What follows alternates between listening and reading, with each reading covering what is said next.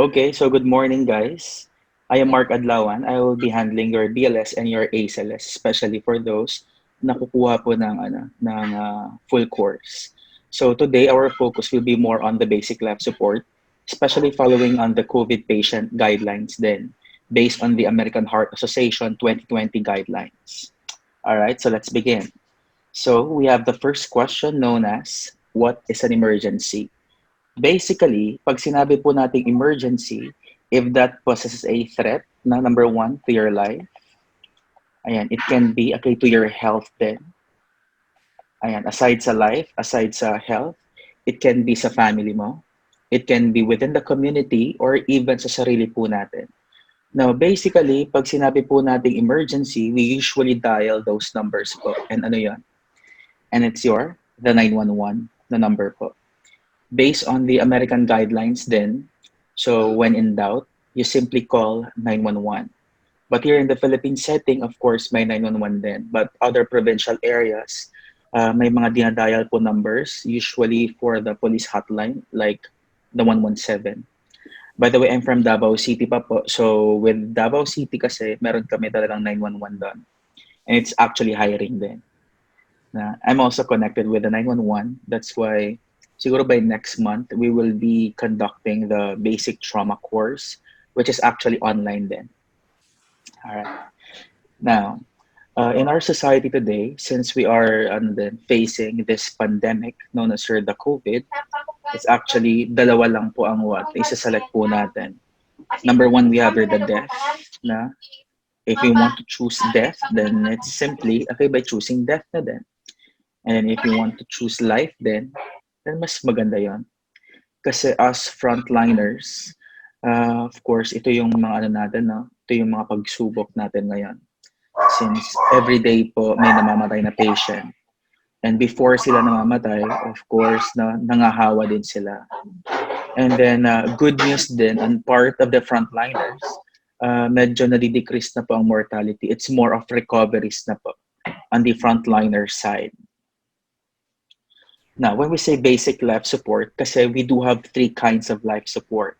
So what are they? Number one, we have the so-called BLS. Ayan, for a while. Now, pag sinabi po nating BLS, we have the ACLS then. And then we have the TCAC. Now, listen carefully. When we say BLS, that stands for basic life support. So the focus is more on the compression and the ventilation. And of course, the defibrillation then. And that's the focus of your BLS. Now, when we say ACLS kasi, it's more of the ECG pharmacology, more of intubation, and more of course, the pharmacology or the medication. Since may mga updates kasi tayo on the medications. Now, when we say PCAC naman, that stands for the post-cardiac arrest setting. When we say post, that should be after a cardiac arrest, in which kasi patients na nagugulay po sila on the vegetative state. So therefore, ni-stroke po yung patient natin. So to prolong, the life and then of course, to cut the agony of your patient, there should be a continuous support dapat. Now, it should be holistically dapat. So our focus today, guys, will be more on the BLS. So again, our focus will be high quality chest compressions. Because following the standards of the American Heart Association, it should be at least 2 inches, but not more than 2.4. That only means na kasi kailangan po natin pataasin ang compression fraction po natin. Para mas mapunta po yung mga dugo, tinatawag na systems po. Okay? So, ayan po. It's good to be back then with the Bicol participants since medyo 2 months din kami na nawala for the training. But since everything goes online kasi ngayon, so mas maganda na din. At least iwas hawa din. Right? So, yeah. Kasi I'm very close din sa mga Bicolanos. Anyways. So, we have here the basic lab support. As you can see on the picture, guys, so we have here the AED. Familiar with the AED? AED stands for what? Automated External Defibrillator.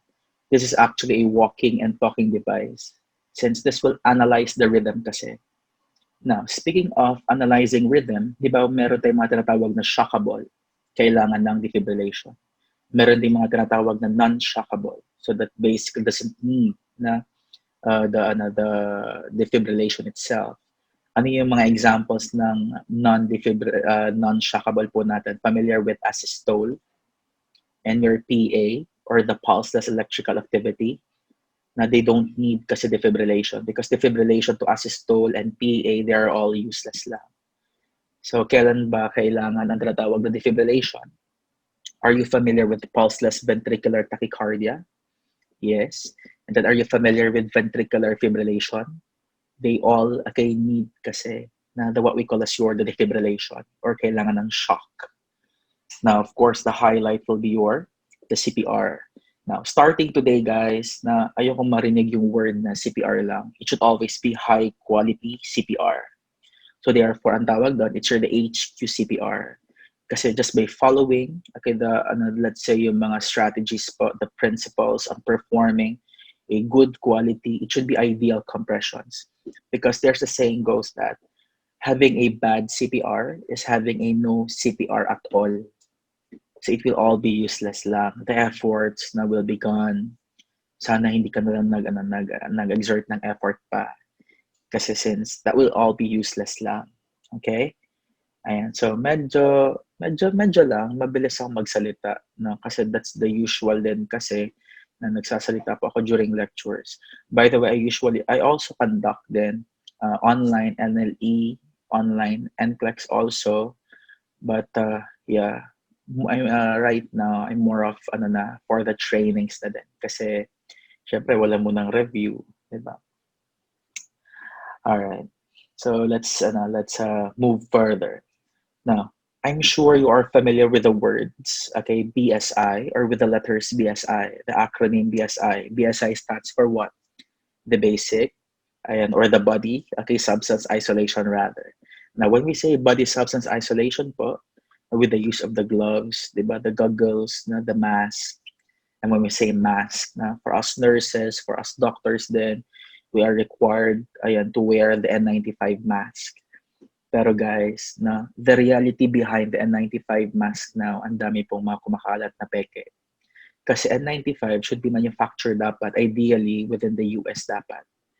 Pero since US also is battling, diba, the COVID crisis, so ayun, gumawa na naman si China ng mga 3M na alam mo na, once, diba, pag sinabing China, so yeah, the issue is basically the quality. So, hindi pa rin tayo protected.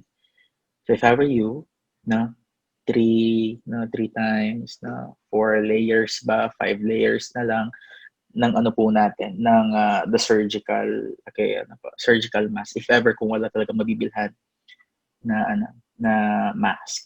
And careful din kayo while selling the mask, especially sa FB ngayon. Kasi ang bilis po nilang mag-block. Na aside sa block, i-report pa yung account nyo. Take it from me. Because I've been there also. And so basically, these are the PPEs or the personal protective equipments or the personal protective devices, right? And which are all needed then. Okay? And so let's discuss the principles, of high quality chest compressions. Now, in discussing the principles, of your high-quality chest compressions, I have my own mnemonic known as the Pucha na mnemonic. Now, once, you say Pucha, letter P stands for what? You need to push, hard. And then you need to push, faster po. Para mabuhay, of course, you need to push hard and fast. Now, how hard ba, sir? How fast ba dapat? Na tulad ng isang relasyon, you need to push hard and then you need to push fast din. Right? Ayan. So, gaano ba ka hard and gaano ka fast? Now, basically following the 2020 guidelines po, in pushing harder kasi, mamaya pa yan, na by following the compression deftness, I'll focus more on, how fast ba? It should be, from 100 up to 120, compressions per minute dapat yan. So, once you say, 100 to 120 compressions per minute, so, ayun. Pwede bang sumobra, sir, sa 120? Yes, actually pwedeng sumobra pag wala kang partner.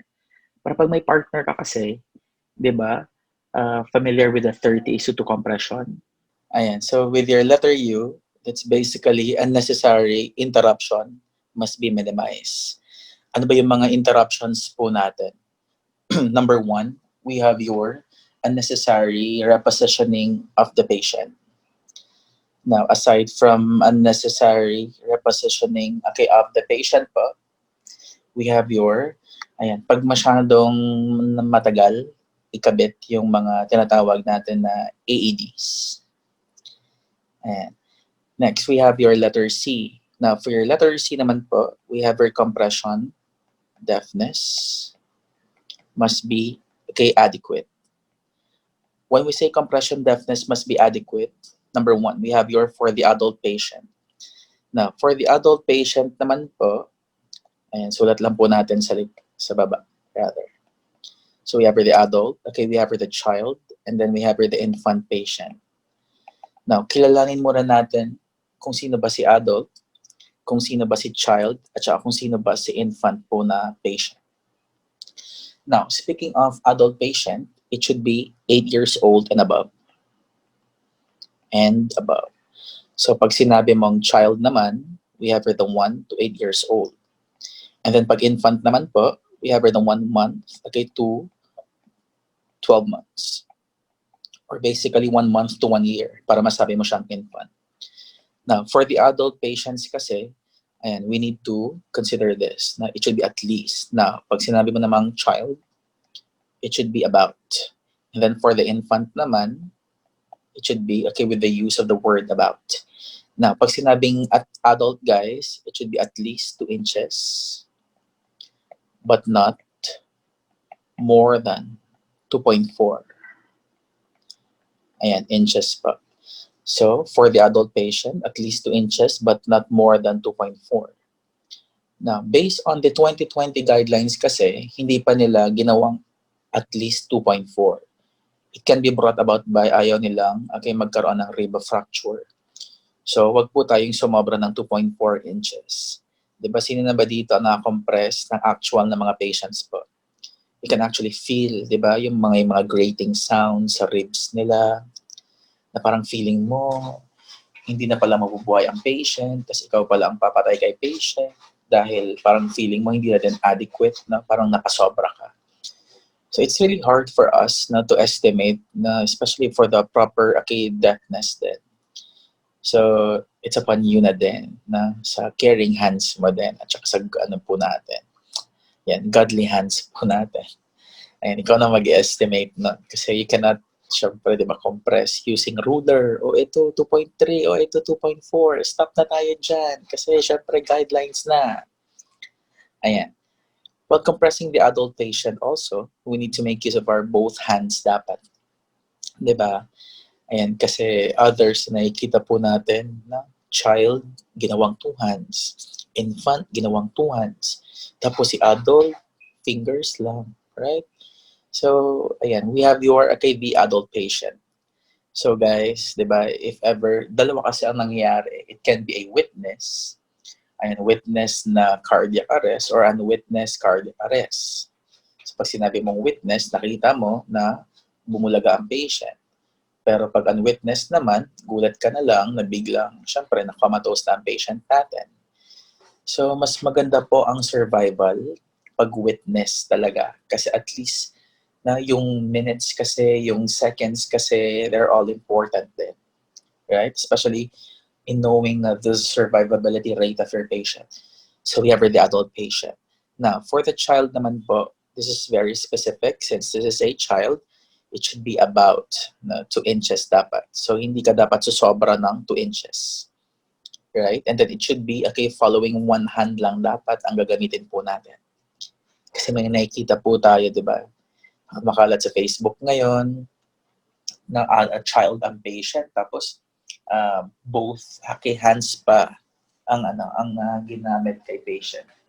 So good luck na lang po sa rib fracture kay patient po natin.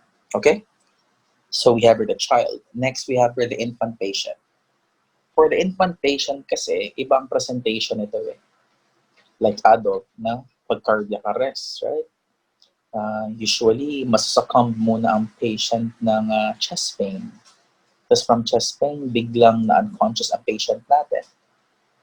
Pero pag infant naman po, usually kasi cardiac arrest is preceded by a respiratory arrest muna. So nagre-respiratory arrest muna si patient and then cardiac arrest na next. So yun yung pinagkakaiba na tinatawag na patients po na adult at saka ng pediatric patient.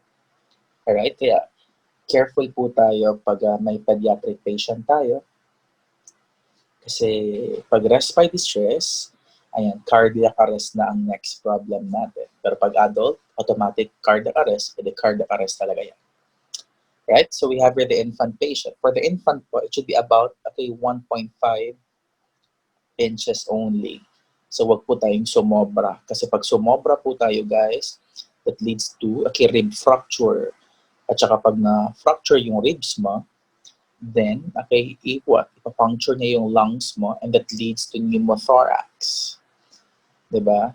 Yung unnecessary air na from the, let's say, environment, papasok sa lungs mo, then that leads to pneumothorax. Ayan. So aside from your compression deafness must be adequate, letter H, has an obvious chest recoil dapat. Ayan. So we have your has an, obvious. Sulat muna natin. Chest, recoil. Now, when we say obvious chest recoil kasi, di ba, once you compress, dapat yung chest mo, babalik siya sa midline. Kasi pag nang compress ka, tapos fall lang ng fall siya, so nangyari, na fall ka ba? Siyempre hindi, mamamatay ang patient brought about by pneumothorax. Yan, so sa mga pa-fall dyan, alam niyo na, di ba, ang daming napapahamak doon. So there should be a rise, there should be a fall. Rise and fall, during compression. Para, iwas fracture po tayo. Kasi yung iba, nanggigigil talaga while compressing a patient. I don't know why. It can be their excess ba? Or whatsoever. Baka nasaktan ka before? Or baka may utang siya. Kaya gigil ka lang kay patient na yan. Okay? Ayan. So we have your letter A. You need to avoid excessive ventilation. Guys, this is actually an issue now. Ano ba yung ginagamit natin to ventilate a patient? Alam niyo ba may latest protocol po ngayon? Dati kasi you can use a one-way valve or simply, di ba, pwede ka namang mag-direct ng the mouth-to-mouth. Pero kasi with the 2005, 2010, 2015, since simula po na binago from ABC to CABD, meaning diba ABC, airway, breathing, circulation, so malamang airway talaga yung priority mo. Pero since ngayon, circulation na, so you focus more na on the said compression. Kasi you need to maintain kasi a good perfusion papunta sa heart mo. And then si heart mo, ipapop niya ang mga blood papunta sa what? Sa mga magagandang systems like brain. Right? And all other systems pa. So, damay-damay na yan. Okay? Ngayon po guys, ang nire-require po nila ngayon, let's say, you have a patient, unconscious patient, ayan, tapos, before ka pupunta doon, make sure that the scene is safe, and then you done your all necessary PPEs po natin. And then, you tap and shout, di ba? Hey, are you okay? Hey, are you all right? So the patient is unresponsive. You call for 911. Ayan, or you ask somebody for help. And then, you check for pulse. And then, ayan, ngayon po guys, upon checking for the pulse, if the patient is pulseless na, dire-diretso na yan. So you're going to pump the patient. And then, of course, no need guys na mag-mouth to mouth kay patient. Na hintayin po natin na darating yung 911 kasi ang protocol ngayon in giving their ventilations po, they are required na to have the BVM. When we say BVM, it's the bag, the valve, and the mask. But it should be with filters dapat. Pag sinabi po natin filters, yun po yung problema. Sa Zoom. Kasi wala pong mga filter yung mga mukha po natin. And this is the BVM. And this is the filter. 'Di ba? So, mas improvised na ngayon. So, it should be BVM plus airtight seal. When we say airtight seal, dapat yung easy clamp technique po natin, familiar, di ba? This is, again guys, this is your BVM. Do not call it as your ambu bag. Ambu bag is a brand name. We don't promote brands here.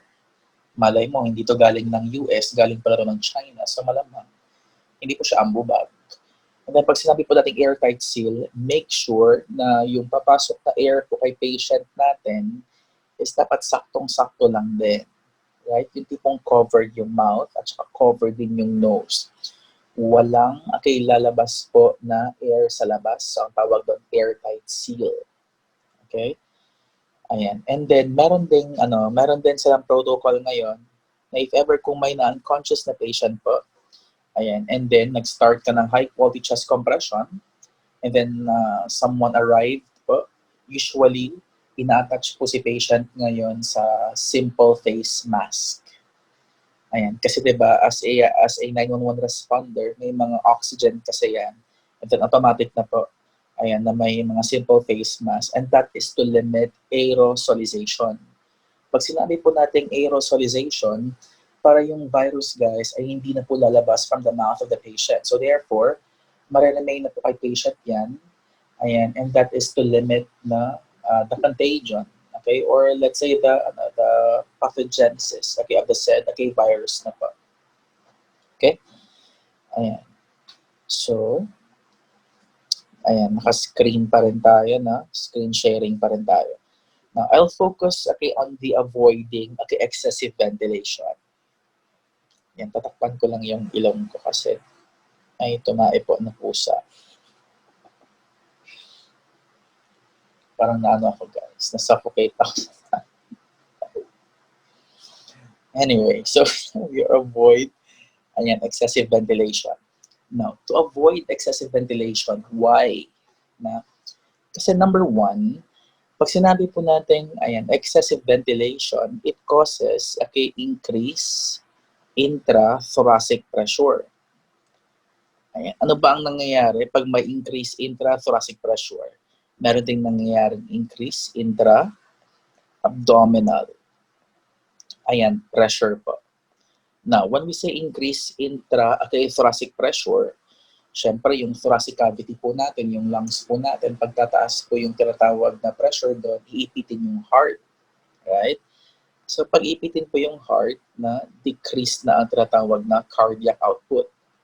Pag may decreased cardiac output, automatic, may decrease venous return din. So, expect for a poor prognosis.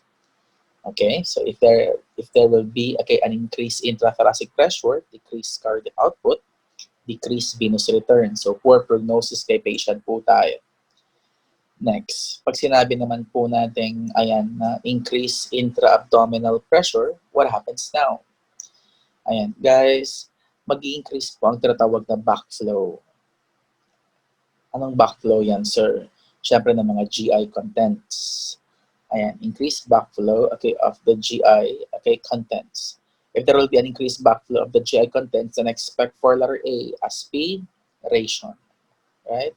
Kasi may backflow tayo eh. Because as we all know, aspiration is the number one problem then, especially for pediatric and especially for elderly patients. Right? Kasi pag sinabi po natin aspiration, it's a form of what? Chemical pneumonia. Aspiration pneumonia, guys, is a form of chemical pneumonia. Even doctors are having a hard time to battle the aspiration pneumonia. Now, when I attended a seminar sa UST, sabi nila doon, 75% mamamatay si patient. But only 25% lang po mabubuhay ang patient natin pag nagkaroon ng aspiration pneumonia. So be careful, especially in oxygenating the patient. Kasi with the use of the BBM kasi, meron tayong tinatawag na rescue breathing. So I'll be putting an example now. The patient has pulse. May pulse rate po ang patient natin. But the patient is not breathing. So has pulse but is not breathing. So anong gagawin natin? Simply, you need to have the rescue breathing. Now, when we say rescue breathing kasi, depende sa patient natin yan. It can be, okay, for the adult patient or patient with an advanced airway. Pwede rin. Sa patient na may advanced airway po. Aside sa patient na may advanced airway po, next we have the infant, and then we have the child. So we have the child and infant. Guys, I am referring sa sa tinatawag na rescue breathing. And we need to follow this kasi some of us na, especially na nasa ER din, or kahit nasa ward, or kahit nasaan man, now this is not a stereotyping na din, but this is actually happening din. Familiar kung makabag ka kay patient. Di ba? Bag lang ng bag lang ng bag lang ng bag lang ng bag. Tapos, wala nang counting. So what happens now? The patient suffers from increased intrathoracic. So decreased cardiac output, decreased venous return. So pangit ang prognosis ni patient. Nagkaroon din ng increase ang intra-abdominal pressure. So namatay si patient. Nagulat ka na lang, lumabas na yung mga GI contents, right? Tapos sabihin mo pa na, si patient na namatay, sumuka, syempre, hands up na, right? Hindi pa kasalanan niya. At hindi rin kasalanan ni patient. Pero there's something wrong, especially for yung rescue breathing na ginawa po natin kay patient. Now, take note, for the adult patient, it should be, okay, 1 bag. Pag sinabi natin 1 bag or the 1 rescue breath every 5 to 6 seconds dapat. That's for the adult. But if patient naman po is an intubated patient, na as we all know, this is the number 1 problem now. Sabi nga natin, di ba? To intubate a patient, siyempre, para mabuhay si patient. Pero pangit na ang nangyari sa intubation ngayon. Once you intubate a patient, so sino ang mamamatay? Si patient or yung nag-intubate? So that is the big question. Right? Ayan. So pasensya na sa pusa, guys. So we have the advanced airway. Now for the advanced airway, we have the 1 rescue breath, okay, every 6 to 8 seconds po. And that's for, okay, the advanced airway, or let's say intubated patient. Now, we have the child, okay, and infant. Now, for the child and infant, we have the 1 rescue breath, okay, every 3 to 5 seconds po. And that's for the child and infant, okay? So, these are the rescue breathing. Recap lang tayo. Adult, 1 rescue breath every 5 to 6 seconds. Advanced, okay, airway, 1 rescue breath every 6 to 8 seconds. And then child and infant po, we have the 1 rescue breath every 3 to 5 seconds. So again, let's do the recap. All right, so in discussing the principles of high quality chest compression, guys, it should always be high quality CPR. Pag sinabi mo high quality CPR, we are following the CA-BD protocol. This is based on the 2015 guidelines and then 2020 guidelines. Since ganito, for the American Heart Association kasi ngayon, dati kasi every 5 years lang po sila nag-change. Pero alam niyo ba ngayon na every day, pwede na silang mag-change ng kanilang guidelines. Unlike before, na maghihintay pa tayo ng every 5 years. Ngayon guys, every day, every week, na basta you log on lang sa ECC guidelines nila. Usually, nasa internet po yan. And so we have the letter C, circulation, airway, breathing, and then we have the defibrillation, which is actually the next topic po, known as the defibrillation. So aside from the high quality chest compression, we are following the principle known as the pucha na mnemonic. Kaya pag nakalimutan mo, sabihin mo lang, pucha. Ano ba yung pucha na yun? Letter P, you need to push hard and push faster. Next, letter U, unnecessary interruption must be minimized. Dapat walang mga interruption yan. Okay? Next, letter C, compression deafness must be adequate. Yung 3 patients po natin, we have the adult, we have the child, and then we have the infant patient. Next, we have a letter H, has an obvious chest recoil. And that is to what? To prevent the occurrence of the rib fracture. So if ever kung may rib fracture po guys, you need to avoid that area. Now, some of us here, sir, paano ba mag-avoid ng area na yun? Kasi once you compress kasi, it should be at the center of the chest dapat. Wala na po yung xiphoid process, guys. It should always be at the center of the chest. Kasi pag sa xiphoid process ka, yeah, it should be pronounced as xiphoid, not xiphoid. And for the xiphoid process kasi, ang dami po mga rib fracture doon kasi may mga false ribs tayo doon. So you go directly at the center of the chest and then you pump dapat. No? So we have really compression. Okay, deafness po. Ano nga yung compression deafness natin for the adult? It should be at least 2 inches but not more than 2.4. Now, for the child naman po, it should be about, okay, 2 inches. Dapat huwag kang sumobra ng 2 inches. It should be specific lang. Hanggang 2 inches lang po tayo. Now, for the infant naman, it should be about 1.5. Do not go beyond 1.5. Guys, for the adult, both hands dapat. So, pag both hands, alam mo na yon. Pag child, one hand lang. Pero ganito, may mga incidences po na ang child ay mas malaki pa sa'yo. So pag ang child po ay mas malaki pa sa'yo, let's say, di ba, who knows, after this COVID na pandemic, mag-abroad ka na, mag-States ka na, ang mga bata po doon, guys, Diyos ko Lord, mas malaki pa sa Asians, na lalo na pag papunta ka ng US. So make use of your both hands dapat if the child is bigger than you. Now, imposible naman na infant is bigger than you. Infant naman eh. Unano ang tawag doon pag mas, yeah.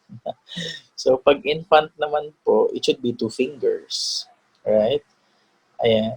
Pero, yun. Sige, since na-mention ko na din, what if may unano ka na patient? Ano gagamitin mo? 1 hand or 2 fingers? Guys, pag unano po ang patient natin, gamitan po ng both hands kasi matitigas na po yung mga chest nila. Okay? Baka ikaw pa magka-fracture, no? Kung magto 2 fingers ka lang. So, jowa mo na lang yung 2 fingers na yan. Anyway, so we have your letter A. You need to avoid excessive ventilation. Why? For what reasons nga ulit? That is to prevent intrathoracic and then to prevent, okay, the increase intra-abdominal pressure po. So we have here the mnemonic pucha. Do not forget that. Kasi pag nag-BLS na tayo, na return demonstration, lahat ng iyan ay babalik po. Okay?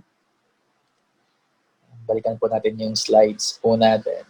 So we have discussed already what we call as the principles of high quality chest compression.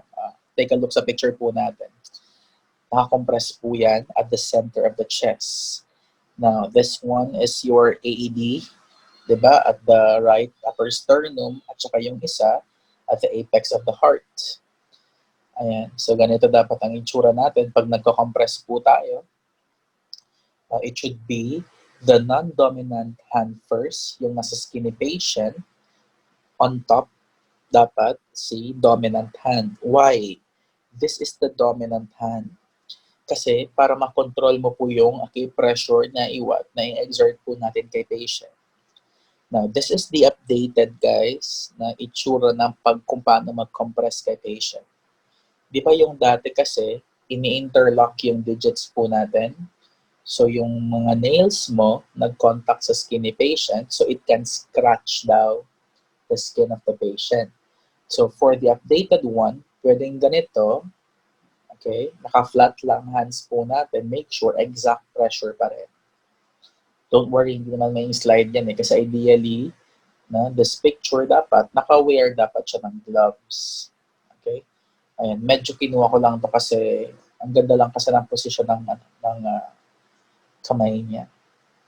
Diba? With all the muscles and all, with all the veins. Tapos si kuya pa. Charot. Ayan. So, we'll discuss the latest chain of survival. This is based on the American Heart Association 2015 guidelines and in combination with the 2020 guidelines also. So, number 1, bakit may telephone dito, sir? This is simply to activate, diba? EMS. So once you arrive at the scene is safe. So you done your gloves, diba? You done your mask, no? Kung ano ba yung mga PPEs po natin. Kasi I'll be focusing kasi kung ano yung mga gagawin po natin, BLS, ay within the hospital setting, guys. Kasi since lahat naman dito ay nag-work po sa hospital, so I'll demonstrate later. Kung hindi na mag-demonstrate, Ayan, siguro, yeah, verbally na lang din. Ayan, na? So, kaya po, di ba, may online discussion, tapos meron din po tayong return demonstration. So, I'll see you all then. So, we have your, okay, the what, na activate EMS. And then next, okay, picture po, may dalawang kamay. So, that's simply to what, na to perform the high quality chest compressions dapat. Ayan. Next to high quality chest compression, that will be my next topic later, known as the defibrillation. Kasi you'll be using, okay, the AED, right? Ayan. So, ano nga yung sabi ko? Magre-recall lang tayo, ha? Pag sinabi mong shockable rhythm, dalawa lang yun. So, we have our T, okay, shockable. So, number one, we have the VFib, or the ventricular fibrillation. Next, we have the pulseless, ventricular tachycardia. So, these are the shockable. Next, ano nga yung mga non-shockable po natin? Ayan, number one, we have the asystole. Aside from asystole, guys, we have the PA. Now, PA stands for what? The pulseless electrical activity. Okay? Now, yung mga shockable po natin, syempre, ito yung mga deadliest, di ba?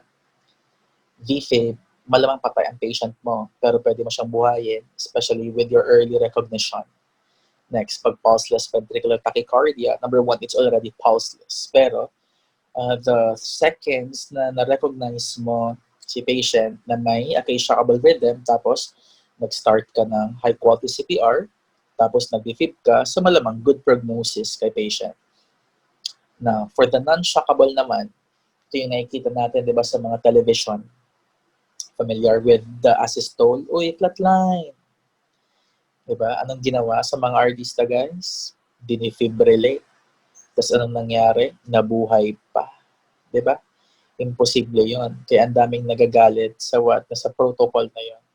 Kasi number one, it's asystole. So malamang ni PQRST wala. So simply, you need to promote high quality chest compression para mabuhay ang patient, and that is not to give defibrillation because it will all be useless lang. Okay?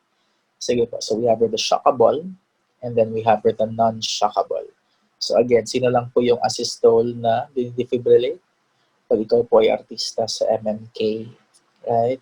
Kaya pag utusan ka, oy, that's asystole. You need to defibrillate the patient. No po. You defibrillate yourself because that's an asystole. Okay? Ayan, sige po. So we have the shockable and we have the non-shockable. Next, guys, we have the transport, okay, of the patient na. Kasi di ba EMS arrives, so transport na po. So malamang it's beyond the scope na din. Ayan, sige po. So we are done now with the latest chain of survival. So recap tayo, guys, ha? So this is to activate, simply to call 911. And then pag andun ka na, you start with your high quality chest compression following the COVID protocol. There should be no mouth to mouth.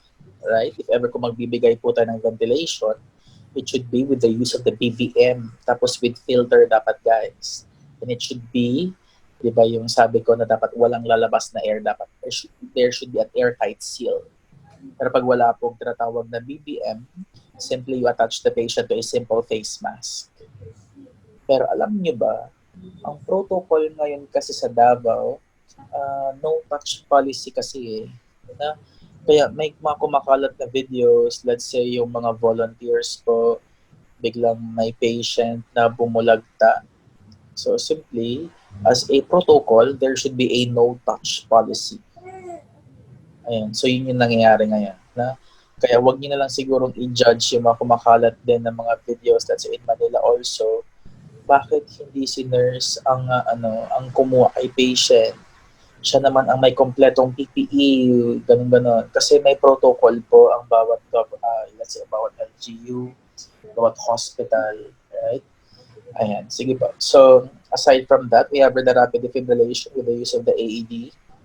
Ayan, next we have the basic transport of the patient with the ambulance na din.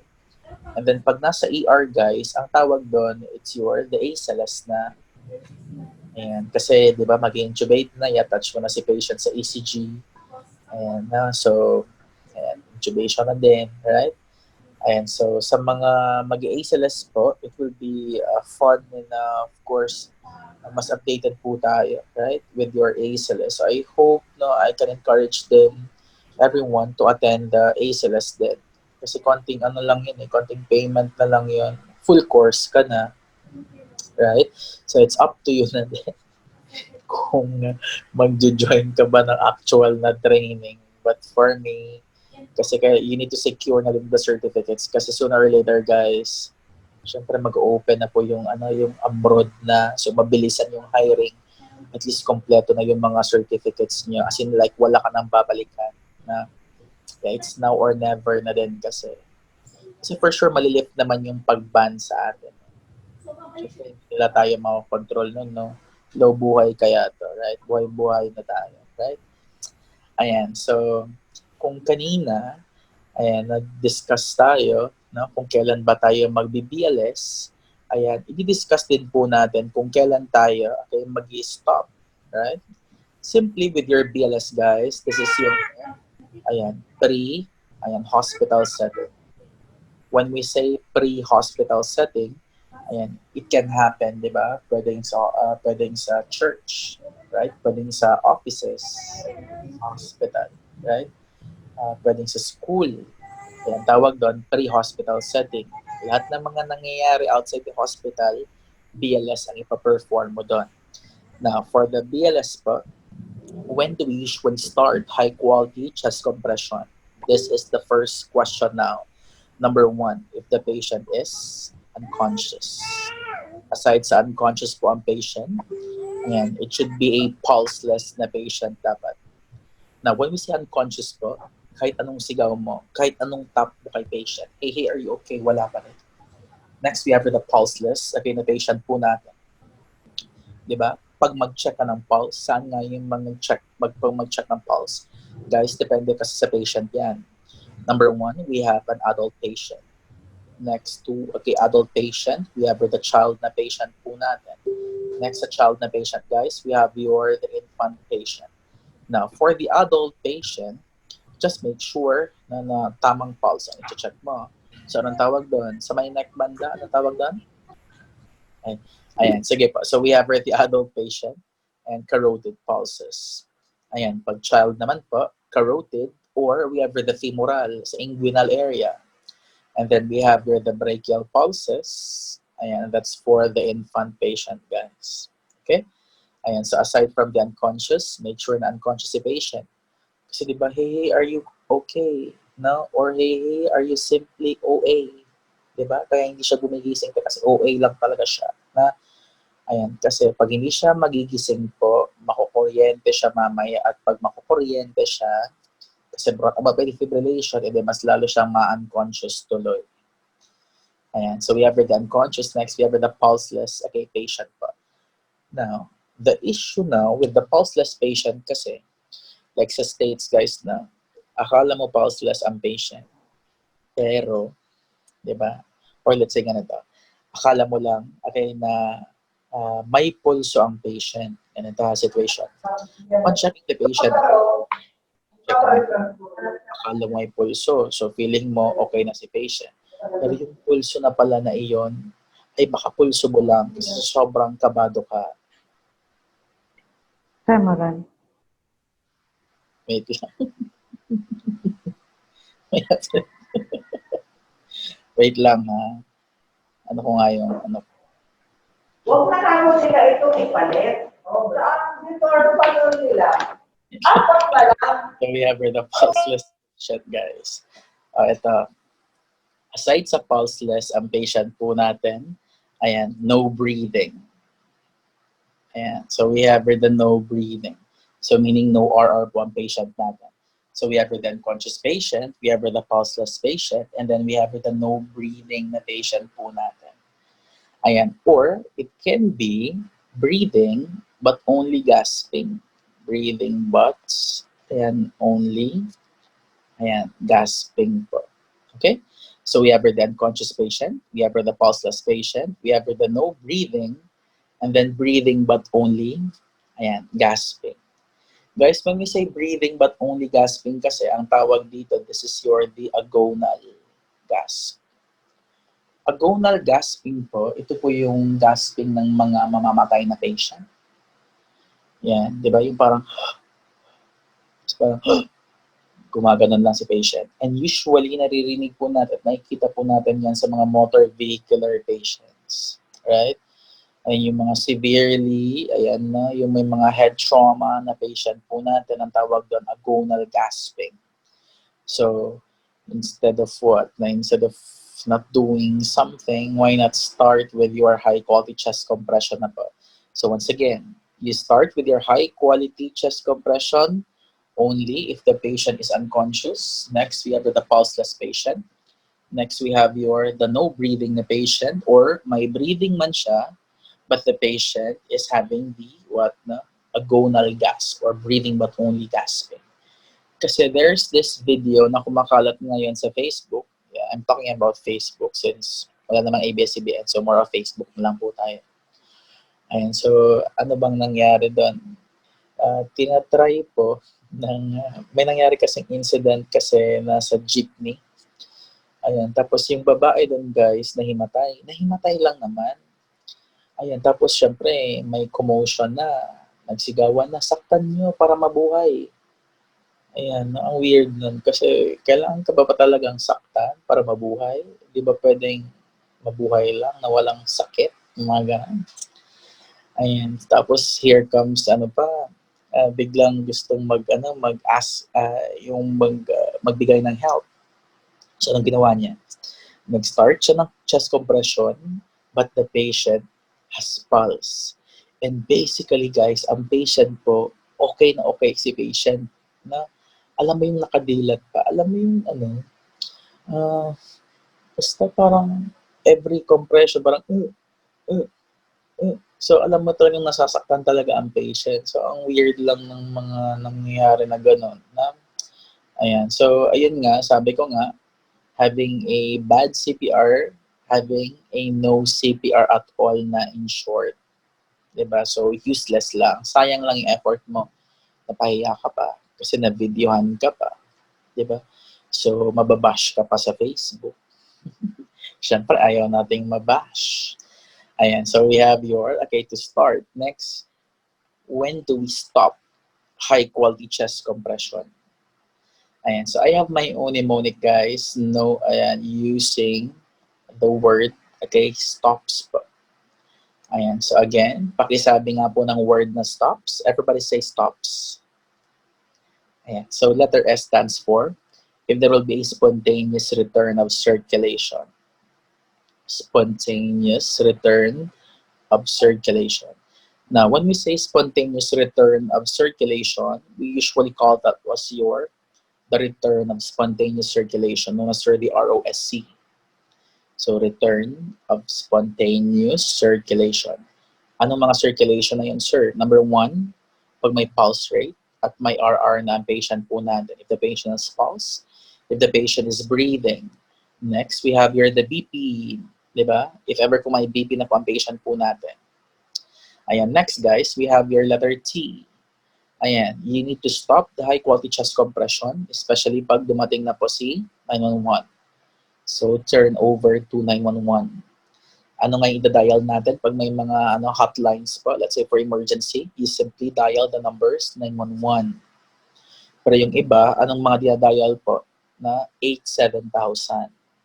Jollibee delivery po yun. Ibang emergency na need na naman yun. Okay? So turn over to 911. Pag dumating si 911, may wang, di ba? Ibigay mo na. Yung iba kasi magdadamot pa, akin lang yung patient na to, dapat ako lang bubuhay because I'm a good Samaritan. Guys, wala pong good Samaritan law sa Philippines. Whatever happens to your patient, you are fully liable kay patient. Unlike sa States, di ba, unlike sa Middle East, may mga good Samaritan law doon. Kahit mali-mali pa yung pagka-compress mo, okay lang kasi nga may good Samaritan law. Next, we have a letter O. And we have the word over, exhaustion. Ayan. So, pag pagod ka na, you better stop your high-quality chest compression. Kailan ba tayo napapagod, guys? Especially pag nakita mo yung patient, pangit. Diba? syempre hindi ka mag-exert ng effort. Pwede mo namang i-declare na the patient is dead. Mga gano'n. Na, pero just kidding lang. Pero let's say arriving na at the scene, nakita mo, hey, ayan, ex mo pala yun. Tapos taga Bicol pa, 'di ba? So, syempre move on na tayo guys, na mahirap talaga pag anyway, so we have your letter P. Ayan, if the physician, ayan naman yung mga physician na yan. So we have your physician assumes responsibility. May mga doctor po ba tayo dito? And sorry doc ha, kasi may pangit lang ako na experience ex ko eh. So we have where the physician assumes responsibility, and that is to declare that the patient is dead. Okay? Ayan. So, syempre, doon na tayo maniniwala pag si doctor na po nag-declare na patay ang patient. Kasi what if si nursing aide pala, sabi niya, the patient is dead, 7:15, no? Grabe naman, di ba? So, kay doctor lang po talaga tayo maniniwala. Right? And so, aside from your letter P, we have your letter S. If the scene is unsafe. If the scene is unsafe na po. So, if the scene is unsafe, malamang hindi siya safe. Example, what if may mga tsunami, incoming na tsunami after an earthquake? Or pwede ring, di ba, falling debris, yung mga ganon. So, anong mangyayari? Dalawa na kayo patient. So, dalawa na din kayo i-revive, di ba? So, what if, after mo ni-revive kay patient, ikaw yung na-coma, tapos si patient na buhay, tapos sabi ni patient, thank you nurse, thank you ma'am, for saving my life, rest in peace. Di ba, unfair naman sa life mo yun. Di ba? Ayan, sige po. So, we are done with the mnemonic. Okay, stops. So, ulitin ko lang. Letter S stands for spontaneous return of circulation pag bumalik na si pulse rate, si RR, at saka si BP ni patient. Next, we have the turnover to 911 pag dumating na po yung 911. Next, we have the over-exhaustion. Pag sobrang pagod ka, can actually stop na. Huwag mo nang pilitin sa sarili mo. Pag pagod ka na, sige lang. Let your heart heal, right? Ibang pagod na pala yun. Next, we have the letter P. If the physician assumes responsibility. Next, we have if the scene is unsafe. Kinabahan nga ako, honestly, guys. Kaya tinignan ko muna kung sino yung mga nag-join. Kasi baka may mga unwanted na mga people na mag-join bigla. Right? Ayan, pero Miss Joy ha, huwag na pasalihin niyo. Nakakontrol ko, madam. Okay, nakakontrol. Kasi syempre, baka hindi ako makapagsalita. Baka iiyak na lang ako. Ayan. Sige po, pakita ko lang yung picture, guys, na when to start. So, pag unconscious, pag no pulse si patient, di ba? Tapos, pag walang breathing but only gasping. Now, when to stop high-quality chest compression. Number 1, if na-declare na po, napatay si patient. Di ba? Ano nga yung mga ano natin? Yung mga rigor. Right? Rigor mortis. Di ba? And when we say rigor mortis, that means rigidity. Diba yung mga algor po natin. Sulat ko lang. So we have the rigor, diba, mortis. Ayan. Tapos may mga livor mortis po tayo. Livor. Sulat ko lang. So we have the livor mortis. We have the algor. Ayan. When we say rigor kasi, that means rigidity, stiffness. Usually, nangyayari po yan after 4 to 6 hours napatay si patient. Maninigas po ang patient po natin. Rigidity, stiffness. When we say livor mortis naman, ayan, that means lividity kasi. So, yung dugo magsasettle down papunta sa likod ni patient. Kaya the patient is so pale, may pallor, kasi lahat ng mga dugo nasa likod niya na. Ang tawag doon, livor mortis. Letter A, algor. Diba? When we say algor kasi, everybody say algor? Ayan. Pag sinabi po natin algor, guys, that means a drop in the temperature. So, manlalamig si patient. Ang panlalamig po ay hindi lamang sa mga patay. Pwede rin sa relasyon nyo ngayon. Na? So, kailangan buhayin po, guys. Right? Ayan. So, we have the putrefaction then. putrefaction. When we say putrefaction kasi, that means bloating. Letter U yan ha, so it's putrefaction pag nag-bloat po ang patient natin. Right? And of course, the decomposition. Lastly guys, para masabi mo na patay si patient, we have the word decomposition. So when we say decomposition, malamang may foul smelling na kay patient, di ba? Kasi inuud na po yung patient natin. Na? So malamang. Pero syempre, hindi naman lahat na may mga foul smelling ay patay. May mga iba buhay talaga. May foul smelling nga lang. Pwede mo ring sabihin na, friend, nag-40 days ka na ba? Diba? Mga ganun po, guys. So we have here these are the signs of death na po. We have the rigor, we have the livor, we have the algor mortis, we have the putrefaction, and then we have the decomposition. Then definitely sabihin nila, okay, so the patient is dead po. Sorry. Ayan. So if the scene is unsafe, then, di ba? We are talking about, again, kung kailan tayo magsa-stop ng high-quality chest compression. So if the scene is unsafe, right? Aside sa if the scene is unsafe, pag yung doctor po natin na guys, sana all ganito, sana all may papandesal na early in the morning, kape na lang ang kulang, di ba? Ulam na. Sige po. So aside from that, my next topic will be more of AED operation na po, or the defibrillation. Now, when we say defibrillation, kailangan kasi na i-shock po ang patient natin. So the purpose of having this defibrillation, guys, is para na ma-refresh na naman ang heart ni patient, and then babalik na naman siya. Sa mas maganda na pacing po. Right? So that's the purpose of having your AED operation. This is actually a walking and talking device.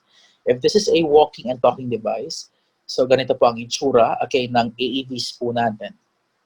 So you're gonna turn it on first. But before turning it on, make sure na you need to open the bag. You open the bag, you turn it on. Usually guys, pag mag-turn it on po tayo, usually ito po yung, button po natin. Pakita ko lang. So, dapat, yan po, ipipress po natin yan. Tapos kasi, sasabihin niya na po, na, let's say, switch, already, switched. So, attach, paddle, let's say, attach, the pads, nasa right upper sternum, and then yung isa naman sa nasa apex ng heart ng patient po natin. But before kasi i-attach, make sure you need to remove the clothing muna. So ulitin ko ha, once you turn it on, you press the green button. Sabihin niya, remove clothing from person's chest. Attach pads closely, to person's chest. At the right upper sternum yung isa. Siyempre, di siya Tagalog, siyempre English. At the right upper sternum, and then, at the apex of the heart of the patient. And then, you attach, the button, let's say ito, i-attach mo yan. Wait lang, koloran ko lang ha. I-attach mo daw yun, especially yung yellow, ito. Attach it, attach the pads to the red flashing button. Yung magpa-flash na naman, guys, ito yan ha. Magpa-flash yan. This one. So, touch mo lang siya. Ang next na sasabihin niya, do not touch the patient. That was before. Pero alam niyo ba, ang pinaka-latest na protocol ngayon ng 2020 guidelines, since we need not to interrupt kasi the compression. So, anong mangyayari? Habang nag-analyze po ng tinatawag na rhythm kay patient, guys, you need to compress the patient as in like dire-diretso. And that's based on the latest po, 2020 guidelines, and then based on the 2020 na AED po na pinaka-latest na. Pero sa sobrang latest po, wala pa po siya sa Philippines. And mas lalong hindi magkakaroon kasi syempre nakafocus ngayon sa COVID talaga. Okay? Ayan, sige po. So again, before, sasabihin niya, do not touch the patient. Pero ngayon, upon attaching the pads, continue high quality chest compression. Tatanggalin mo lang, okay, yung mga hands mo sa chest ni patient, huwag yung tanggalin yung hands mo sa sarili mo, amputation yun, na, so tatanggalin mo lang yung hands po natin, out po tayo, if you're about to shock the patient. Kasi sabihin ni patient, hindi si patient, sasabihin po ng monitor guy, sorry for that. Ayan, remove your hands, and then you press the shocking button. So, nasaan si shocking button? Ito na yun. Ito na yung magpa-flash din later. So, anong sasabihin po natin? 1, I'm clear. 2, you're clear. 3, everybody clear? Clear. Okay? And then you press this one. Or simply, pwedeng ganito din. I'm shocking the patient on 3. 1, 2, 3. You press again the shocking button. Okay? Guys, wag po tayong mag-count ng in 3, 2, 1. Bomba po yun. No? Sabog po ang patient natin. Right? Kaya dapat careful po tayo pag nagka-count. May mga ganun kasi nagka-count. Nakakatakot yung mga counting. So, baguhin nyo yun, guys, ha? So, pag nag-defibrillate po tayo, it should be 1, 2, 3. Okay? Ayan, sige po. Ayan, wag na yung 3, 2, 1, just po, Lord. No? Artista ka lang, te. Sige po. So, we have the AED. So, ang dami pong itsura ng AEDs po natin. Now, question. Pag sinabi kasi nating AED, sir, present ba yan sa mga restaurants? Yes. I've witnessed din sa vegan. Yes, sa vegan. Meron silang AED doon. Dapat. Yeah, sa McDonald's sa Bicol, ang dami kong mga memories dyan, guys. Especially sa Legazpi. Wala naman siguro taga BRT dito na. Ayan, pero syempre pass is pass na. Hanap tayo ulit ng bagong jowa na. Ayan, so sa McDonald's po, yeah, meron po silang AED. So eto, tinanong ko yung crew. Sabi ko, ma'am, this is an AED, right? Sabi niya, yes, sir. Nakalagay naman, sir, o AED. Ayun, napahiya ako syempre doon. And then I asked her, trained ba kayo, ma'am, para gumamit ng AED? Sabi niya, saktong training lang naman, sir. Depende lang daw kung baka daw may nurse na kumakain, ayan, or doctor na kumakain. So, pwede lang gamitin yung AED. Sabi ko, what if walang kumakain na doctor at nurse? Sino na lang mag-a-attach? So, that's the big question. Ayan, if you're going to ask me, sir, nasa airport ba to? Yes, nasa airport yan. Ayan. Sir, how about sa mga airplane? Yes, meron din po, especially for Philippine Airlines. Right? Ayan, but for Cebu Pacific, selected flights lang po. Especially pag hindi po piso fare. Kasi pag piso fare, do not expect, guys, pray lang talaga. Na, ayan, so that's the AED. Now, on our return demonstration, mas ma-appreciate mo yung AED po natin. Kasi plainly ngayon, guys, it's plainly, ayan, online discussion lang. Kasi pag may mga mannequins na rest assured na with we-pump, na with the owner po na si Miss Joy, well-equipped po tayo. As in like sobrang dami ng equipment rather, walang S. Equipment, guys, na sorry for that. Equipment lang talaga siya. Ayan. So, ayan, we are done na with the defibrillation. And next topic, okay, will be the steps na in performing the BLS. Now, the steps in performing BLS, ito na yan. Naka-flash na po sa screen po natin. So, number 1, it should be the BSI on, the scene is safe. Ayan, sulat ko lang, guys, for a while. Ganito. So, number 1, determine kasi dapat yung tinatawag na scene safety.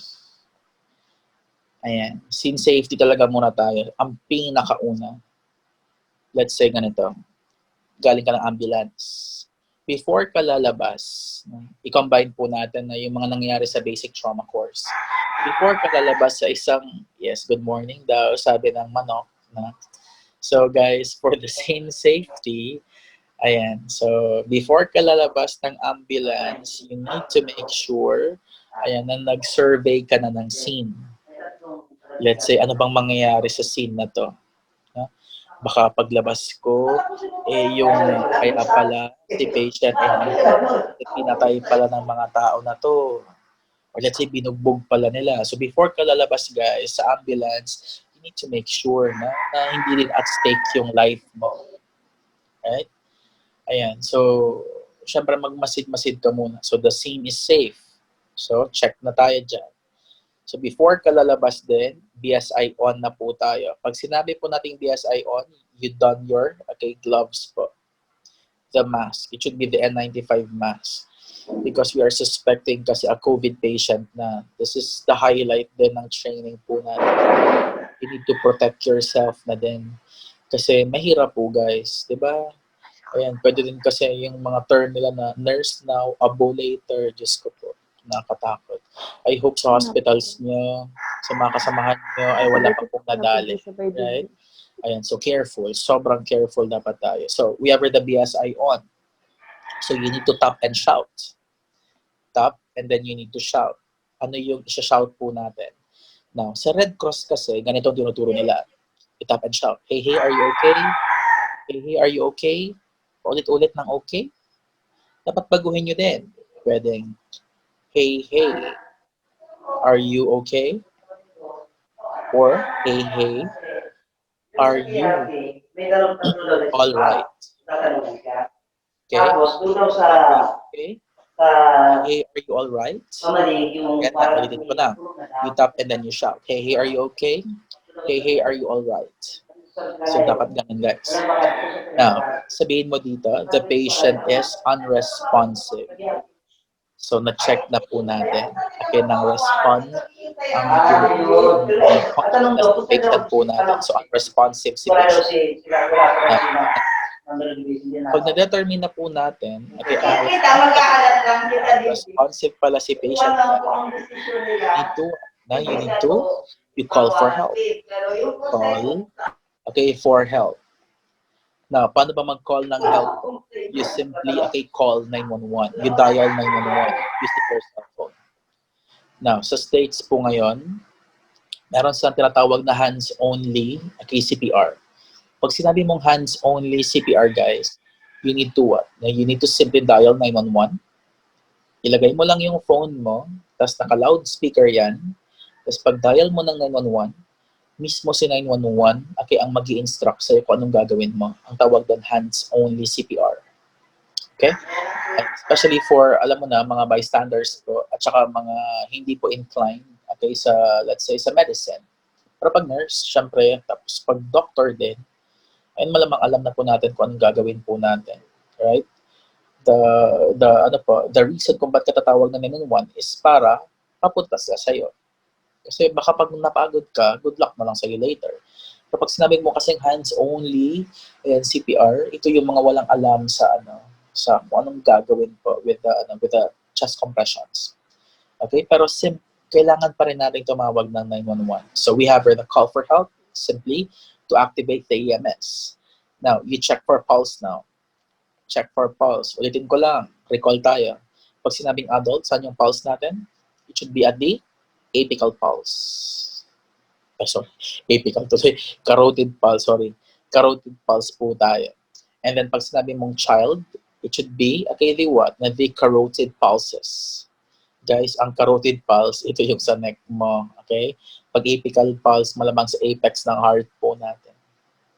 Ay, medyo naninibago lang ako kasi parang I'm talking to myself lang din.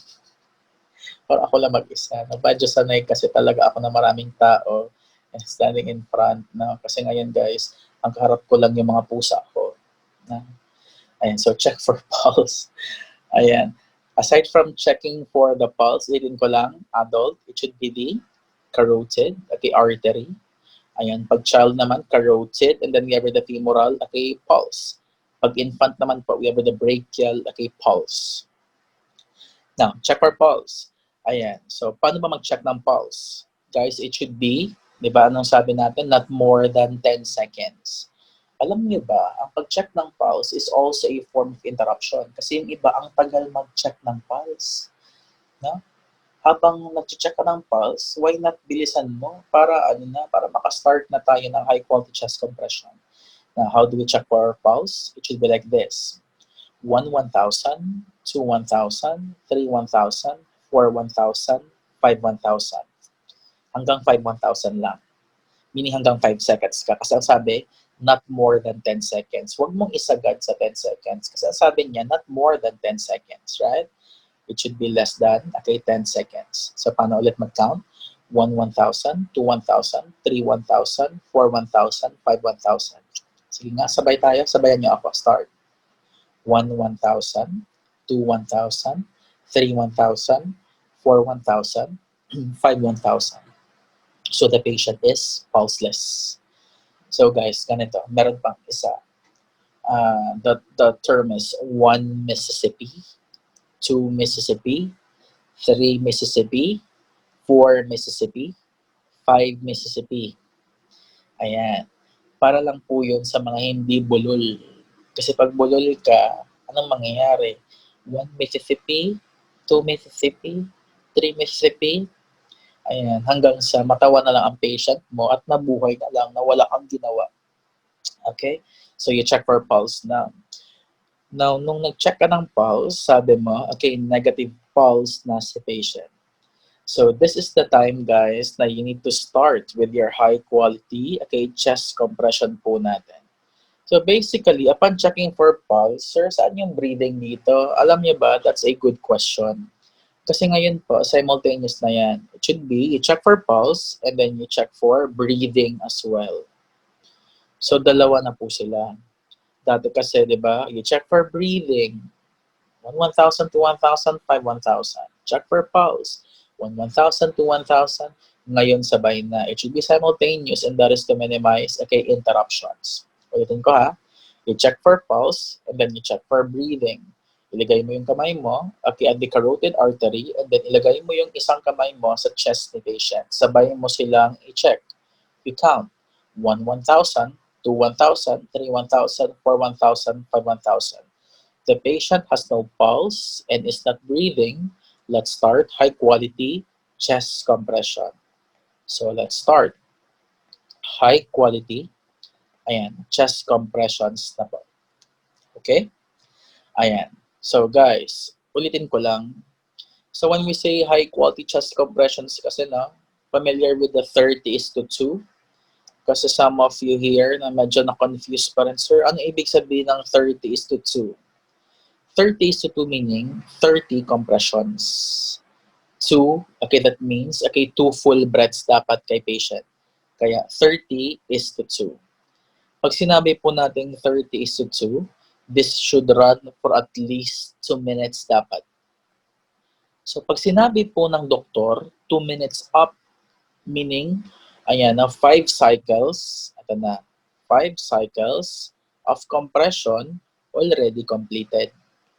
Now, sir, paano ba malalaman kung kung ilang cycles na yan? May technique kasi yan. Ganito ang counting 1, 2, 3, 4, 5, 6, 7, 8, 29, 1. 1 is referring to the first cycle. Right? Next, 1, 2, 3, 4, 5, 6, 7, 8, 29, 2. It's the second cycle. So on and so forth na. Basta ang importante, every after 30 compression, you need to give 2 breaths. Okay? And then, paano nga mag-count ng cycles? 1, 2, 3, 29, 1. 1 means, the first cycle is done na. Tapos 29, 2, 29, 3, 29, 4, 29, 5. Ayan, sabi natin 29, 5. Ayan, 5 cycles, of, compression already completed. Check pulse. Ito na. Check pulse rate and check, breathing of the patient. Still, the patient has no pulse. Pag has still no pulse pa rin, guys, no pulse, you resume high-quality chest compression. Pero if the patient, has pulse, but no breathing, no breathing lang. If no breathing lang, guys, you perform, rescue breathing. Naalala yung mga 1 rescue breath na every 5 to 6 pag adult. Pag may advanced airway, 1 rescue breath, okay, every 6 to 8. Pag advanced airway. Pag infant and child, the same lang yan. It's 1 rescue breath every 3 to 5 seconds po. Alright? Ayan. Pero what if the patient, yes na po, with pulse. Ayan, with pulse rate, and then with breathing na po ang patient natin, recovery position na po. Careful tayo sa tinatawag na recovery position. Kasi some of yung mga experiences ko, yung iba po guys ay mas namatay during recovery. Wanna know why? Kasi na-aspirate eh. Ayan, may mga secretions kasi na akala natin na okay na si patient, na wala na secretion na lalabas. So, hindi mo tinurn to side si patient, guys. So, what happens now? So, syempre, ayun, no? Na-aspirate. So, sayang lang yung efforts po natin. Okay? So, I guess now we are done na sa tinatawag po natin na concept na BLS plus okay, defibrillation. Ayan. And then, na-discuss na din po natin ang mga limitations po natin, right? Na din po, yung mga specific courses, okay, na under BLS. We are now open for questions naman. Yes, question and answer na po. Yes po, kailangan na po. Para at least mag-gauge din natin na kung ano yung mga gusto nila na itanong.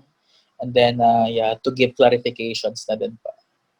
Okay po. Kung ayaw magsalita po, pwede po kayong mag-type sa group chat Yes po. para po masagot ni Madam. Okay, so I want to gauge then, and I want to know then kung may mga clarifications po ba. So let's begin with Mr. R.K. Lee. Sir R.K. Lee. Sir R.K., may mga questions po ba? Clarifications po ba? Kasi right after the open forum, ipapakita ko po yung slides based on the recent updates on COVID. That will be the next topic. None. Now, Miss Maria Ravago, question. None, sir. None. None po, sir. None. Opo, Okay. opo. From None po. DLPMDH, question po. Matanong ko lang, DLPZ, Legazpi po ba yan? Tabako. Tabako, sir. Sa tabako. Tabako. Dr. Lorenzo P. Sigamimar District Hospital po. Siga Memorial. Familiar po, familiar. Including us, Familiar. Including us, sir. Sir, Okay. Sir, including us, but nasa quarantine facility kami. Oh, nice, ma'am. I hope na of course, na Not negative at Not nice. oo nga. Not nice. Sorry. Not nice. Hindi na. Not nice at all. Yeah. Pero I'm praying, ma'am, na of course na syempre wala dapat. Yes, sir. Kasi nakakabagot, Thank you po. nakakabagot din Thank you. talaga, 'di ba? Ayan. Super. Okay, so wala po bang mga taga BRT? Wala naman siguro na. Taga Tanchuling, wala naman siguro na. Ayan, sige po. So, let's continue na. Ma'am Joy, Yes, sir. mag-continue na kami, ma'am, sa next topic po namin. Okay, sir. Okay. Or baka gusto nila mag-bladder break. Gusto niyo po ba mag-bladder break? Oo nga pala.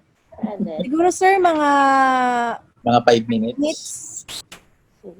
Sige, mga tae break, mga Baka ganun. gustong kumuha ng coffee or something. Baka yung iba, sige mag-coffee kayo guys. Walang problema. We'll now illustrate two healthcare providers assessing and performing high-quality BLS, including the use of an AED. The scene is safe. Are you okay? Are you okay? We need more help. Call for backup and bring the defib.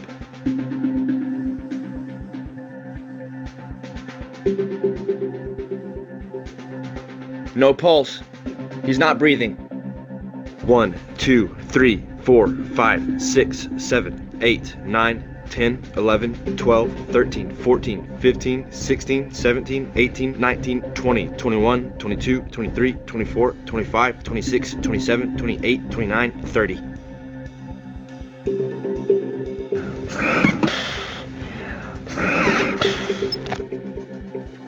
One, 2, 3, 4, 5, 6, 7, 8, 9, 10, 11, 12, 13, 14, 15, 16, 17, 18, 19, 20, 21, 22, 23, 24, 25, 26, 27, 28, 29, 30.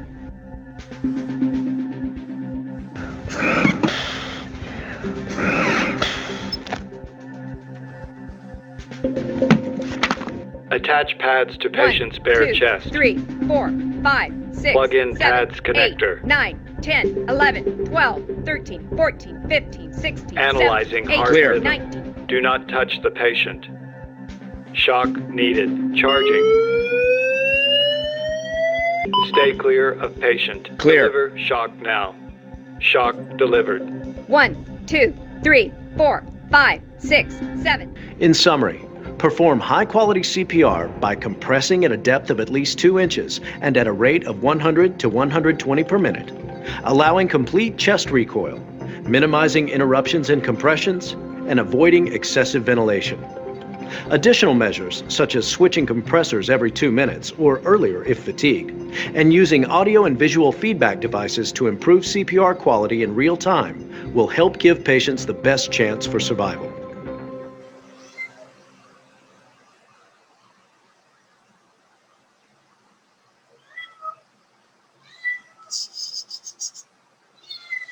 Okay, guys. So next video will be the infant BLS.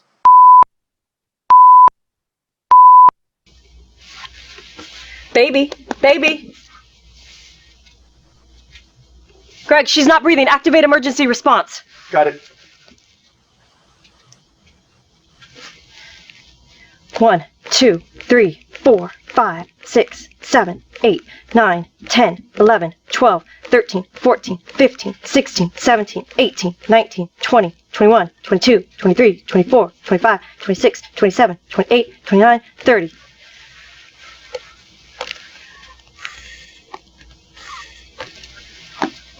Any emergency can seem scarier when an infant is involved. However, the principles of performing CPR on infants less than a year old are the same as they are for adults and older children, with a few significant differences. To begin, let's take things in the same order as we did for adult CPR. We're going to teach you the skills you will need for 1- and 2-person infant rescue. First, check the victim for a response and breathing. Baby. If the infant is unresponsive and not breathing or only gasping, send someone to activate the emergency response system and get the AED. Check the infant's brachial pulse. Place 2 or 3 fingers on the inside of the upper arm, between the infant's elbow and shoulder.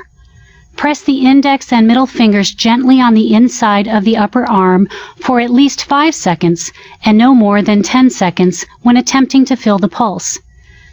If there is no pulse, or if the heart rate is less than 60 per minute with signs of poor perfusion, make sure the infant has adequate oxygenation and ventilation. If he or she does, begin CPR. Place the tips of your 2 fingers in the center of the infant's chest, just below the nipple line. Do not press on the bottom of the breastbone. Push hard and fast, to a depth of at least 1/3 the depth of the chest, or approximately 1.5 inches or 4 centimeters, at a rate of at least 100 compressions per minute. After each compression, completely release the pressure on the breastbone and chest, allowing the chest to recoil completely. Count out loud as you give compressions. Give 30 compressions in a row. 26, 27, 28, 29, 30. Let's look at a couple of key differences when you are performing 2 rescuer versus 1 rescuer CPR on an infant. One is a different hand placement. When you do 2 rescuer CPR, the compressor will place both thumbs side by side in the center of the infant's chest on the lower half of the breastbone. Do not press on the tip of the breastbone. The thumbs may overlap in very small infants. 1, 2. The other key difference is in the compression to breath ratio. 9, 10. With 2 rescuers, for the child or the infant, you will use a ratio of 15 compressions to 2 breaths. Now let's review the entire sequence of BLS for an infant. Just watch now. You'll have a chance to practice momentarily. First, check for responsiveness and breathing. If the infant doesn't respond and is not breathing or only gasping, shout for help. If you're alone, begin the steps of BLS. If others are present, send them to activate the emergency response system and get the AED while you remain with the victim to check the pulse and begin the steps of BLS. Check the infant's brachial pulse by gently pressing 2 or 3 fingers on the inside of the upper arm, between the elbow and the shoulder. Do this for at least 5 seconds, but no more than 10 seconds. Begin compressions at a ratio of 30 compressions and 2 breaths. 9, 10, 11, 12, 13, 14, 15, 16, 17, 18, 19, 20, 21, 22, 23, 24, 25, 26, 27, 28, 29, 30. The defibrillator and code. When a second rescuer arrives, you switch to a ratio of 15 compressions and 2 breaths. 1, 2, 3, 4, 5, 6, 7, 8, 9, 10, 11, 12, 13, 14, 15. One other note. Rescuers switch roles after every 10 cycles of CPR to prevent fatigue. 9, 10.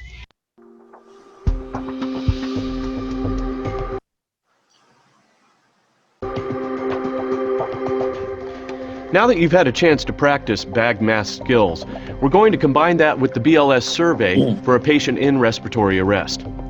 First, watch as this rescuer here in the lab performs a single rescuer response with a basic adjunct airway and a bag mask device to maintain a patent airway. In just a minute, you'll be asked to demonstrate the same skills in your classroom while your instructor evaluates your performance. You may begin. Hey, are you all right?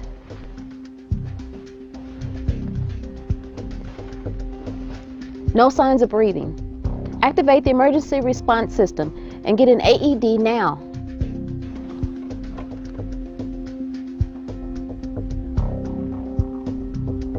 You feel a pulse.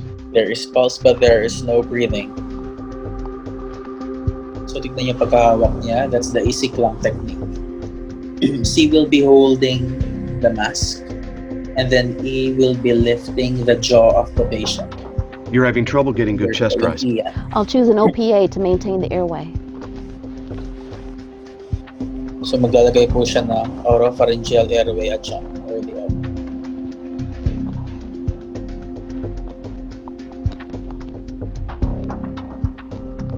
That's the easy clamp technique.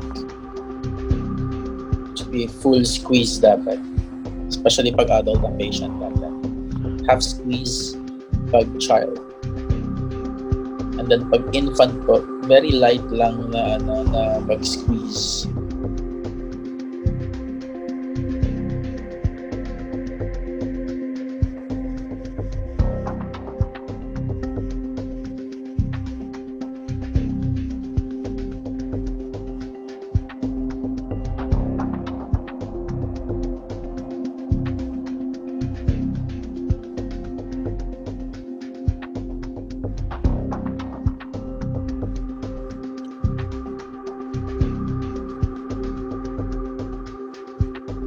Very good. You may stop. Now your instructor will ask you to complete an airway case scenario. Okay, so let's continue now. Nakikita pa rin Ma'am Joy? Nakikita pa rin po ba? Yes, sir. Okay, so let's continue now. This will be the last topic, guys. This is based on the American Heart Association 2020 guidelines, especially with the corona pandemic issues. So right now, Philippines is actually under this pandemic. right now, based on John Hopkins, ang Philippines po guys, ang confirmed na po talaga is 15,588. As of now talaga ha, based on John Hopkins. So sa world talaga, ang pinakamataas pa rin is the United States, in which 1 million. Sa US naman is 1,720,613 sa US. And then next na po will be Brazil. Actually, ang Brazil, just so you know, 438,238. And ito, Brazil naman to. Okay? Tapos, ang pinaka actually, ang update ng DOH based on May 27, in which kahapon, 28 na pa. 29 pa lang ngayon. Ito. Sabi lang naman kasi sa May 27, kasi ang kahapon, wala naman daw na positive na frontliner. Pero before kahapon, which May 27, 10 po ang nadagdag sa frontliner. So, a total of nasa mga 2,420 frontliners suffering from COVID now. Okay? Ayan. Sige po. So, based on the Philippine setting, ito po yung latest na data, which is 15,580. And recently lang guys, kahapon, kaka-declare lang po dito sa Manila. Actually, na-lockdown ako dito sa Quezon City. But I'm from Davao City talaga.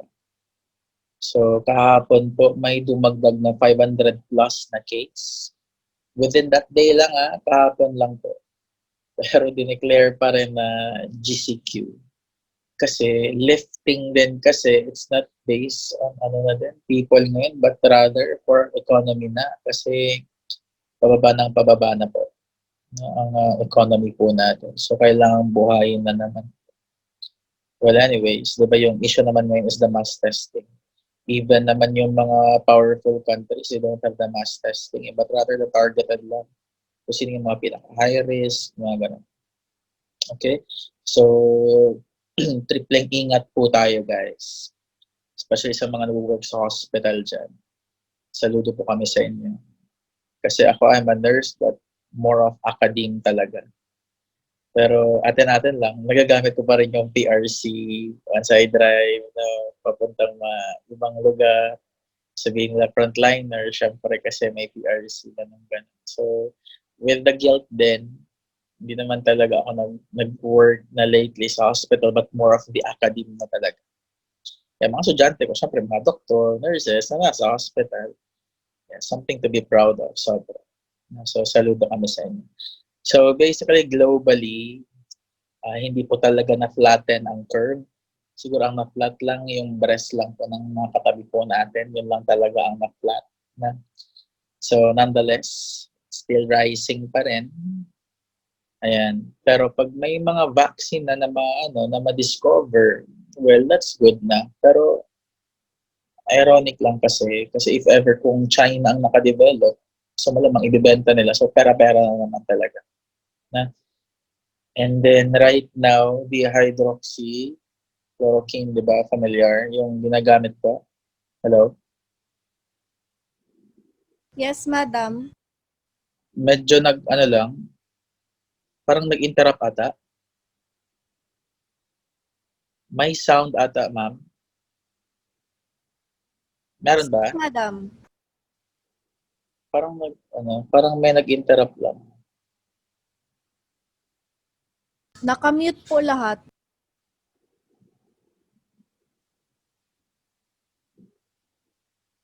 Hello? Yes, madam. Pero naririnig naman, ma'am, na? Yes po, loud and clear. Okay. Sige po. So, ayun po. So, hindi pa rin na-flatten yung curve, especially for the COVID po. Ayan, so, ito, yung present ko kanina, yun yung pinaka-latest talaga. So, ito, nasabi ko na din na Yeah, 2,420 na po yung pinaka-latest as of today. So this is the adult, okay, latest guideline, okay, based on the 2020 guidelines for suspected and for confirmed, ayan, COVID patients po. So ang pinaka-highlight dito talaga is that you need to verify pa rin the scene safety, and then you need to, okay, don your PPEs, and then syempre you limit pa rin yung mga kasamahan mo para walang mga cross-contamination na mangyayari. Now, it boils down pa rin sa, syempre, by activating the 911, na? Ayan, tapos upon checking kasi sa tinatawag na, okay, breathing, ang sabi dito, pag normal breathing, okay, tapos may pulse naman si patient, you monitor lang, continuous assessment pa rin. Pero pag ganito na, no normal, sabi niya, no normal, okay, breathing, okay, has pulse, ito na yung sabi ko guys, na with the use of, okay, the BVM, that's simply, okay, the bag, the valve, okay, and the mask. It should be with filter dapat, tapos naka-airtight seal.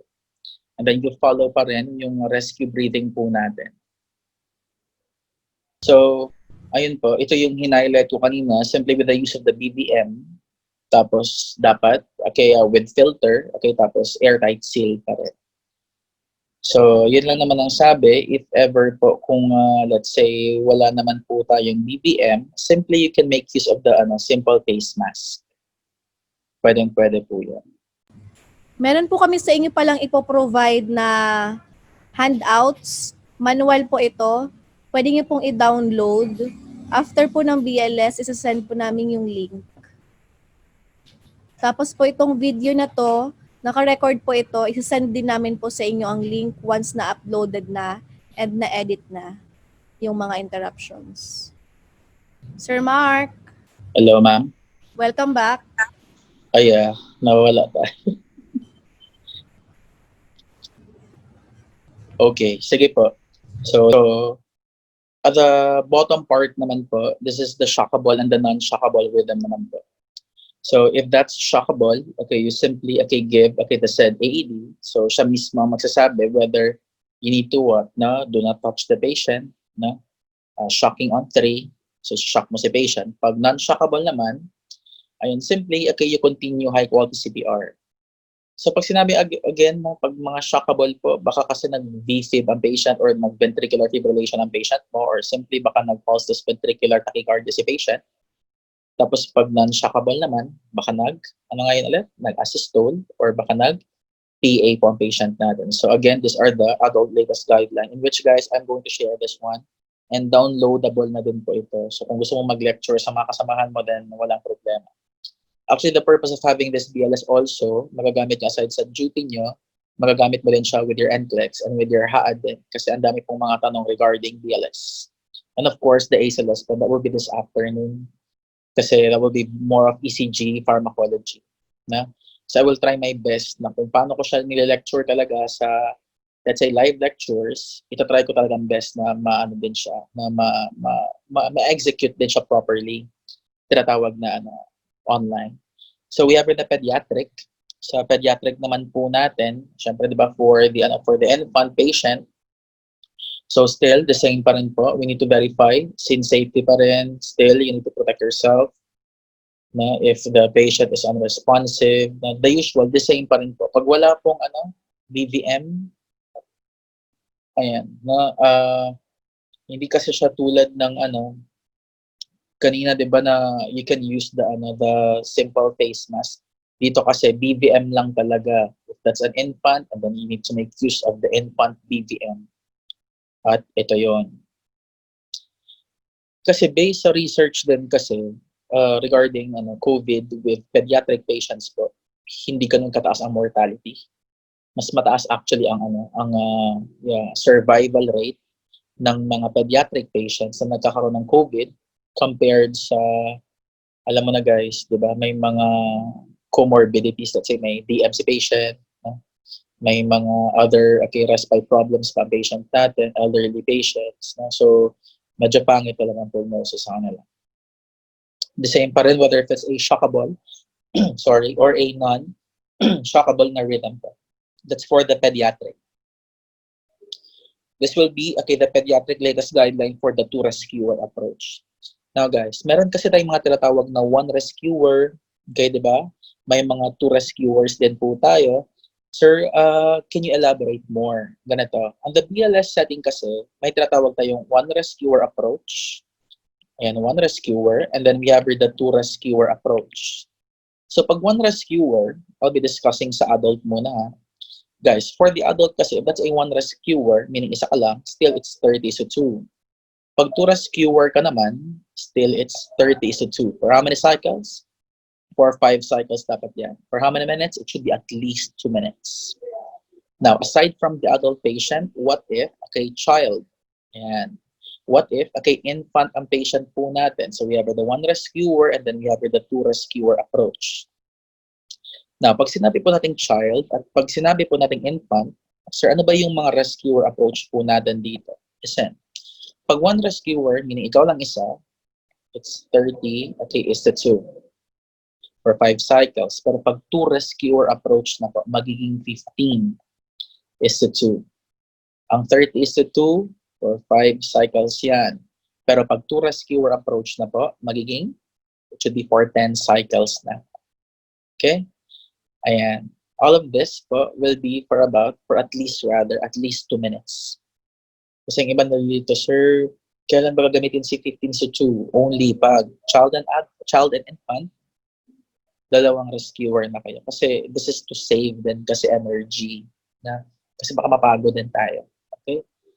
Ayan. Sige po. So, balikan na po natin yung slides po natin.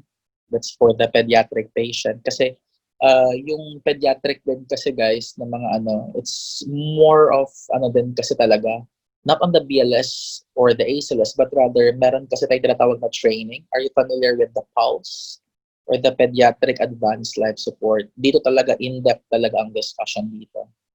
Pag may PULSE na. Siguro with WePump soon, na magkakaroon kami ng Pediatric Advanced Life Support. But for next month, we will be having the basic trauma course in which it's actually needed, especially for the ER nurses there.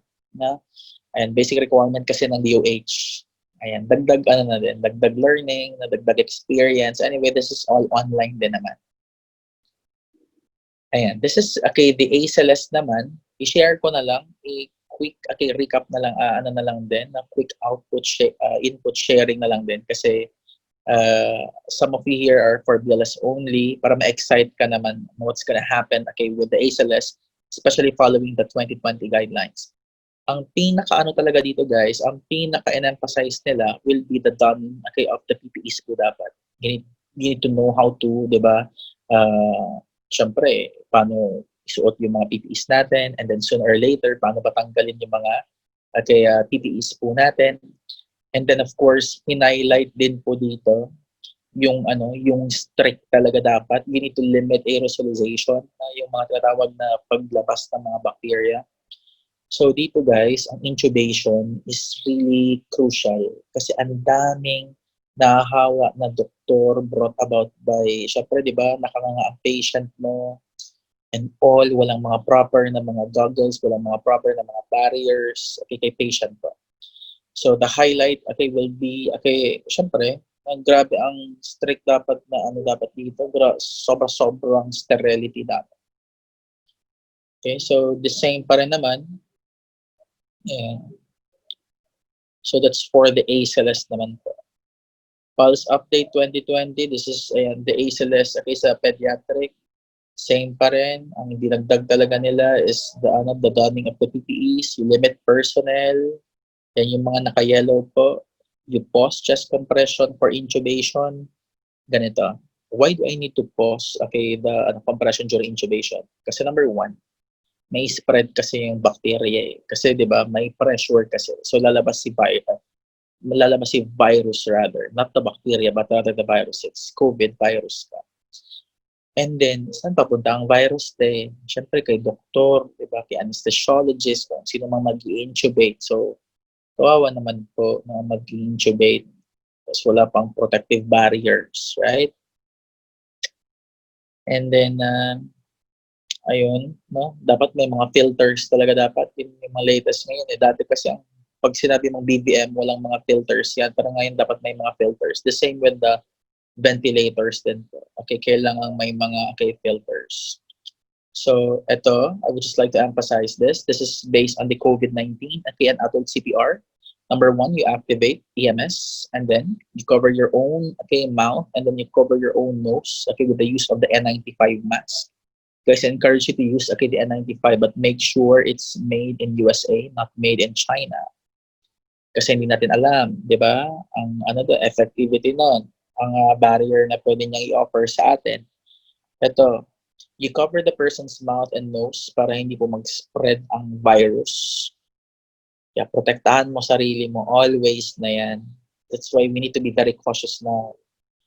Yeah. The new normals, syempre magmamask na lahat ng tao. May alcohol na lahat ng tao. Ang pinaka-fear lang natin is that, alam mo na, baka maging day-to-day na lang din siya. So, anong nangyayari? Wala nang fear sa mga tao. Baka abot sa point na parang suicide na lang lahat ang mangyayari.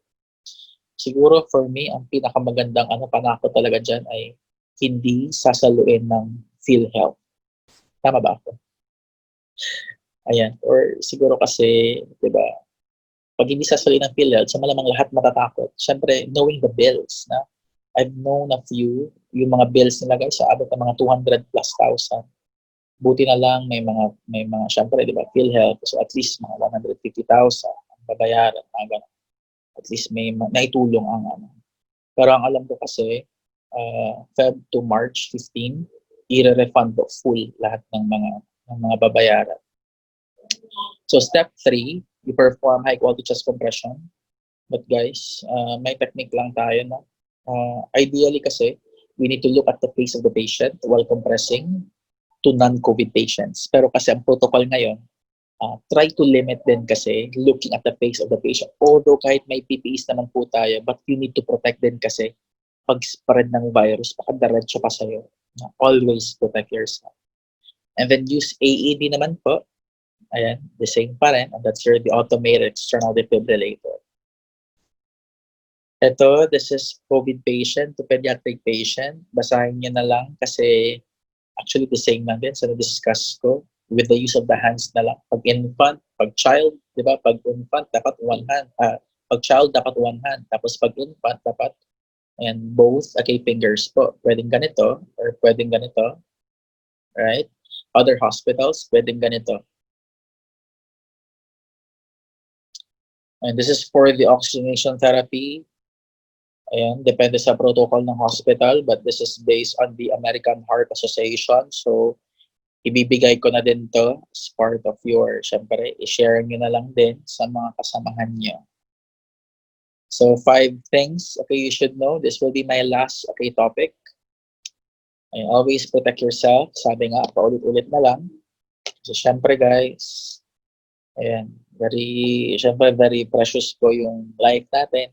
Diba? Minsan lang po tayo mabubuhay. Kaya we need to live the most of it, cherish, diba? Enjoy every day. So, protect yourself always. Alalahanin nyo, syempre, yung family mo. Right? And then call help, call for help early, and that's your deactivation of the 911. And then we have the reduced risk pa rin, syempre with the PPEs. The ventilation goals po natin, dapat may mga filters na po yan. And then of course, in giving high quality chest compression, isipin mo ang sarili mo. Right? Kasi minsan lang po tayo sa mundo nito. So by the way, I'm Mark Jade Adlawan. You can add me to your Facebook account. Yan, para this is actually my 7th account pa this. And you can add me sa Facebook niya para may updates pa po tayo with your NCLEX din if ever ko mag-NCLEX kayo. Kasi I can also send din ng mga NCLEX na mga materials din para magamit nyo din po. Especially for the Hearst and Climac din po na ginagamit po ngayon. And I'm going to to share the latest po na Brunner and Sudarts and Saunders po. Yeah, and Hesi also na magagamit niyo po for your NCLEX. Meron po kami guys online NCLEX review, NLE, HAAD, IELTS kung gusto niyo. Hello, Kim Logika.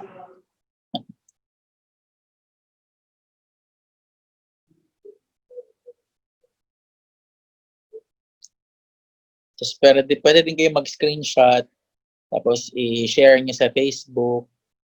Para syempre, 'di ba, sabihin nila, "Uy, nag-training siya. Ay, magaling 'to. Training kasi." Ayun, pandagdag likes nila.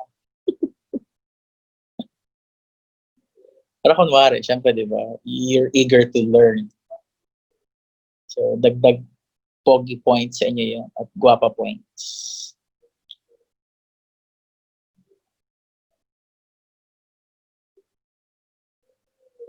Pa-shoutout na lang sa ex ko na nasa BRT. Never again. Ang bitter mo naman, madam. Pero pag bibigyan niya ako ng kotse, go lang.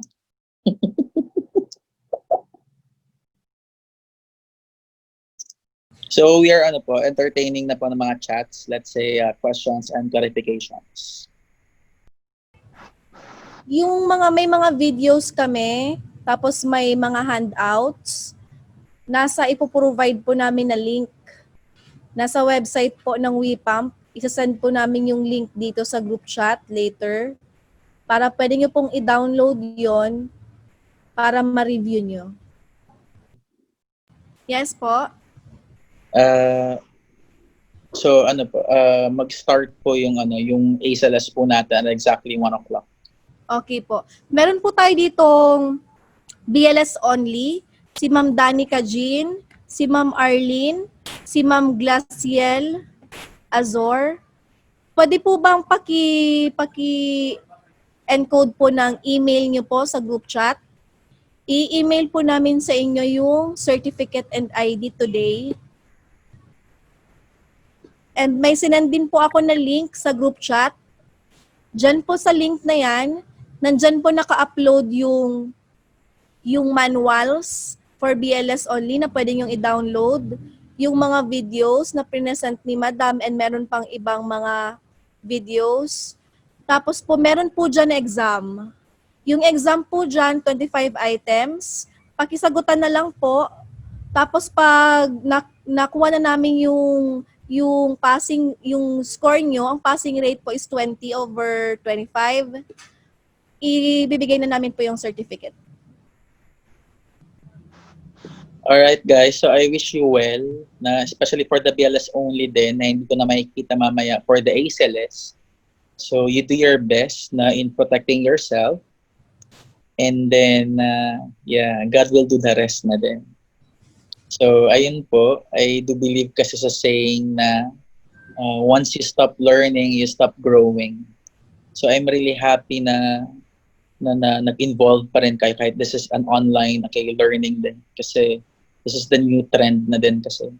Although, syempre, ang problema na talaga natin is of course the internet, but more of the filters din. Wala kasing filter talaga pag Zoom.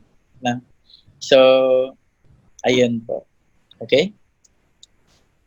Pero at least may mga mask naman tayo. So, parang instant filter na din. Okay? Ayan, sige po. So, try to answer na po the post test na. So, good luck and I'll see you all sa Facebook na din. Okay. Yung gusto mag-break, pwede po kayong mag-leave muna sa meeting, tapos balik na lang po kayo ng 1 p.m. Yes po. Sa mga ACLS only, guys, make sure na meron kayong may mga notebooks kayo. Kasi napansin ko yung iba hindi nagsusulat. Parang nakikinig lang, parang nanonood lang ng movie. Ayun. May nakita ako, may mga nagsusulat. Nasa requirements nila yan, madam. Oo. Pen. Ay, nice. Wala ako nakitang wala ako nalagay na notebook. Pero, yeah, I'm happy na may mga nagsusulat. Yung iba, pakita naman kayo sa mga sa mga pictures, no, di ba? Baka may mga videos naman kayo, yung mga naka-Oppo F9.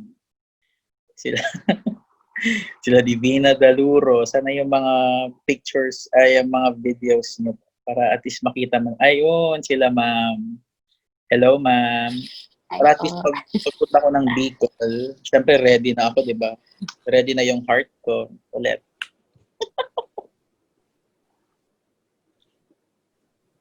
Ayan, sila ma'am. Hello po sa inyo.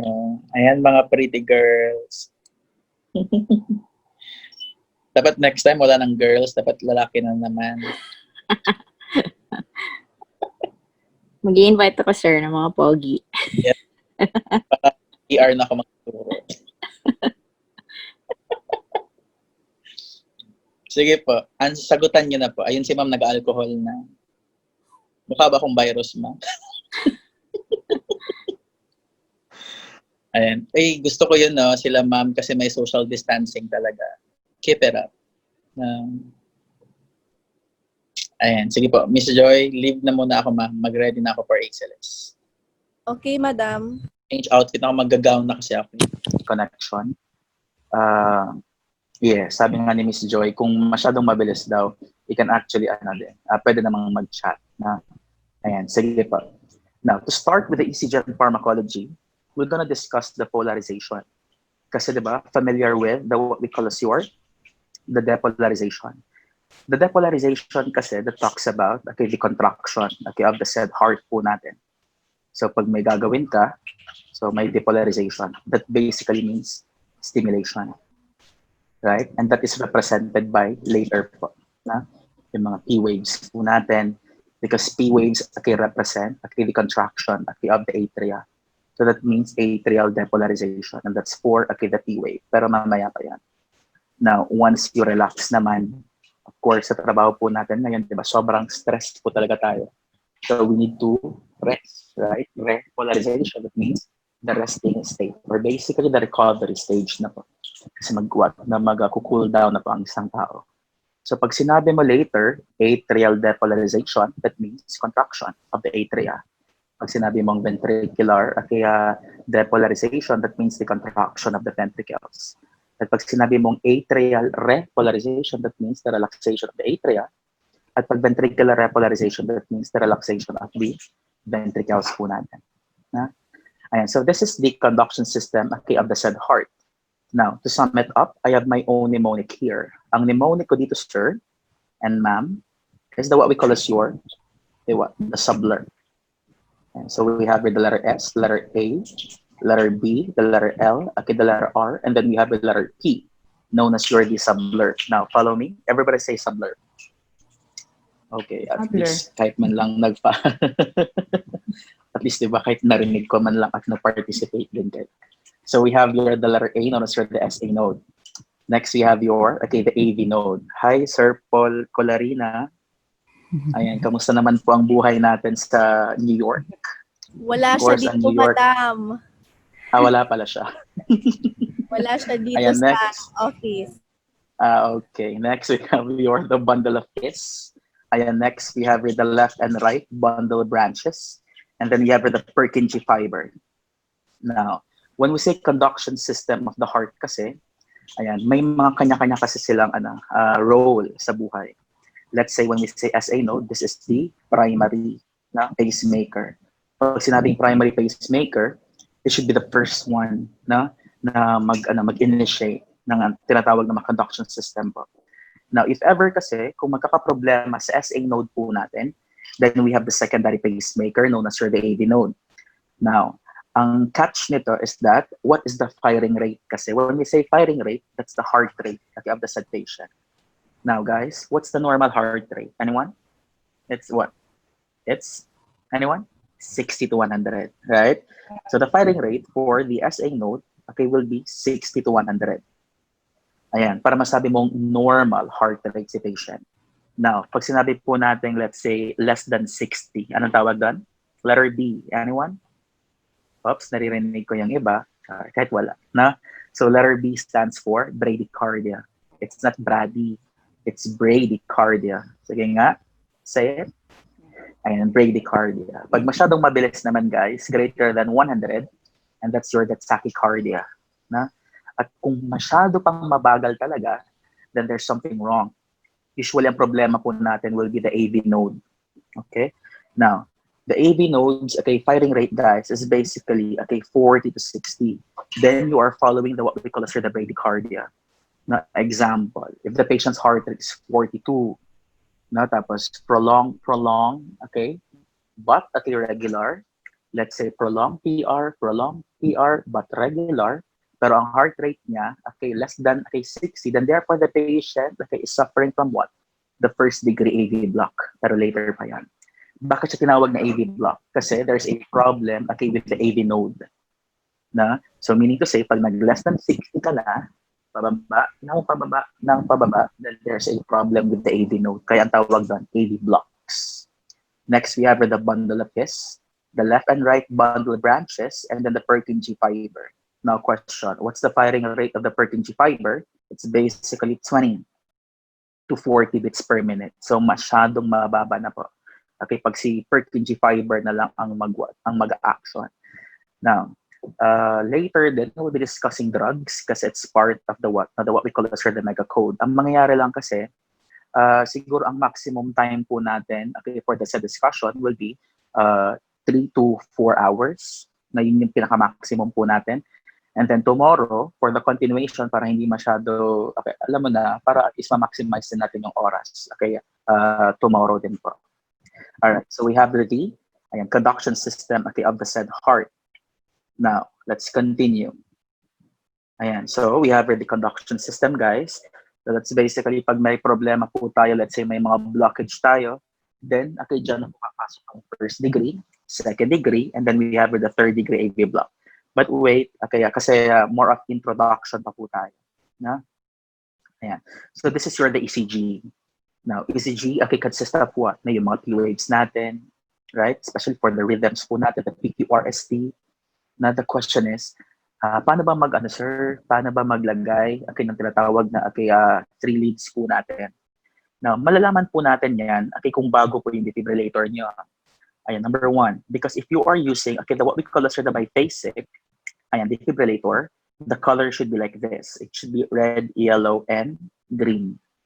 Ayan, pag biphasic po. Guys, biphasic defibrillator, both paddles po ang magbibigay ng tinatawag na energy. Pero pag sinabi mong monophasic defibrillator, usually may color combination din yan kung paano maglagay ng tinatawag na ECG leads po natin. Ayan, this is not the updated one. Sulat ko na si monophasic. Kasi outdated na pang monophasic, guys, ha? So this one is obsolete na. Pero if ever kung ginagamit niyo pa rin sa hospital to, the color should be white, black, and red. Now, try to question now. Ano ba yung mga nakabit niyo? Okay? Hindi kabit na kabit, ha? But rather kung ano yung mga nailagay niya na, whether it's white, black, or red, which is obsolete, or simply, you are what? Na very updated po, meaning mayaman ang hospital niyo. So we have the red, the yellow, and then we have the green ones. So ulitin ko lang din, pag sinabing biphasic, both paddles will give the said energy. Pero pag sinabi mong monophasic naman, isang paddles lang yan or isang paddle rather. Now, listen carefully. When I say biphasic po, usually pag nag-charge ka or nagbibigay ka ng defibrillation, nasa 150 to 200 joules. Kaya pag sinabi ng doktor, please, defibrillate the patient 200 joules, they will be wondering, bakit 200 joules? Okay, so both paddles will give electrical charges. So 200, plus 200, then a total of 400 joules, which is actually good na compared naman sa what? Monophasic. Guys, ang monophasic, sasabihin ng doktor, please defibrillate the patient, charging to 360 joules. Ayan. Alam niyo ba, there's a study na kinonduct ng American Heart Association, kaya doon namatay ang isang patient, not brought about by the said cardiac problem, but brought about by myocardial burns na cells. Meaning nasunog po ang cells ng client po natin. So yun yung reason kung ba't siya namatay. Right? So we have the monophasic and then we have the biphasic. Okay, it's good na kompleto pala ang team ng WE pump po. Okay, so we have the electrodes, na-discuss na po natin yan. And supplementals din po, nasa manuals na din po natin. Now, this is the ECG, strip po natin. May mga big boxes tayo, may mga small boxes, right? Ayan, so pag sinabi po natin, small boxes, basically kasi, ang isang big box that consists of 5 small boxes. And then, each small boxes corresponds to 0.04. So meaning to say, illustration, may big box ka, 1, 2, 3, 1, 2, 3, 4, 5. Ayan, so 1, 2, 3, 4, 5. 5 small boxes, kung i-combine mo sila, ang tawag doon isang big box. And then, itong mga small boxes natin, guys, that represents your 0.04, okay, seconds. So, pag ita-times 5 po natin yan, ang isang big box, that corresponds to what? 0.20 seconds po. Ita-times 5 lang po natin.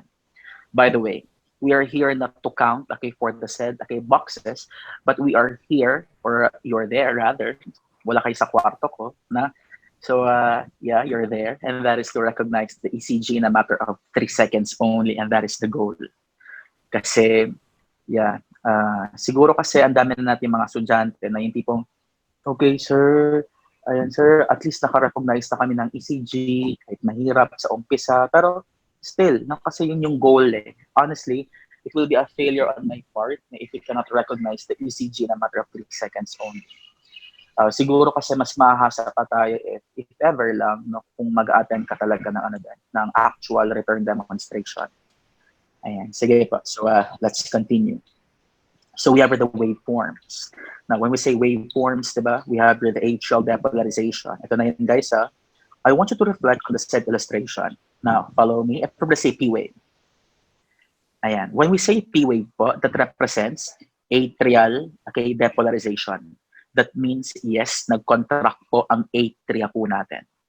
At pag sinabi mong QR, ayan siya, QR, QRS, that represents ventricular, okay, depolarization. So meaning CP, CQRS, they both, okay, they both, okay, correspond to what? No, contraction siya. Now, sir, unfair naman kung hindi sila magre-relax. By the way, guys, kailangan nila mag-relax. Kasi tulad natin, pag trabaho lang ng trabaho, tas walang relaxation, then, yeah, you have a boring life. Na? Kasi pag, syempre, work lang ng work, tapos walang mga vacation, so it will all be useless lang din. Pero kasi ngayon, sa panahon ngayon, syempre, brought about by the pandemic, di ba? So, we don't look forward sa mga vacations po. Na? Ang importante, buhay, right? Yun yung pinaka-goal po natin. Next, we have the relaxation. Delete ko lang ha. Kasi the focus now will be the relaxation. Now, question. Ilang repolarization ang nakikita niyo? Isa, dalawa? Isa lang, no? Ayan. Uunahan ko na si T-wave. T-wave represents the relaxation of the ventricles. Because kailangan mag-relax ng ventricles mo.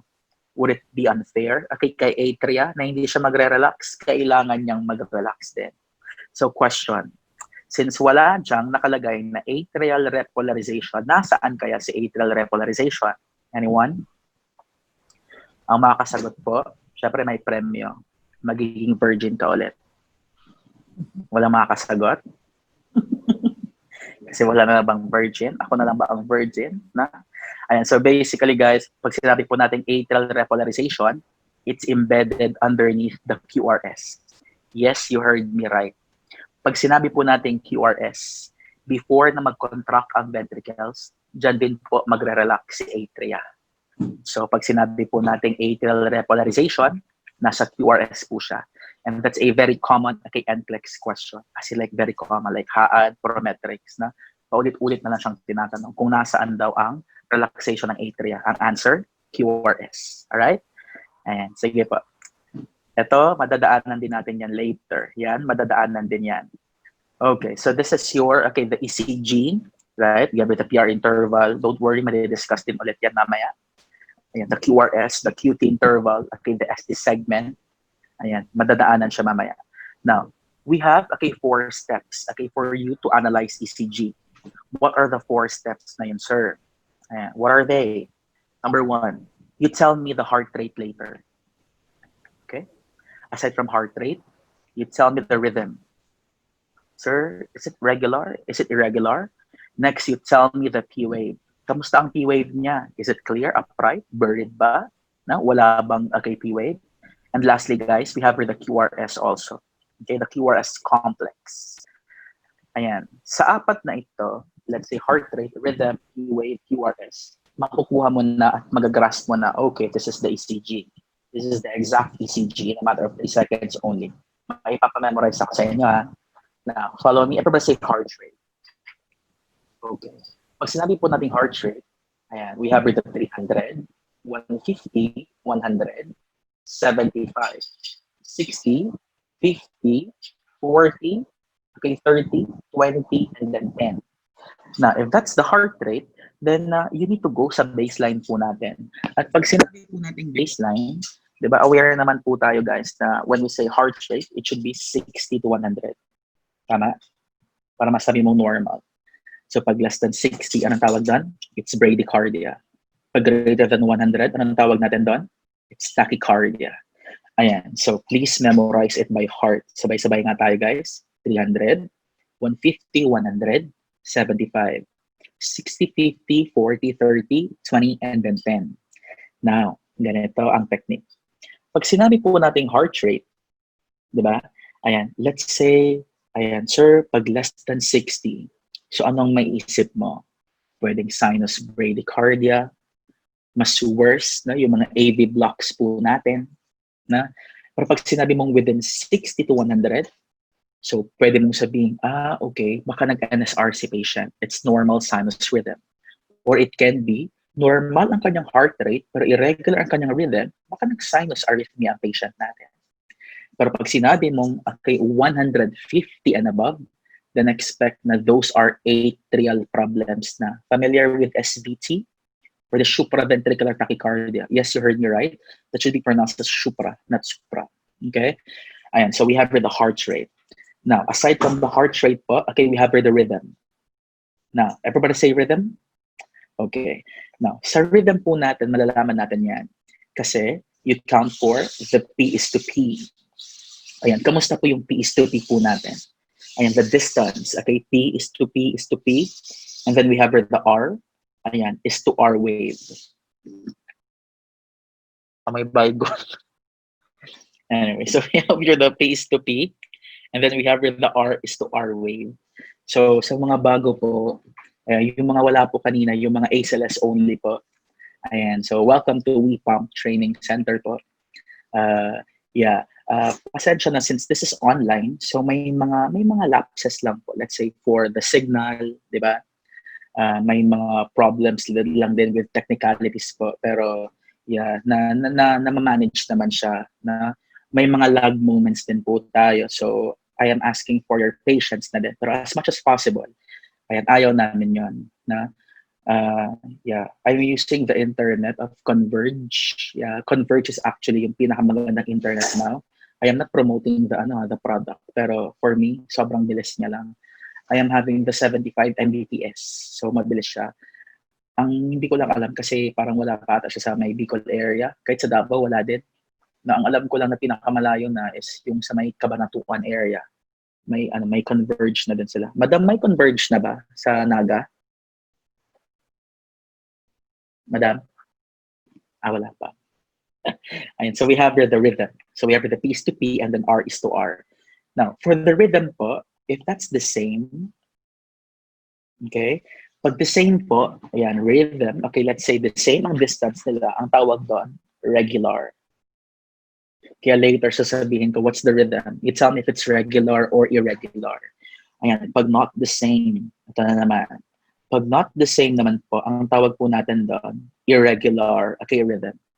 Now guys, pag sinabi po natin regular, that's normal. However, pag sinabi po natin irregular, then expect for what? Na? Arrhythmia. Baka nagka-arrhythmia na po ang patient natin. So again, we are done now with the heart rate. Ano nga yan ulit? 300, 150, 100, 75, 60, 50, 40, 30, 20, and then 10. Kailangan mo i-memorize yun kasi ma-apply mo yan mamaya. Now for the rhythm, you will look, okay, especially for the distance between your P is to P, and then the R is to R as well. So pag the same ang distance, guys, that means an irregular, okay, rhythm. Pag not the same, ang tawag ng irregular, or simply, the patient is having what? Arrhythmia, or basically dysrhythmia. Ayan, aside from the rhythm naman po, we have the P wave. Now, follow me. Everybody say P wave. Ayan. So make sure may coffee po tayo. Yung sobrang tapang, guys, na kahit maling tao na pala ang pinaglaban, ganun siya katapang. Na? Anyway, so we have the P wave.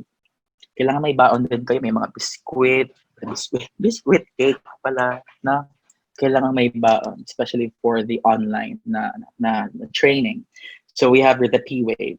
So right after this siguro, I'm expecting na mas dadami na kasi since kayo yung pilot talaga na group, and then mas madami tayo, ayan, tapos with all the marketings na din, so siguro abot na kami ng Davao din, for sure. And Visayas na din. Hopefully. By your help na din. Na? So we have here the P-Wave, guys. Huwag masyadong damihan, guys. Baka maging artista na tayo, guys. At hindi na ako mag-train. So we have here the P-Wave. Now, for the P-Wave naman, ayan, you tell me, okay, whether if it's clear. Ano ba itsura ng P-Wave natin? Ayan. P-Wave ba yan, guys? Iba yan. Hindi yan P-Wave. Letter P talaga yan. Na? So that's the P-Wave. If that's your P-Wave, basically it's clear. Na? Ayan, what if, okay, unclear naman ang P-Wave po natin. So if that's clear, and if that's upright, ayan, what if hindi naman siya clear? Na? What if, okay, unclear, okay, or buried? We have the, okay, unclear. Ayan, or, okay, what if, okay, buried naman siya. Clear, okay, upright. We have the unclear ones, okay, and we have the buried ones. And what if naman, guys, pag absent po? So we have your, okay, the absent, okay, P waves.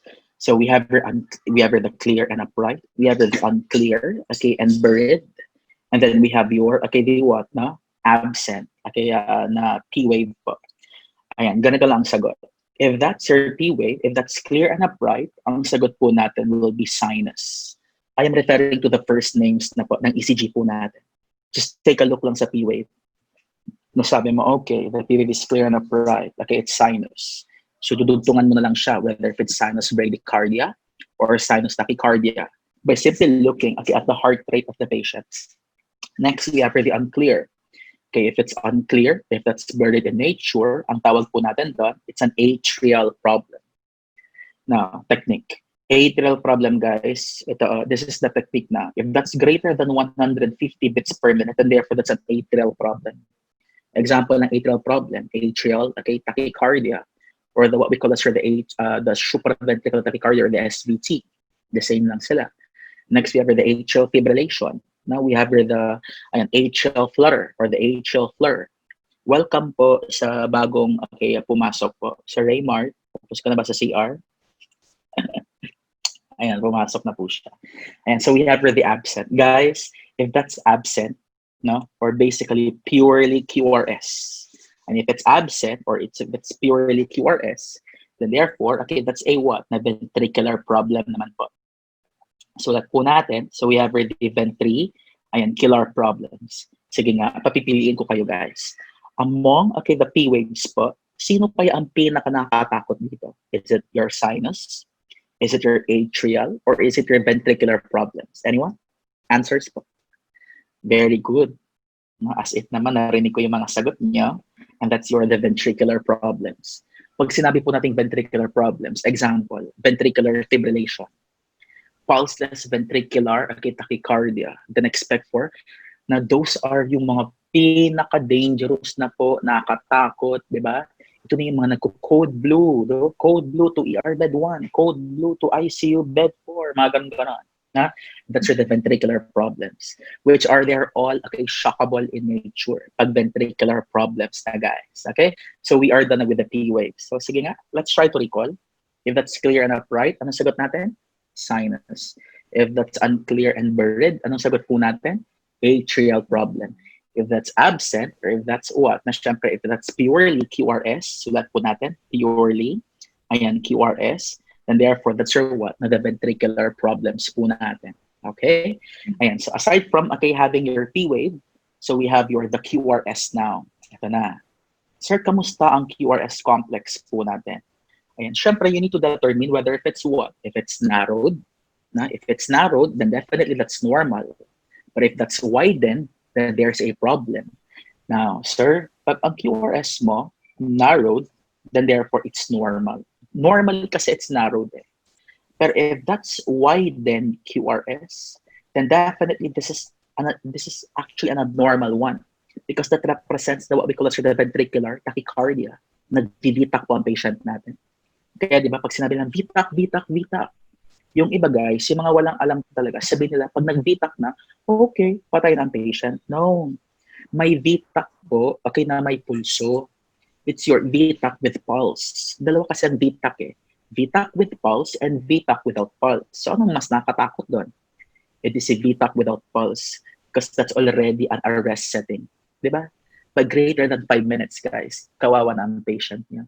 Kaya sinasabi ng doktor, okay, hanggang 2 minutes lang dapat tayo. Kasi pag, again, greater than, okay, 2 minutes po, then, okay, most likely, baka patay na talaga ang patient natin. Alright?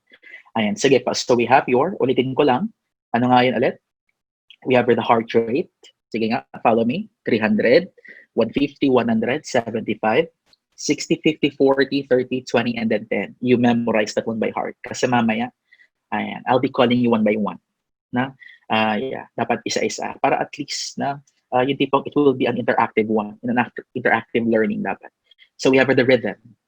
You determine the distance first. P is to P is to P. R is to R is to R. Pag the same distance, ang tawag doon, regular. Pag not the same, ang tawag doon, irregular. Next, we have the P wave. If the P wave, eto guys, huwag niyong kalimutan si P wave. Kasi masabi mo, okay, clear and apart ang P wave niya, ang first name niya, sinus. Let's say, bigyan kita ng example ha. Patient arrived at the emergency department with a heart rate of 135. Ayan, his P waves are clear and upright. So ano kaya ang no? Tapos rhythms are regular. Ano kaya ang problema ni patient? Nag-normal, okay, sinus rhythm si patient. So walang problema. Pero guys, huwag kang kampante na NSR si patient na hindi na siya mamamatay later. Diba? May mga patient, kung sino pa yung mga patients po, na what? Na let's say, akala mo normal, aba, biglang nag-desact mamaya. Diba? Always remember this. If the patient is a male patient po, ayan, pag male, pamute na lang po. And let's say, arriving at the emergency department, now, may male tayo na patient. The male patient will actually manifest yung mga jaw pain, mga neck pain, na mga chest pain na diretso. And that is a sign of what? Acute coronary syndrome, a heart attack. But for the female patients naman, they will usually manifest yung mga what we call as the indigestion. Diba? Parang bloated yung isang babae. Kaya diba, to be honest, when I was a student, I never got the chance then to ask my CI, ma'am, bakit si patient, ma'am? Babae naman siya, tapos nag-indigestion lang, ma'am. Ba't parang kinabagan na, tapos biglang namatay bigla. Guys, because those are warning signs of heart attack, especially for women like me. Ayan, so ayun po, may mga indigestion na. Kaya one time, guys, na I rushed myself na mismo sa hospital kasi sabi ko parang feeling ko may epigastric pain ako. So parang feeling ko din ma-heart attack kasi 'di ba? Syempre babae. So feeling ko ma-heart attack ka talaga. So parang chest pain, parang indigestion lang na. But anyway, so we have the P wave na. So ayun, anong sagot doon? It's already NSR. So mamay, ang dami pa nating mga examples din. Now for the QRS naman po, always remember this. If that's narrowed, it's normal. If that's widened, then therefore that's abnormal. Okay? Ayan, sige. So balikan na po natin yung discussion po natin. So eto na, determining the heart rate. Now, to determine the heart rate, anong sabi ko, you memorize this. The 300, 150, 100, 75, 60, 50, 40, 30, 20, and then 10. So, na-gets ba yun na? Ayan. Pasensya na sa word na na-gets kasi sometimes baka ma-misinterpret lang kasi it can be brought about by the signal din. Kaya minsan nasabi ko, guys, nakuha ba? And kasi minsan, napapansin ko, I am using kasi both the cell phone and then the iPad given by my ex na ibebenta ko na din soon kasi ayaw ko na, syempre, alam mo na, ma-attach pa, passes pass. But I love na mga tao sa Bicol. Only, except for one person lang. Anyway, so, ayun po. Flashed, okay, on the screen na po. So, may mga bigger lines po tayo. Di ba may mga straight lines po tayo? Ito yung mga straight lines natin. Straight, straight, straight, straight, straight, straight. Ayan. Ako yan. Hindi straight. Na? Ayan, so ito yung mga straight lines po natin. Now, to check for the heart rate, guys, maghahanap daw tayo ng QRS. Ito, QRS that falls on a straight line. Maghahanap daw tayo. Ayan, so hanapin natin si QRS that falls on a straight line. Nasaan kaya? Ito. Tingnan nyo, oh. Ito yung straight line, right?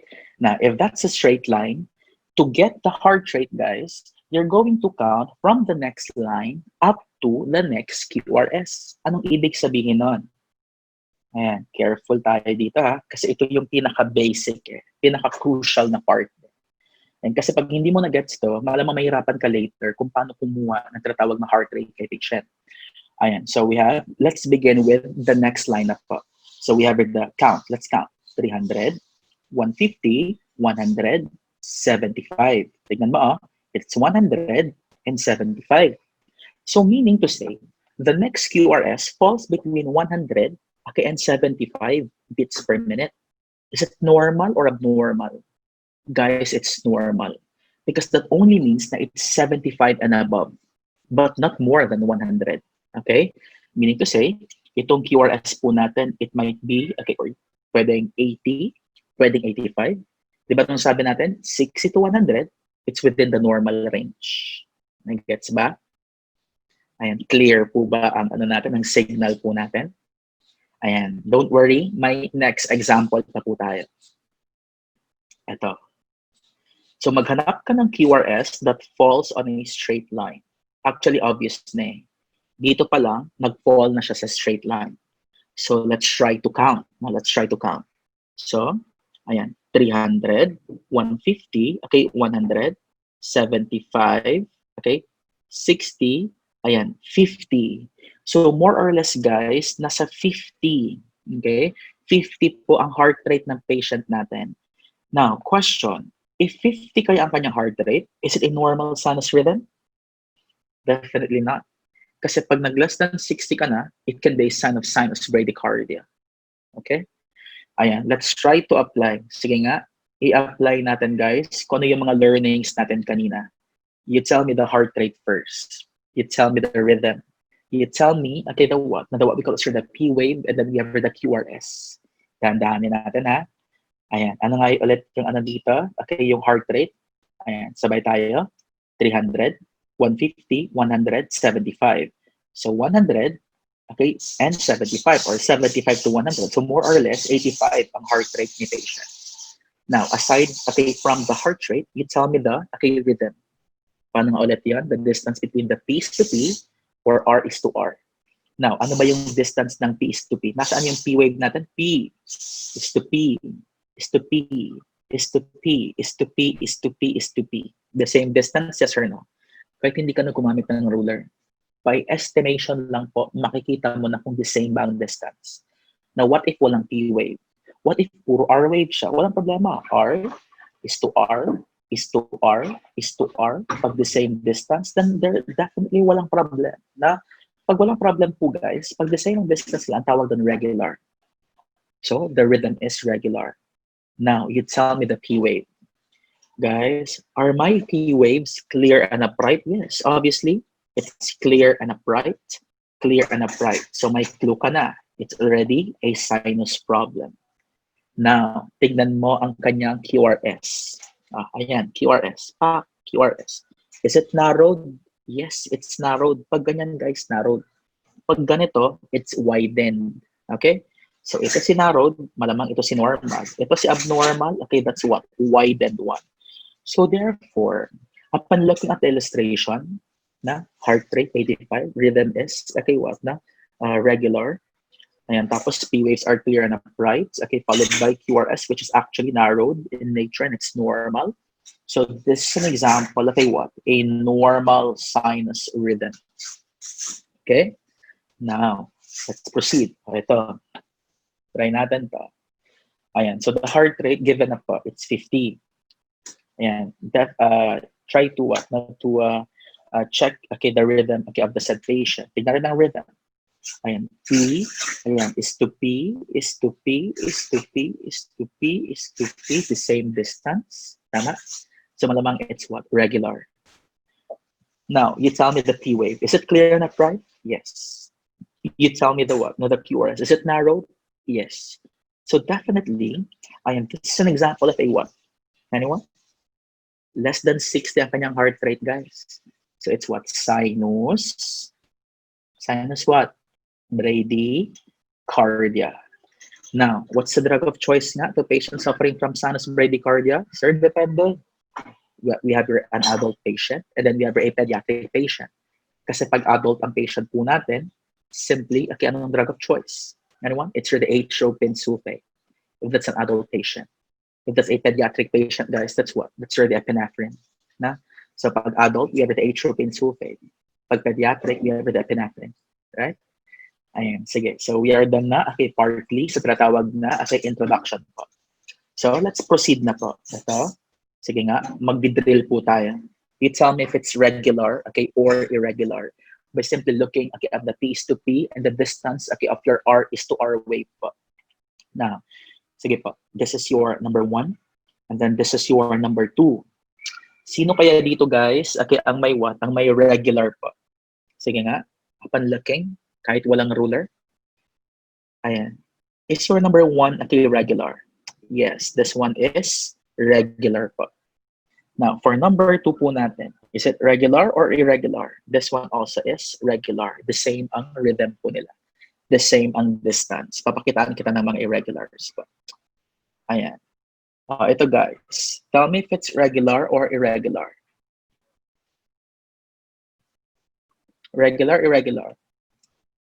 Ang distance po nila, regular, irregular. It's basically, okay, regular. How about this one? Regular or irregular? Regular din po. So nasaan ang irregular? Ayan, mamaya po, may papakita ko po yung ayan, irregular. Parang nawala siya sa slide. Dapat kasi 3 slides yan. Ayan, itong P-wave po natin, na-discuss ko na po kanina. Determine whether if it's, okay, what? Not clear or upright, okay, or simply if it's absent. Ayan, ito yung mga example po ng QRS po natin. So if it's wide, malamang it's an example of a ventricular tachycardia. Tapos pag narrowed naman, ayan, malamang it's normal also. Na the same lang kasi sila. Ayan, so we have the QRS. Ayan, so let's begin. So let's now have, okay, the sinus, okay, rhythms pa. Now, when we say normal sinus rhythm, or what we call as the NSR, guys, wag niyong balik rin na baka sabihin niyong SNR, ups, malapit na po ang SNR sa Bicol. Yeah, particularly sa may Legazpi area. Yeah, yun kasi yung pinag-usapan namin dati ng ex-ko. So, well, fast is fast. Na, excited pa naman kami. Na? But anyway, so we have the NSR or the normal sinus rhythm. The goal here is that pag sinabi po natin, okay, normal sinus rhythm, it won't exclude the patient from having a cardiac problem. Meaning to say, di porket NSR ang patient mo, if forever na siyang healthy, baka mamaya guys, na biglang magkakaroon ng tinatawag na arrhythmia or dysrhythmia pala si patient. So be careful. Right? Ayan, kasi tayo pa naman na mga, syempre, pag nasa hospital na sometimes we don't check, okay, for the vital signs. Na? We do need to check vital signs. Nag-check pa ba kayo or mata-mata na lang? Na? Yung mga, i-check mo yung vital signs ni ganito. Siyempre, maglalakad ka. Kunwari, pupunta ka talaga na. Nasa hawakan mo na lang ang door. Okay, heart rate of 100, okay, 25. With an R of 40, mga ganun na. So, pakiramdaman na lang. Ganun tayo magician talaga tayo. Right? Likas tayo yung magagaling. Lalo na pag vital signs.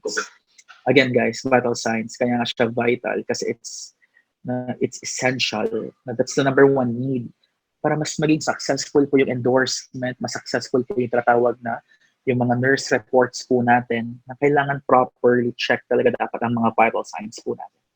Now, pag sinabi po natin sinus rhythm, everything is normal here. Walang problema, okay, pag NSR. So the heart rate is within the normal, okay, range. The rhythm is regular, di ba? The P waves are basically uniform. Na? The PR, okay, interval is actually within the normal, okay, limits lang din. Everything is normal. Kaya ang tawag doon, normal sinus rhythm. Sige nga, i-check natin. Kung hindi ka kampante, na check natin ang kanyang heart rate. Tignan natin ang heart rate niya, guys. Sige nga, sabay-sabay tayo. 300, 150, 100, boom, 75. Okay, ang heart rate ni patient. Is it normal or abnormal? It's within the normal range. You tell me, okay, the rhythm. Is it regular or irregular? Tignan mo, P is to P. The same distance, the same. Malamang it's regular. Ayan. Can you tell me the P wave? Yes, of course. It's what? It's clear and upright. So malamang it's sinus. Ayan, may kita mo ba ang kanyang QRS? Yes, it's narrowed in nature. So malamang, and it's normal. So therefore, pag sinabi mo, okay, normal ang QRS, pero ayan, pangit, ayan, tapos normal din ang kanyang tinatawag na heart rate, and therefore, this is an example of an NSR, or a normal sinus, okay, rhythm. Right? Yan, can you still follow pa? Pa-chat na lang po para at least mag-appear naman po sa chat box po natin. Next, guys, we have the sinus arrhythmia. And when we say sinus arrhythmia, take note of the word arrhythmia. Am I expecting an irregular heart rate? Definitely. Kailangan. Char IELTS? Definitely. Precisely. Absolutely. And so we have the sinus arrhythmia. Now, yeah, nag-expire na pala yung IELTS ko. Ayan, anyway, so we have the sinus arrhythmia. Now, for the sinus arrhythmia naman po, ayan, expect na normal ang heart rate mo, pero irregular ang rhythm.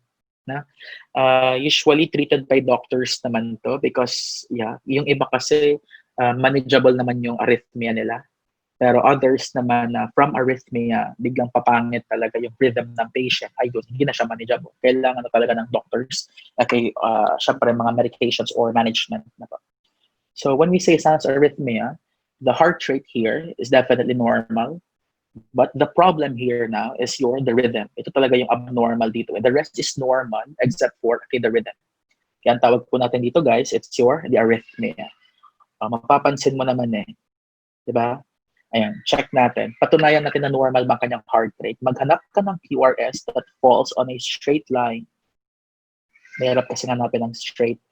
Ayan, akala mo straight. Hindi naman pala. So ito, pwede na to. Ayan, pwede na dyan. Let's try. 300, 150, 100, 75, okay, 60, And then, mali yan. Hanap pa tayo ng exact na line talaga. Ito. Pwede na. Sinus arrhythmia pala to. Akala ko mag-sinus bradycardia na tayo. And for a while, guys, ito, pwede na to. Sorry. Pwede na to. Ayan. So we have the 300, 300, 150, 100, okay, 75, 60. So it's 75 to 60. Walang problema. Kasi ang sabi ko nga, normal ang heart rate, okay, ng sinus, okay, arrhythmia, pero abnormal ang kanyang rhythm. Ayan. So mapapatunayan po natin, okay, na normal heart rate, pero abnormal ang kanyang rhythm by simply looking at the distance between the P is to P and R is to R. Tignan po natin.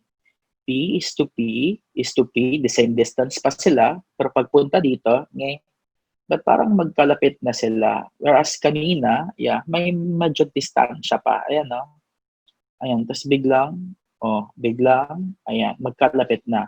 So, that means, okay, may irregular rhythm po tayo. So, ang tawag natin doon, arrhythmia. So, it's your sinus arrhythmia. So, the clue there, normal ang heart rate mo, pero irregular ang rhythm, ang tawag po natin, sinus arrhythmia. Okay, so let's now have, what we call the sinus tachycardia. Guys, pag sinabi po natin sinus tachycardia, for a while, may hinahanap ako and it's ayun pa pala si sinus bradycardia. Okay lang bang mag-jump ako konti? Kasi mas gusto ko, yung tipong sinus, na sinus, normal sinus rhythm, tapos sinus arrhythmia, tapos sinus bradycardia. Okay? Ayan, for a while lang, guys. Kasi parang na-move ko ata si sinus bradycardia because I'll be honest, this is actually my latest slides na din. Ayan, for the online lang. I have my slides for live lectures, but this is plainly for the online lectures. And this is the most updated one. Now, for the sinus bradycardia naman po, babalikan ko mamaya sa sinus tachycardia. Now, for the sinus bradycardia, follow me, everybody say breathing. Ayan. Expect for a slowing of the heart rate of the patient. Now, ano kaya yung mga reasons, sir, kung bakit may bradycardia tayo? So, dalawa lang pinaka-common reasons. So, it can be brought about by 2 A's po natin. Number 1, it can be brought about by pag-asleep ka, pagtulog ka, expect for, okay, very slow heart rate. And next, okay, pag-athlete ka din. Alam niyo ba guys, pag-athlete ka, kahit, di ba, kahit tumakbo ka pa, kasi sanay na yung puso mo na masaktan. No. Sanay na yung puso mo sa strenuous activity. Na sanay na po pag athlete ka, sige, takbo ka lang ng takbo. Pero, shucks, no? Yung heart rate niya, very slow pa rin. Sanay na siya. Ayan, so therefore, pero pag ako pinatakbo mo, like let's say for 100 meters lang, for sure, myocardial infarction or ventricular fibrillation na later, right? So we have the asleep or taong tulog. Sino ba ang mahirap na gisingin, guys? Ang taong tulog or taong tulog-tulugan? Ikaw na makakasagot nun. Di ba? Ayan, mga nangyayari kasi sa atin yun, na may mga patient talaga na pag nag-knock ka pa lang, tulog-tulugan na agad. So, gantihan mo din. Let's say, pag knock, tulog-tulugan, gisingin mo. Tapos lalo na pag alam mong toxic talaga. Kasi sa panahon ngayon, sino ba mas toxic? Patient or watcher? Malamang ang watcher. Pero pag wala ang watcher, malamang ang toxic si patient talaga.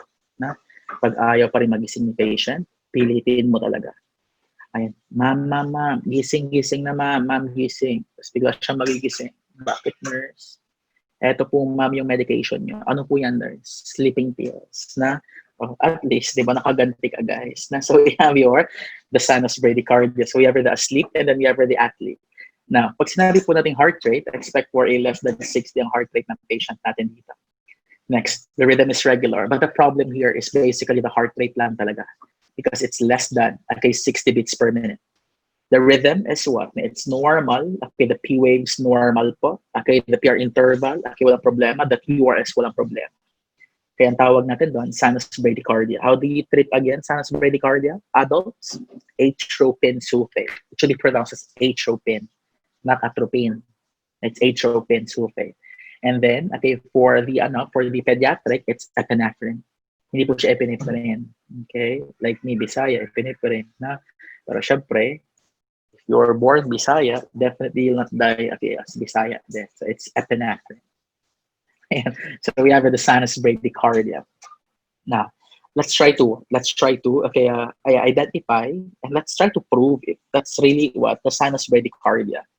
Okay, let's begin. Maghanap ka ng QRS that falls on a straight line. Ito pwede? Okay. Sabay-sabay po tayo. Let's count. 300, 150, 100, 75, 60, 50, 40. Boom! It's between 50 to 40 beats per minute. Now, kahit sabihin mo pang 50, it's below 60 pa rin. So malamang, pag below 60 yan, guys, it's bradycardia. Now, sabay-sabay tayo. You tell me the rhythm. Is it regular, irregular? Makikita naman ko Pag the same ang distance, malamang regular. P is to P, is to P, is to P, is to P, the same distance. Or R is to R, is to R, is to R, is to R, the same distance, malamang it's regular. You tell me the P wave now. Is it clear and upright? Yes, it's clear and it's upright. Check, clear and upright. Check, clear and upright. Okay, check, clear and upright. Ayan. Tell me the QRS. Is it narrowed? Definitely, it's narrowed. So therefore, ang sagot dito, guys, it's sinus bradycardia. Okay? Ayan. Sige po. Ano lang ha? Chat-chat lang po. Pamay na lang po. Kung sino pong sino po yung bibili, pwede bang dito? Pwede bang mag-online selling? And mga pamay na lang po kung sinong bibili ng collagen para pampabata. And I'm selling cats also. Baka gusto nyo na bumili ng mga cats. Ayun na po yung mga cats ko. Mga American short hair, British short hair, Sphinx. I love cats. Okay, so let's continue now. Siyempre, kailangan natin ng guys. Kailangan natin ng mga, di ba? Di puro lecture lang. Kailangan. Kasi baka maburyong na tayo pag puro lecture na din. So, kamusta naman kayo dyan? Nakapag-inom na ba ng coffee? Kasi ideally kasi dapat na pag mag-lecture kami ng let's say mga afternoon, I usually require students to drink coffee.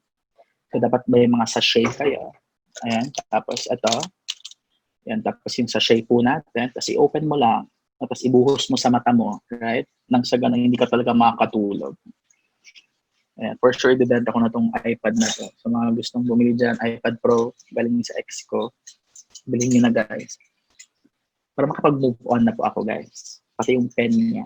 Na, kailangan na po i-let go. Pangit kasi. So, kailangan niyang i-let go. Anyway, so we have the sinus tachycardia. Now, let's begin. Let's continue rather. Now, for the sinus tachycardia naman po, you need to expect na patient's heart rate is above 100. O, di ba? Specific siya. Sabi niya 101 na to 180 beats per minute. Pero kasi ideally, pag sinabi mo, okay, sinus tachycardia, hanggang 150 lang yan. Kasi pag 150 and above, guys, that's basically what? Atrial problem na po. Okay? So, let me just correct this one. So, mali po si Mosby. Ayan, it should be up to 150 kasi if that's 150 and above, that's already a form of an atrial problem. Okay? Ayan, so, ayan, it's good to know na ngayon ko lang din siya napansin. So, mali nga si Mosby. Well, I'm following kasi the American Heart Association, okay, guidelines po, especially for the ACLS. Okay? Now, for the rhythm naman, okay, it's regular, walang problem. The main problem here is the heart rate. Sobrang bilis kasi. Now, ano kaya ang mga reasons, sir, kung bakit kaya nagkakaroon po ng tinatawag na sinus tachycardia? Now, may technique tayo eh. Bakit kaya masyadong mabilis ang pagtibok ng puso? It can be, nakita mo ba ang ex mo? Or it can be, nakita mo ba ang kabit mo? Or whatsoever. So we have the Fs po natin. Na, number 1, mabilis po ang heart rate natin pag may fever po tayo. Aside sa fever, guys, we have the word fatigue. Next, we have the fluid loss. Pag may mga signs of dehydration tayo, expect for a very rapid heart rate po. So, ulitin ko lang, we have the fever, we have the fatigue, and then we have the fluid loss. Aside from fluid loss, ayan, we have the so-called, the very common one known as you are in pain. Tama? Letter F for pain. Ayan, follow me. Everybody say pain. Diba? Ayan, syempre, pag in pain ka po, na, paano ba tayo nag-assess ng in pain, guys, na patient? By simply asking, ma'am, on a scale of 1 to 10, how would you rate your pain? Di ba may mga pasyente po tayo? Ma'am, 15. Ma'am, bobo ka ba, ma'am? Ang sabi ko, 1 to 10 lang. Ba't sabi mo 15, di ba?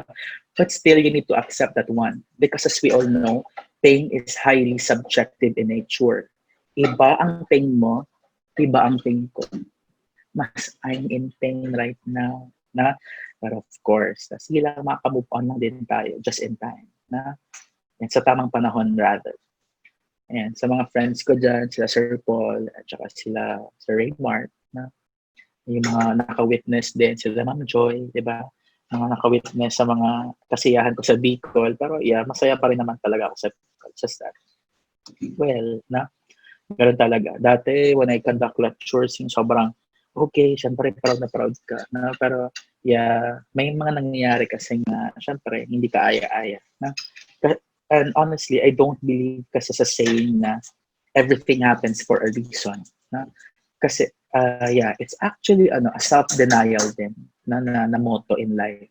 Kasi, di ba, let's say, once you failed, sabihin mo, okay, everything happens for a reason. And then tomorrow na naman, mag-failed ka na naman. Na everything happens for a reason. So, nasaan ang acceptance doon? So, it's a form of denial. So, yeah, ako yung yun yung pinaka-ayoko na yung motto in life, everything happens for a reason. Well, anyway, so we have the fever, the fatigue, okay, the fluid loss, okay, and then we have the pag-in pain po tayo. Pwede mo ding, isama na si infection. May letter F naman doon, okay? Ayan, expect for, okay, is sudden, okay, increase in the heart rate, okay, of the said patient. Ayan. So, balik po tayo. Guys, so we have the sinus tachycardia. So, paano natin malaman kung sinus tachycardia ba talaga yan? Sige nga, maghanap ka ng QRS that falls on a straight line. Kayo na maghanap ng straight. Refer nyo na lang sa akin. Ano tayo dito? Kahit ako, di ba, nahihirapan sa paghanap ng straight. Yung totoong straight talaga. Ayan. So, ito na. Ayan. Ito. Right? Ayan. Try natin. Sige po. So, ayan. 300, 150, 100. So, okay, pwedeng 100 to 115. So, sakto lang. Kasi ang sabi ko nga, pag 150 and above na po yan, ang tawag doon, atrial problem na. Pero pag ganito pa, ayan, clear pa, upright pa ang P-wave po natin, then definitely it's a sinus tachycardia. So, ang technique din po natin, guys, so it can be 145, basta di siya lalagpas ng, okay, 115.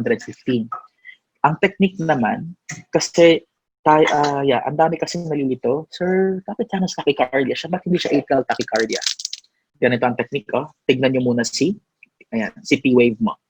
If the P waves are clear, okay, clear and upright, clear and upright, clear and upright, malamang it's a sinus 1. Pero pag hindi na po siya clear, then expect for the supraventricular tachycardia or what we call the atrial tachycardia. Okay? Ayan. So again, these are your, okay, the sinus tachycardia. Now, I would just like to, check din kung kamusta naman yung learnings po natin by simply having the DART sims. And I would like to thank my sponsor, my grandma, for letting me purchase this DART sim. Thank you, Grandma. Ayan, so we have the DART simulator po. Ayan, so this is the DART simulator na ginagamit sa American Heart Association. So let's try to answer po. I'll be giving you a scenario. Siyempre, yung mga diniscuss ko lang muna, guys. Baka sabihin mo, first degree AV block. Second degree AV block. Wala pa. Mamaya pa yun. Nasa sinus pa lang po tayo. Let's begin.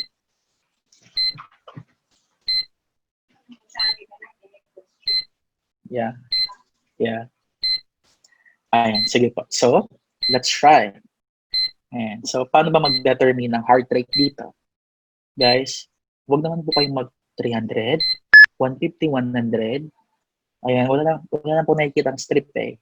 And naka-attach na din po si patient sa cardiac monitor mo. Ayan na po sa taas, the heart rate is 70. Baka yung iba, wait lang sir, masyadong mabilis. Parang walang line. Wala talagang line po na. Ayan, so we have your ganito the heart rate is 70.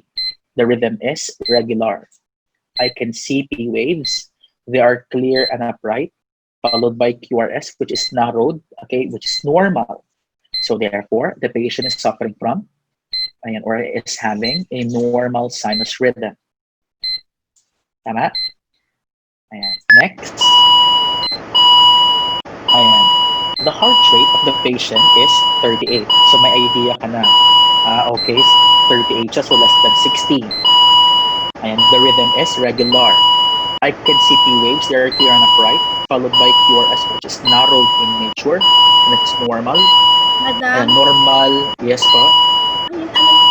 Yung sounds nung sa DART sim? Medyo pahinaan lang. Hinaan lang, madam. Sige, sure. Ayan, so we have your, ayan na. Wait lang. Ayan. So we have the heart rate, okay, of 38, less than 60. And we have the rhythm, okay, which is regular in nature. The P wave is clear and upright. Ayan. Followed by QRS, which is narrowed, okay, in nature. So therefore, the patient is having what? Ayan na yung clue. Ayan, less than at least 60, guys, ang heart rate. So it's your, yes ma'am? Ayan, that's your 38. So it's your sinus bradycardia. Malakas pa rin. Ayan. Sorry. Ayan, next. Guys, you focus on the 120 or the 120 if mag-IELTS na po tayo. So it's your 120, okay, heart rate po. Ayan, with the rhythm, okay, of what? Guys, huwag kayong mag-focus sa at yung isa pandak, yung isa matangkad, yung isa pandak. No, you focus on the distance para masabi mong regular or irregular. Okay? Ayan, so we have the heart rate of 120. The rhythm is regular. Okay, I can see P waves. They're clear and upright. No? Followed by, okay, QRS, which is narrowed. Pag sinabi mong narrowed, malamang it's normal. So therefore, the patient is having what? Sinus tachycardia. Lastly, clue ha? The heart rate of the patient is 76. Is 76 normal or abnormal? Definitely, it's normal. Tell me the rhythm now. Is it regular or irregular? Sir, obviously, it's irregular. So may idea ka. Normal ang heart rate, irregular ang rhythm. Ano kaya yun? It's sinus arrhythmia. Okay? Now, since tapos ako mag-analyze ng rhythm, I want you to analyze the rhythm now. Analyze the ECG in a matter of 3 seconds only. Let's try. Sinus lang ang mga sagot ha. Let's begin.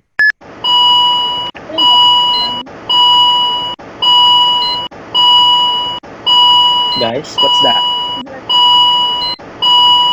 Sinus bradycardia. Very good. Kasi pakiramdaman lang tayo. Feeling ko talaga tama naman din talaga kayo. No? Although kahit wala akong nakikita. Guys, what's this? The clue there, it's 120. Rapid. So it's sinus tachycardia. Very good. Oh, ito. Huwag kayo mag-memorize ng heart rate ha. Kasi iba-iba pong heart rate ng patients po natin. And this one is a normal sinus rhythm. Very good. Galing. The students ever. Oh, ayan.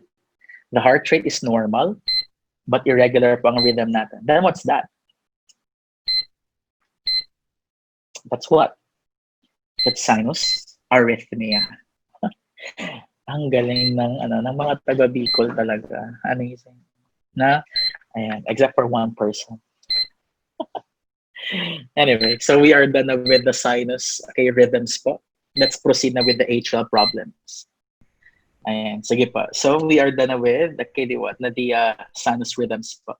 So ito lang naman yung mga sinus tachycardia causes na mas lalo kong na-emphasize po kanina, especially for the Fs po natin. Kasi very common yung mga Fs po natin. Ayan. Tapos na tayo dyan. Okay, so let's now have the atrial tachycardia. Guys, when we say atrial tachycardia or what we call also the SVT, ito na, SVT, ano yung technique natin? Pag greater than 150 beats per minute na po tayo, ayan, then expect for an atrial problems. Example ng atrial problems natin, atrial tachycardia or the SVT. Ano pa ang other terms sa SVT? Ayan, or the narrow complex. Ito na. The narrow complex tachycardia or the SVT or the supraventricular tachycardia. Now, bakit daw siya tinawag na supra? Kasi ganito. Ayan, sabi ng pinaka-idol ko sa American Heart Association. Sabi niya kasi doon, ayan, to pronounce the SVT daw, it should be supra. Sabi ko naman, why? Kasi tulad daw ng pagka-pronounce ng tinatawag na Supreme Court. Ideally kasi it should be pronounced as Supreme Court din daw talaga. Ha? Kaya sabi ko, okay. And then yun guys, ang bottom line nun is that he is actually the brother of Chief Justice De Lima. Kasi pinakasikat din ng doktor sa UST. Sobrang galing lang talaga. Pero grabe siya magturo ng ECG, guys. Yung tipong hindi niya talaga i-explain. Na ikaw lang mag-a-adjust. Kaya sabi ko talaga, okay. No? Kaya sabi ko talaga sa sarili ko, okay, sige. Pag nagturo ka ng ECG, dapat ituro mo lang din na parang, alam mo na yung magigets ng estudyante. Hindi tipong next slide, no? O, alam niyo na yan. Na, syempre ayaw natin yun. Na, pero siguro kasi, ang kasamaan ko din kasi with that training ko, doctors na din lahat. Siguro parang 5 lang ata kami na nurses that time. No? So kami ang nag-adjust. No? Pero sige lang. Ganun talaga ang buhay. Anyway, so that's the atrial tachycardia. Now, when we say atrial tachycardia, guys, ayan, expected po na greater than 150 beats per minute na po ang tinatawag na heart rate ng patient natin. Mabilis na ba dito? Yes, sobrang bilis na. It can be brought about by caffeine, na yung mga coffee. It can be brought about by smoking. Yeah, very common din po ng mga reasons. Caffeine, smoking, cocaine, na heroin, na lahat ng mga uppers po na sobrang nagpapabilis sa pagtibok ng puso ng patient natin. I have several friends na din who is suffering from nag-SVT bigla habang nag-duty. Sobrang pagod na. Sobrang pagod na pagod. Ayan. So we have the heart rate, okay, which is 150. Guys, the rhythm here is regular. But the problem now is the P wave. Because the P waves dito po, they are unclear. Aside sa unclear, they are buried in nature. Ayan, na? And that's where the atrial tachycardia unclear. Okay, or they are buried in nature. Example, ito, di ba? Nasaan ang P-wave mo? nasaan ang tinatawag na T-wave mo. So ito, hindi ka sure kung T-wave ba yan or P-wave, di ba? So it's unclear in nature. Kung i-compare mo naman sa sinus rhythm, ito, very clear pa naman to. May T-wave ka, may P-wave ka. Pero pag kinombine na, guys, that only means, pag sinabi po natin atrial tachycardia, na, yung P-wave po natin, kinain siya ng T-wave mo. In short, dahil gutom daw si T, kinain si P. Okay? Dahil gutom ang T mo, kinain niya si P mo. Ayan, and that's your, ayan, kaya nasabi natin na, okay, it's unclear and it's buried, okay, in nature po. Ayan, yun yung technique lang eh.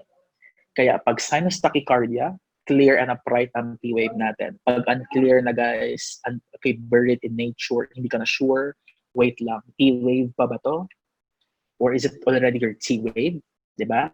O, ibalik ko. This is atrial tachycardia. See? Hindi ka na sure, diba? Kung P-wave, okay, or T-wave yan. Pakita ko lang si sinus, okay, tachycardia. O, tignan mo si sinus tachycardia. Very obvious pa. Si P at saka si T. This is, okay, your T and this is my P. T, P, meaning clear and upright. Pag unclear, anong tawag doon? It's atrial tachycardia. Or, another term, it's your D. Ayan, supraventricular tachycardia. Okay, or the narrow complex tachycardia. Questions so far? Questions? Ayan. Ayan, so mag-chat lang po kung may mga clarifications. Kasi mamaya tatawagan ko kayo isa-isa. Within a matter of 3 seconds, only dapat ang pag-recognize. Ayan, so, yan, mamaya na yan. Mga management po natin. Guys, ganito. If patient suffers from SVT, tapos it's stable, if that's stable kasi, we usually perform, or doctors perform the vagal maneuvers. Ayan, ano ba yung mga example ng vagal maneuvers? Yung carotid sinus massage. You're going to massage the carotid artery for about 10 seconds only. Paano nga ulit mag-count ng seconds? Hindi ko imamassage siya, baka kasi ako ang mag-collapse. Na vagal maneuvers kasi ito. So, kunwari lang. 1,000, 2,000, 3,000, 4,000, 5,000, 6,000, 7,000, 8,000, 9,000, 10,000. Now, when we say vagal maneuvers kasi, it will stimulate the vagus nerve.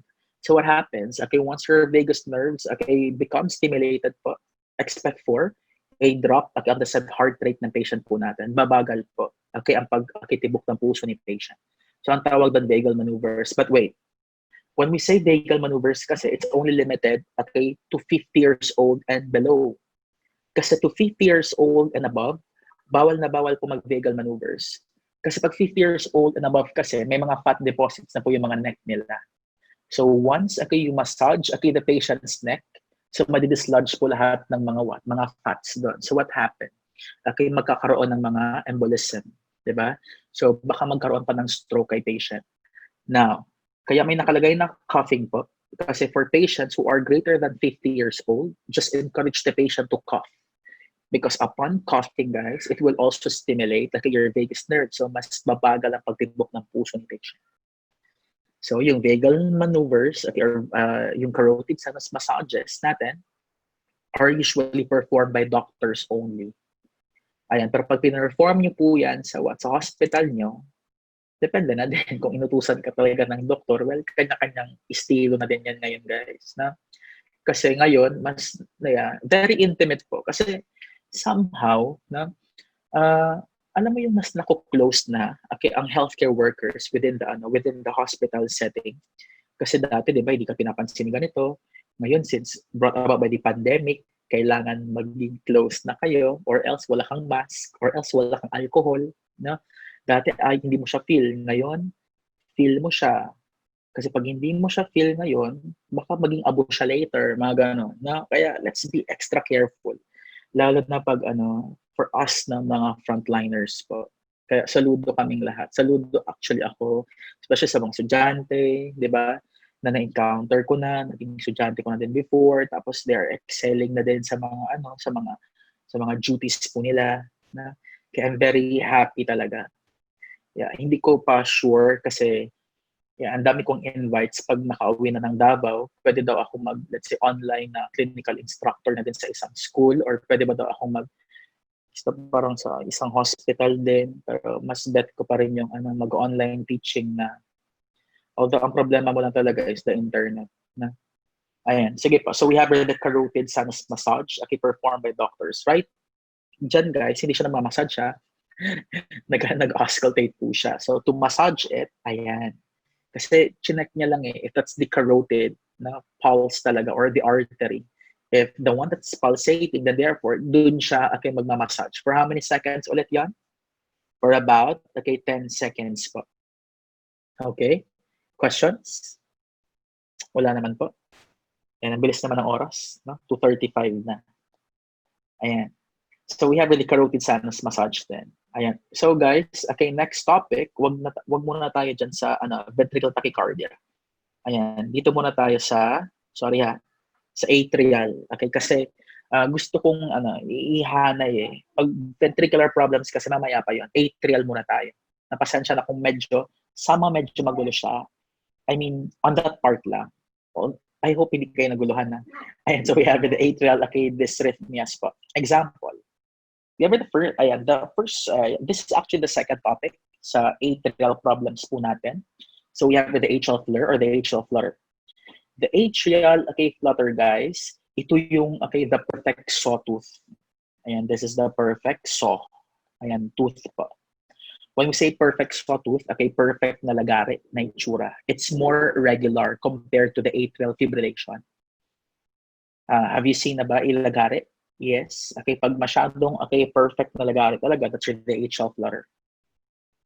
So, ang heart rate po natin dito, take note lang, aabot po siya ng 350 to 450. And by the way, atrial flutter, atrial fibrillations are really common, especially for pediatric patients po. Very common sa kanila yan. Ayan. So, aside from the atrial flutter, ayan, we have the atrial fibrillation. Atrial fibrillation, ang term ko dito, it's irregularly. Ayan, it's irregularly irregular. As in like, sobrang irregular talaga. That's the atrial fibrillation.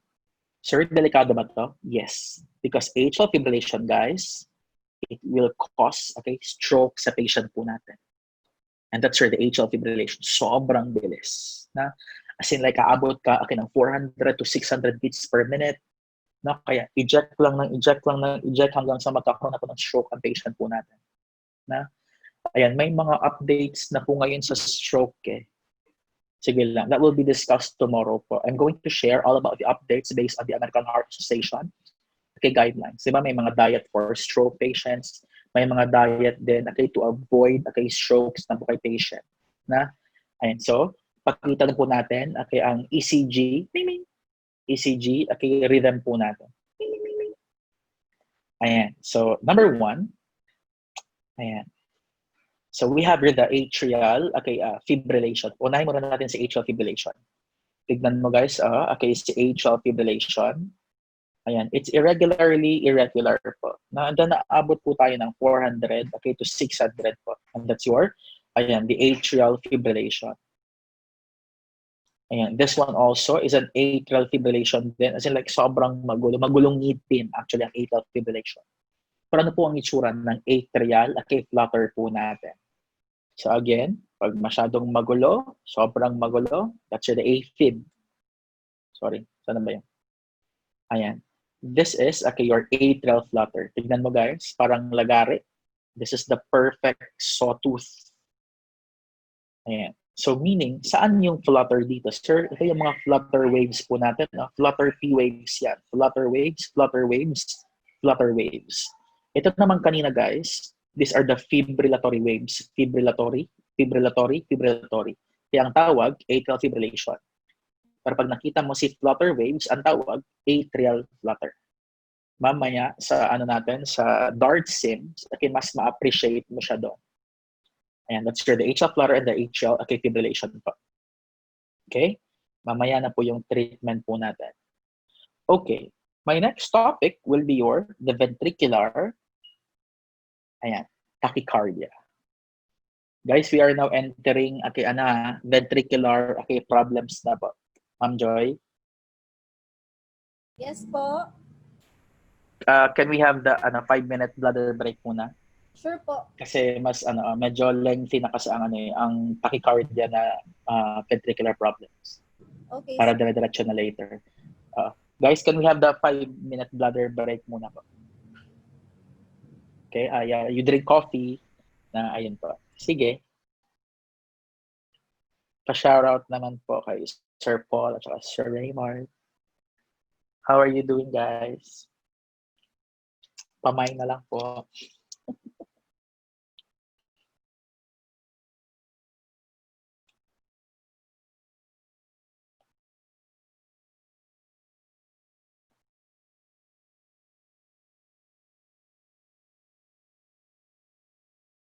Si Sir RK. Sir RK, seaman ka, sir?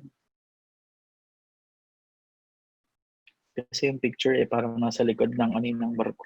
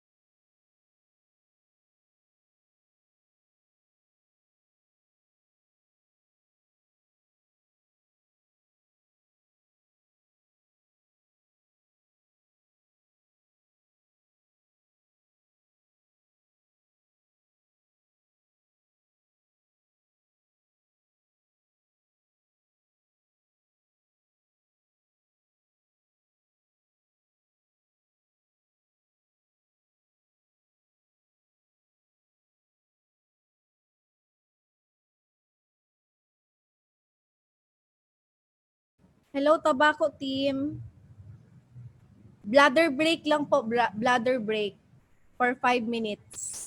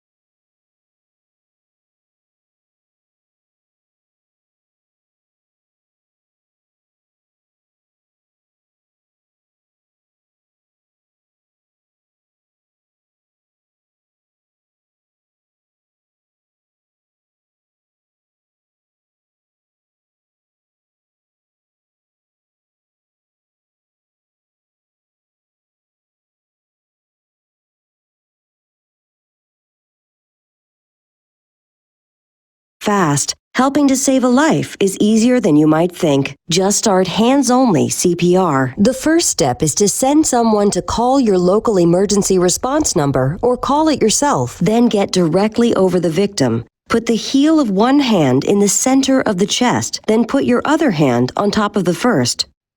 Then push hard and fast in the center of the chest until help arrives. It's important to push at a rate of at least 100 beats per minute, which is about the same tempo as the song Stayin' Alive. Let's hope you never have to use hands-only CPR. But if you see a teen or adult suddenly collapse, don't be afraid to try it. Remember, call your local emergency number, then push hard and fast in the center of the chest until help arrives. Your actions can help save a life. To learn more, visit www.international.heart.org.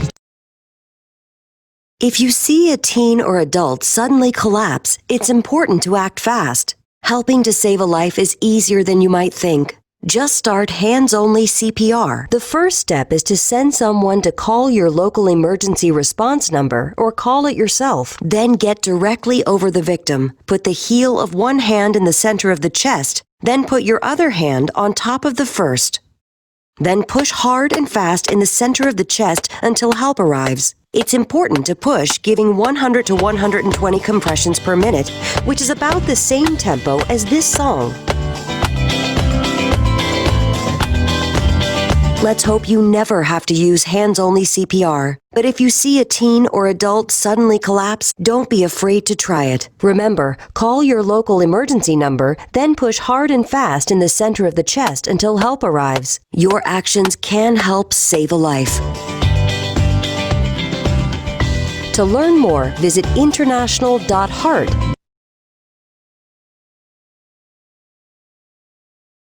That's why we've created the new Heart Saver CPR.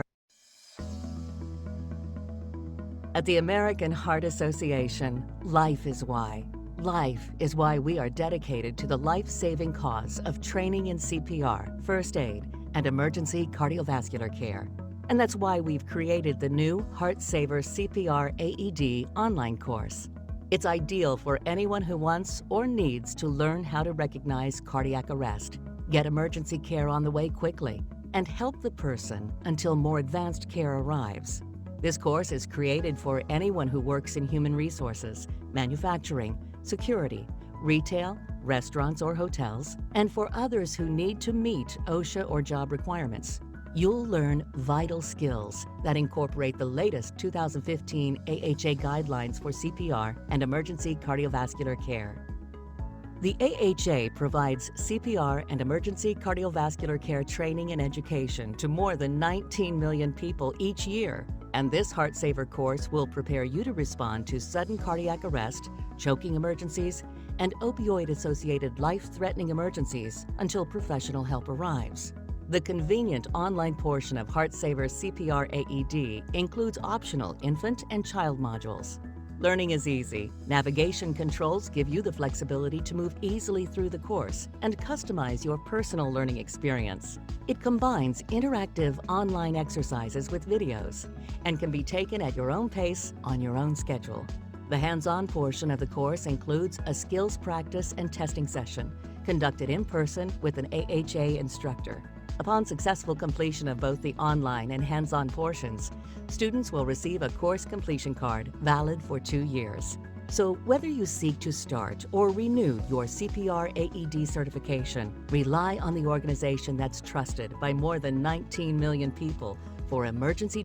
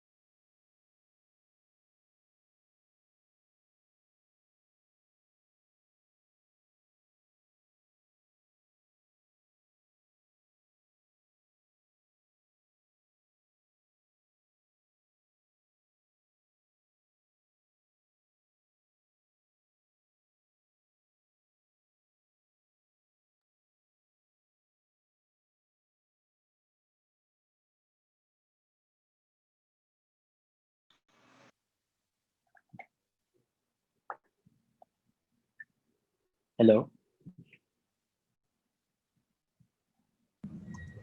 Hi, madam. Ay, madam. Okay na tayo? Yes po. Okay.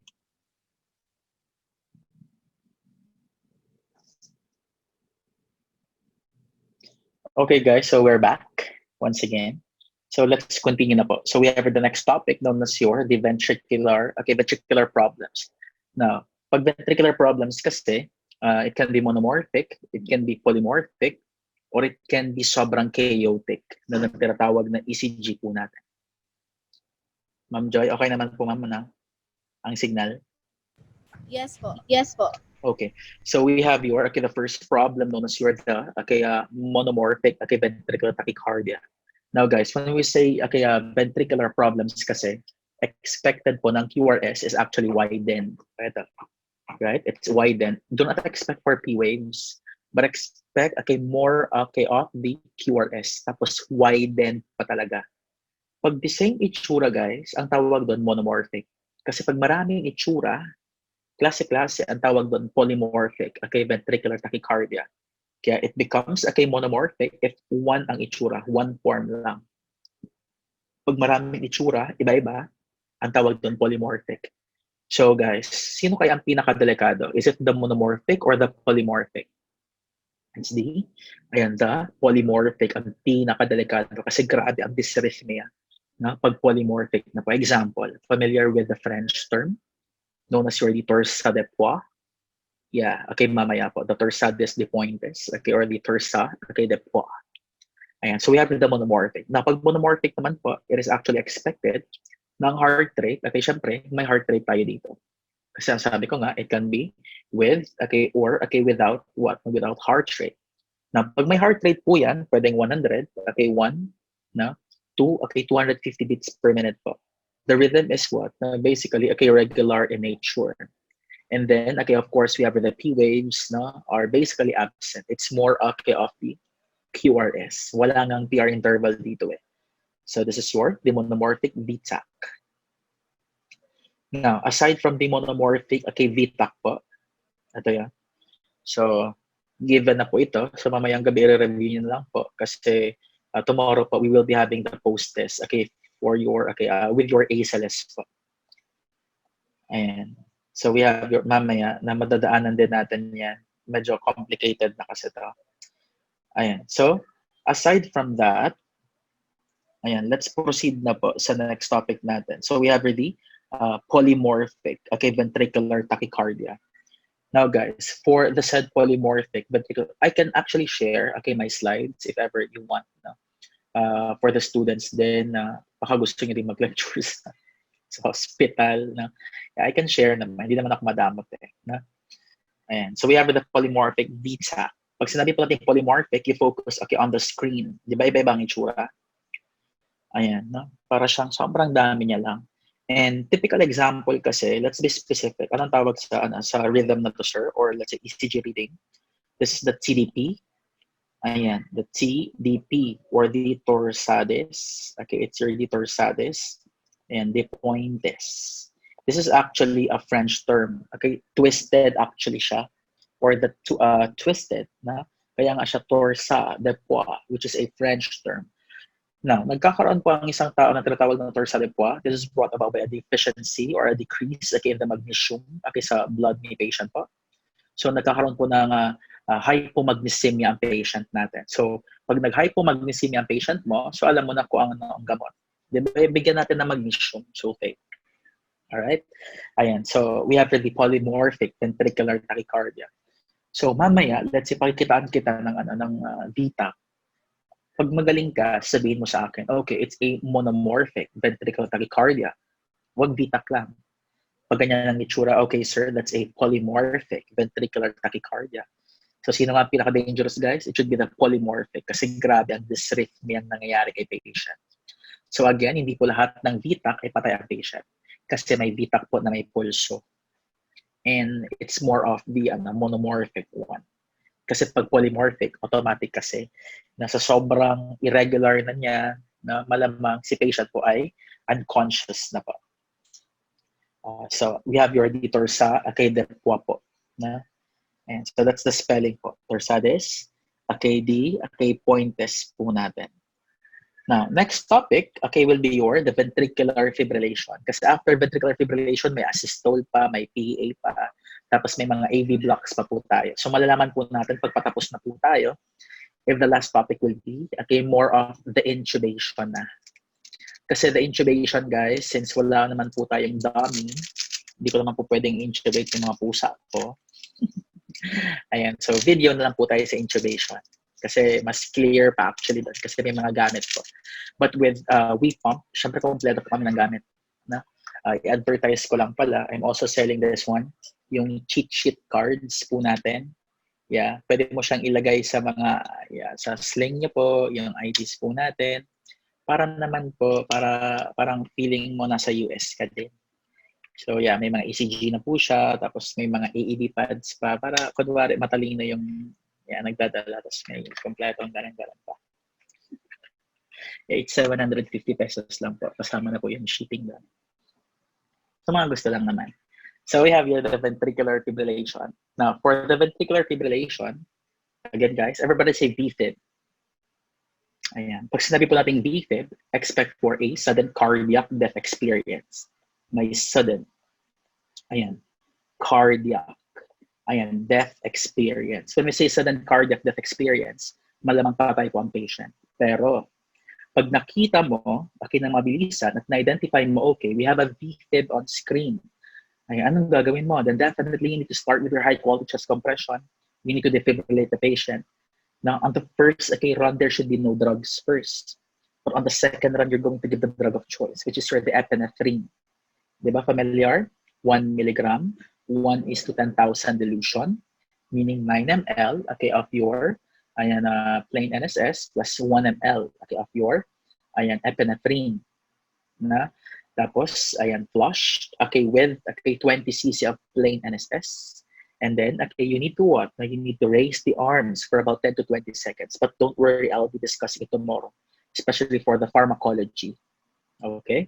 Ayan. So, pag sinabi po natin VFib ang patient natin, guys, pag sinabi mong indeterminate, cannot be determined, meaning, wala pong heart rate ang patient natin. Or nahihirapan kasi sobrang bilis. Kasi diba normally, ganito dapat ang puso. Diba? Labdab, labdab, right? Pag nag-VFib na po yan, gumagano na siya. So, it can't pump na po. So, yeah, it's indeterminate na. I've witnessed a video po of na dissected na heart po, na open chest cavity, tapos nag-VFib ang patient during the operation. It's really amazing. Sige lang, i-try ko lang po siyang hanapin. Hanapin ko ulit. Kasi parang basta uso yun. Actually, kumalat yun sa Facebook talaga. So we have the rhythm. The rhythm actually is stroke na ba yan? The rhythm is actually chaotic. It's chaotic in nature. Now, the P waves, wala pong P waves na QRS. Ayan, it's what cannot be recognized. Ayan, kasi it's really chaotic na siya. Sobrang parang uod na siya. Parang worm-like na. Pag masyadong magulo, then expect for magugulo din ang duty natin. Ang tawag doon ng VFib na si patient. Are you aware that when we say ventricular fibrillation, dalawa po ang VFib eh. Sorry. We have the course. Pag sinabi po nating course, hindi po yung banda, but rather the course VFib, it's actually mga malalaki, the bigger ones. Pero pag sinabi mong fine ventricular fibrillation, maliliit. Now guys, ganito, here's the catch. Some, sa hospital po, are having a hard time in determining, sir, is it asystole ba? Is it really an asystole? Ayan, siya ba pag asystole, na wala pong defibrillation. Pero, ang totoong storya pala nun, hindi nag-asystole ang patient, nag-fine ventricular fibrillation pala. Kasi hindi nag-zoom eh. Dapat you need to zoom kasi just to make sure if that's really asystole or baka nag-fine ventricular fibrillation ang patient. Kaya you need to be extra careful. Na, sabihin mo, asystole. Tapos pag-check ng doktor, shit, fine ventricular fibrillation pala. Tapos sabi-sabi ka ng asystole.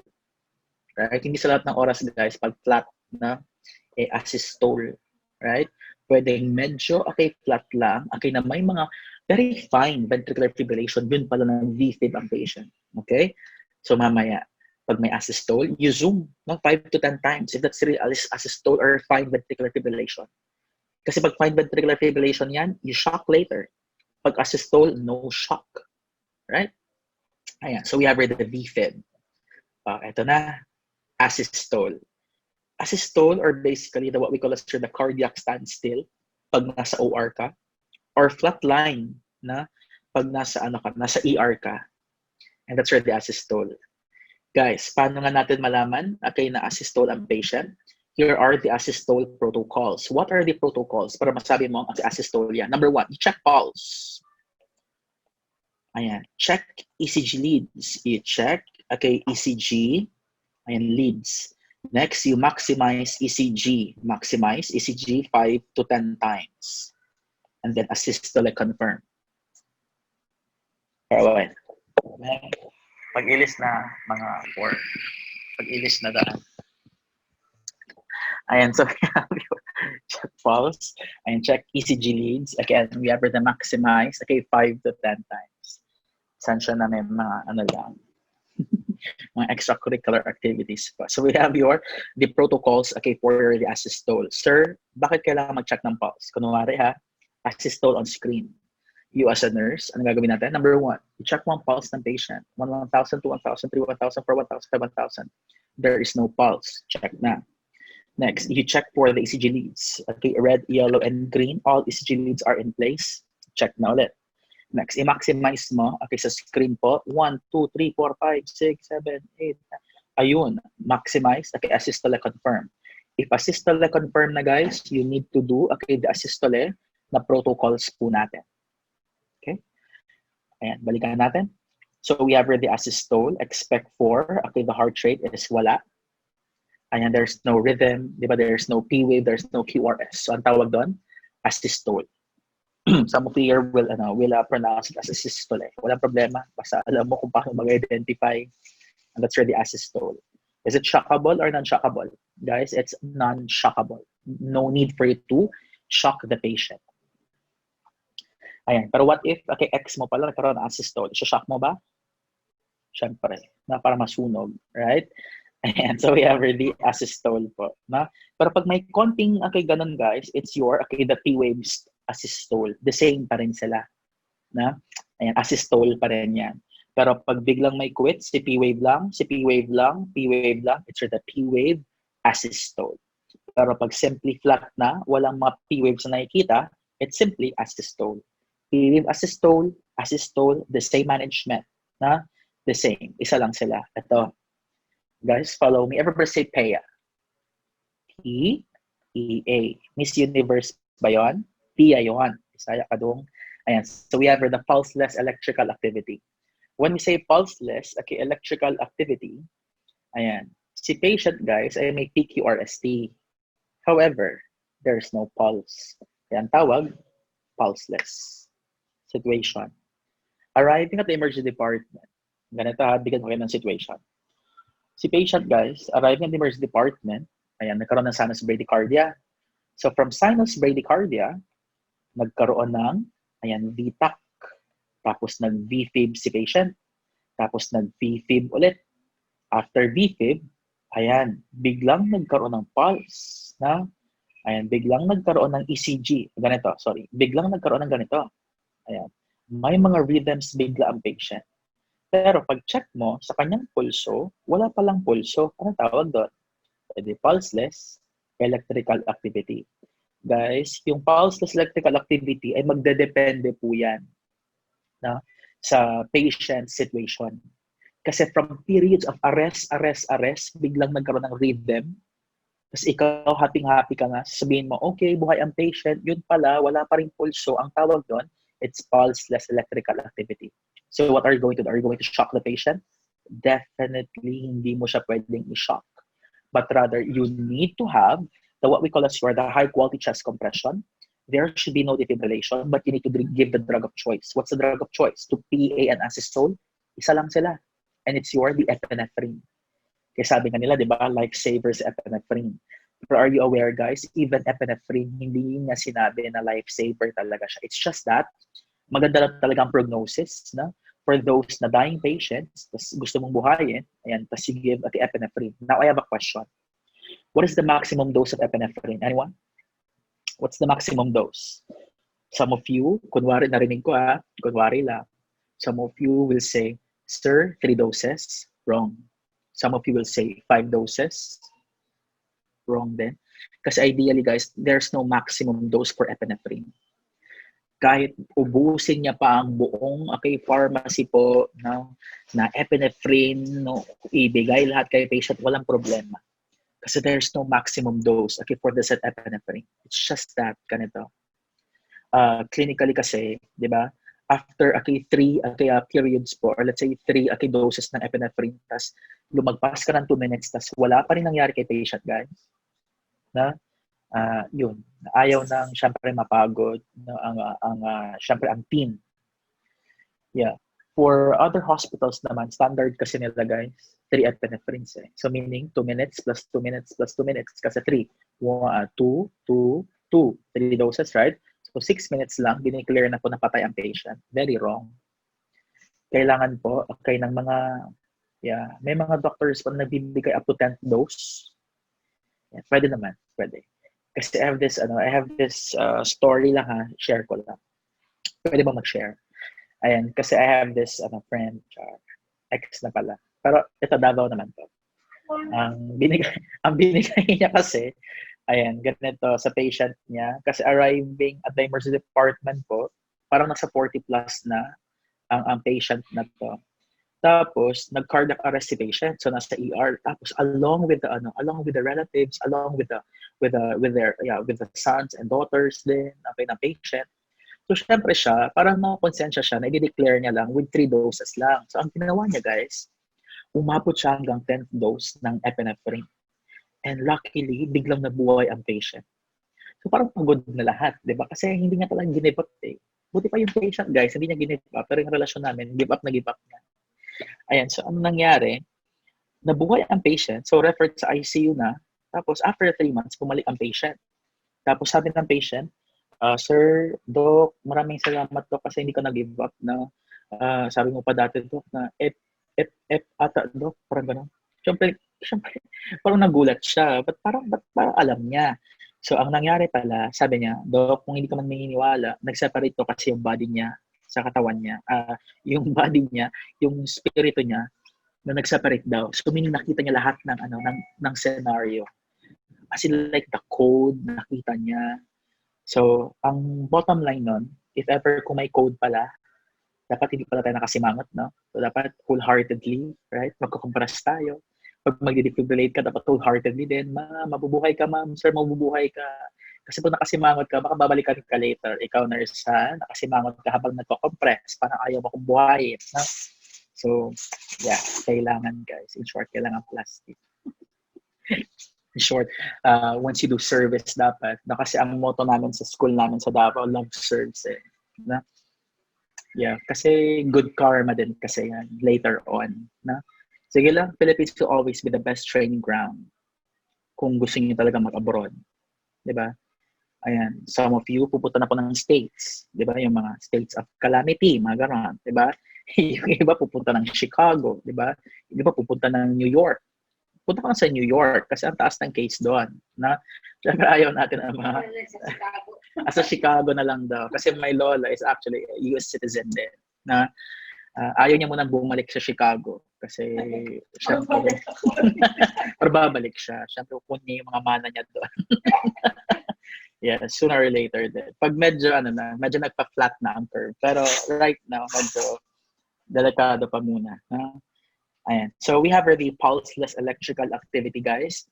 Ayan. Sir, pag sinabing pulseless electrical activity, ano kaya yung mga possible reasons kung bakit may PA ablation?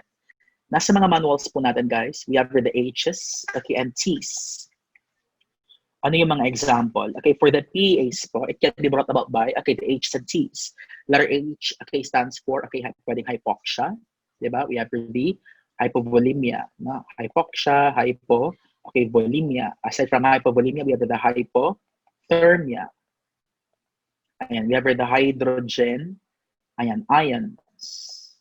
Aside from hydrogen ions, we have the hyper and hypokalemia. Hyper, and then we have the hypokalemia. Guys, are you familiar with the potassium inside your body? Di ba ang purpose nun? Pag nagkaroon ka na, the purpose of having your potassium within your body po, it's for the muscular contractility. So pagbaba po yung potassium sa tinatawag na katawan mo, so what happens to your heart rate? Siyempre, babagal siya.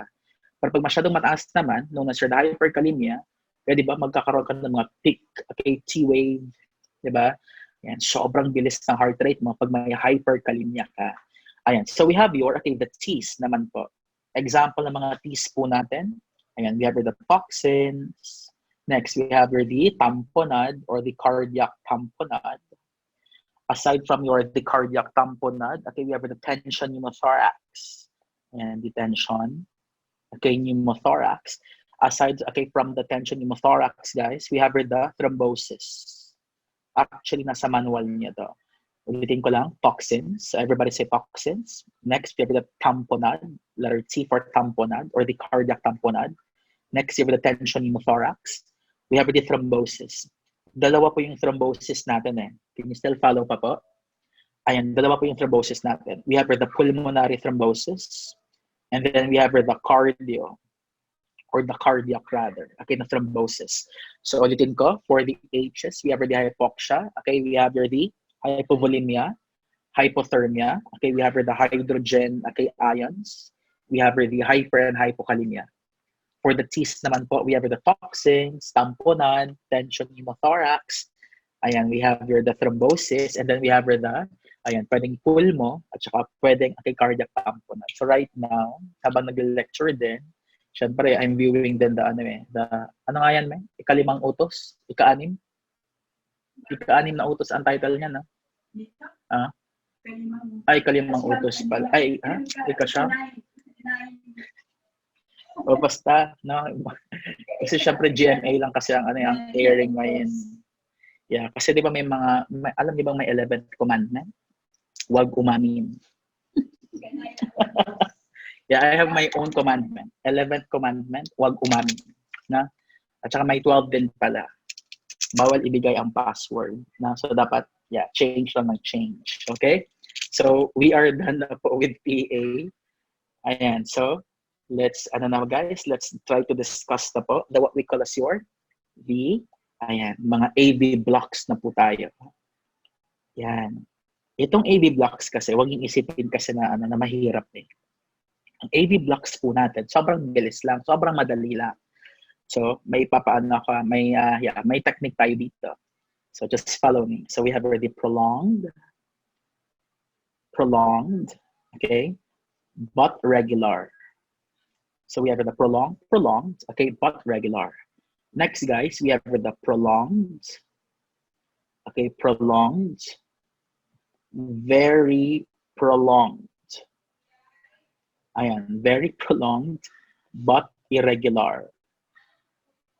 Or, that only means, if the P wave is blocked, na-block daw ang P wave mo, Q or S is dropped.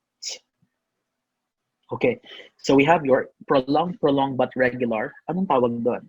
Next, we have the prolonged, very prolonged but irregular. Guys, yung regular guys, at irregular rhythm, na I am referring to rhythm. Or simply that the P wave is blocked, the QRS is dropped. Sige nga, sabay tayo. Prolonged, but regular. Ulit. Prolonged, but regular. Next, we have the prolonged, ayan, very prolonged, but irregular. Kayo nga ulit, start. Prolonged, but regular. Ano yung isa? Prolonged, very prolonged, but irregular. Meron pa. Ayan. Next, we have your, more P's. Ang dami daw P's. Rather than QRS. Sige nga, ulitin natin. More P's rather than QRS. Ayan. And lastly po, we have the notch QRS. Ayan, the notch. Ayan, QRS. Sige po, from the top. Prolonged, but, regular. Next, we have the prolonged, very prolonged, but irregular. Next, we have the more P's rather than having QRS. And next, we have here the notch QRS. Now, very good. Na, you got it right. So, ganito. Let's try to answer. Sir, pag sinabi po natin prolong, okay, but regular, this is the what we call a, sir, what? AV, okay, block. Anong AV block yan? It's the first degree. And this is the first, okay, degree AV block po. Next, meaning to say, pag first degree AV block, it's prolong, okay, PR, prolong, PR, okay, but regular, ang rhythm, it's first degree. Next, we have the prolong, okay, and very prolonged, but irregular, ang tawag doon, it's the second degree. Ayan, second degree, ayan, Mobitz 1. This is your Mobitz, ayan, 1 po. Ayan, or simply, if the P wave is blocked, okay, the QRS is dropped. That's the second degree Mobitz 1. Now, pag sinabi naman po natin more P's rather than having QRS, this is what we call as the Mobitz, okay, 2. Or second degree pa rin yan, guys. It's the second degree, okay, AV block. Ayan, Mobitz, okay, 2 po. Or, masyadong maraming P. Pero sir, kamusta naman po? Okay, ang tinatawag na, ayan, no, QRS po natin. May video pa ba ako? Ma'am Joy? May video pa ba ako, ma'am? Guys, may video pa ba? Ayan, sige po. So we have okay, Mobitz 2, and that's the second degree Mobitz 2. Now, next po, we have the notch QRS. Guys, when we say notch QRS, ayan, this is for, okay, the third degree. Ayan, ito na yung third degree AV block po natin, known as the complete heart block. When we say complete heart block, it's the CHB. Ulitin ko lang ha. Pag sinabi po natin CHB, known as the complete, okay, heart block. Now, ano ang itsura, okay, ng mga AV blocks po natin? But wait. Before ko ipapakita ang mga AV blocks po, ipapakita ko muna mga atrial problems natin, ang mga ventricular problems po natin para hindi tayo ma-overwhelm. Okay? Ayan. Sige po. So, inaan ko lang ha, para hindi po masira yung mga eardrums po natin.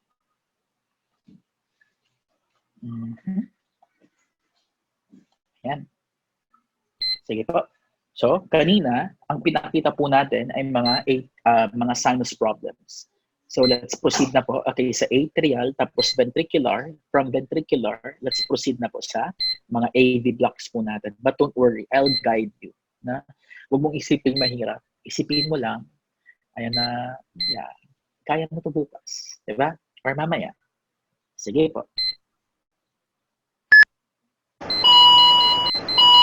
Guys, you focus, okay, on the said heart rate. The heart rate is above 150. So malamang it's an atrial problem. Tama? Now, aside from, okay, the 150, yes po. Pahinaan pa.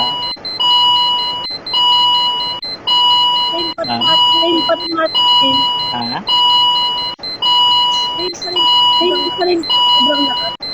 Oh, ito na yung ayan. Siguro madam. Ha? I-mute muna po yan. Sige, yan na lang. Ito, pwede na to? Okay. So, ayan po guys. So, we have the heart rate of 476. Diba? Take a look po sa kanyang P-wave. So, given na po na ang heart rate niya is above 150. So, may idea ka na, okay, it's an atrial problem. No? Pero, kailangan ng support pa rin. The rhythm is regular. Diba? The same ang distance ng P is to P and R is to R. However, guys, tignan nyo ang P-wave mo. Nasaan ang P-wave mo? Diba, you're not sure if that's P-wave or T-wave. So, that's the clue. Tignan natin. Ito, this is the sinus, okay, tachycardia. Kasi clear and upright ang P-wave. Ito guys, ano to? Ang kabaliktaran, okay, ni what? No? In a much severe form ng sinus tachycardia mo, which is the atrial tachycardia, or the SVT, or the supraventricular tachycardia, or commonly known as the narrow complex tachycardia. Okay? Now, next problem. Change ko lang ang kanyang heart rate kasi dapat 390 dapat niya. Ayan. Tignan nyo guys. The heart rate is above 150. So malamang atrial problem to. Ay sir, masyado siyang magulong ngipin. So ano na yung clue eh. Masyadong magulong ngipin. Tapos all I can see are what, no? Fibrillatory waves. Ano tawag doon? Atrial fibrillation. Guys, pag nagkagano na po ang patient, atrial fibrillation, expect for ano nga yung complication? Letter S, stroke kay patient. Next. This is the much, okay, what? The much more regular rather. No? This is more regular. So ang tawag natin dito, this is the perfect sawtooth. But wait, yung 272 ko yan. So this is the 272 heart rate, guys. Tapos I can see flutter waves. So if you can see flutter waves, ano kaya yung clue natin? This is what we call as the atrial flutter. Okay? Ayan, let's try to review po na yung mga atrial at saka mga sinus problem po natin. Dahan-dahanin natin na, ayan, ang isasagot niya lang, sinus or the atrial problems lang muna. Sige po.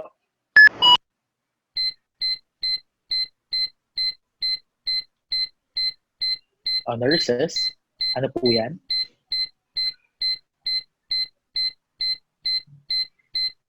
Sinus, tachycardia. Very good.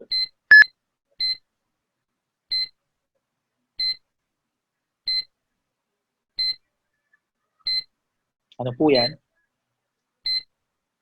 Normal sinus rhythm.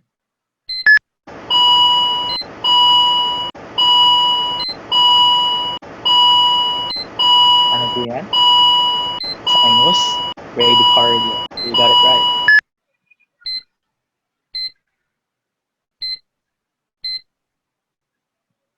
Guys, ano po yan? Sinus arrhythmia. Very good. Ayan na. Take note of the heart rate of the patient.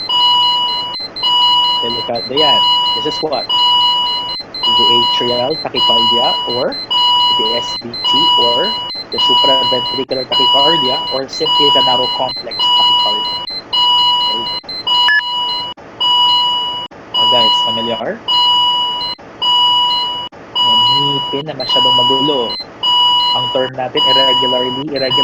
Very good. Answer the, di ba may mga fibrillatory waves tayo? Atrial fibrillation. Next.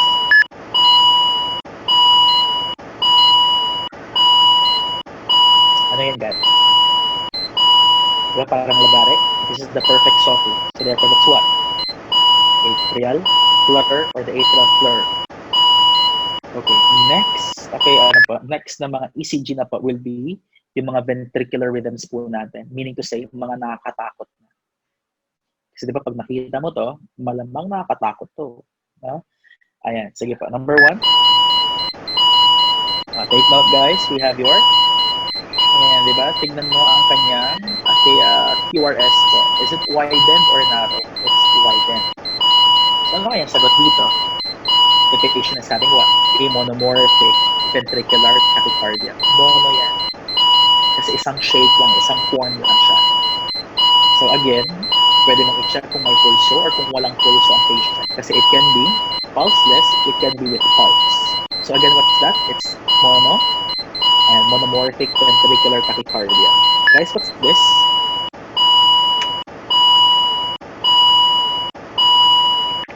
Anyone? What's this? Yung sabi kong sudden cardiac death experience. This is what? This is the ventricular fibrillation. Very good. Na? Ayan. Next. Ano kaya ito, sir? Ano kaya yan? So, walang heart rate ang patient mo. Pero sir, familiar siya. This is an example of a polymorphic ventricular tachycardia. If that's an example of a polymorphic ventricular tachycardia, guys, then actually this is what? This is what we call as your ayan.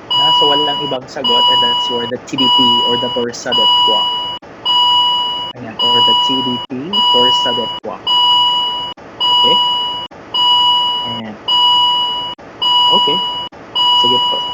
So let's proceed na po.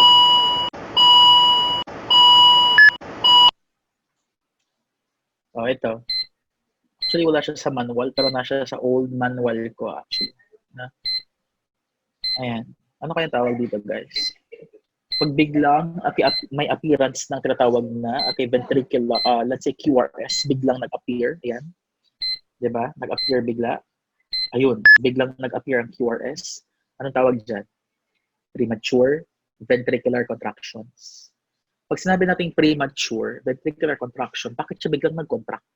Na dapat kasi, ayan, di ba? After PQR, biglang may another QRS na naman, biglang nag-contract na naman si ventricles po natin. Di ba? As we all know, QRS that represents ventricular contraction or ventricular depolarization. Pero bakit?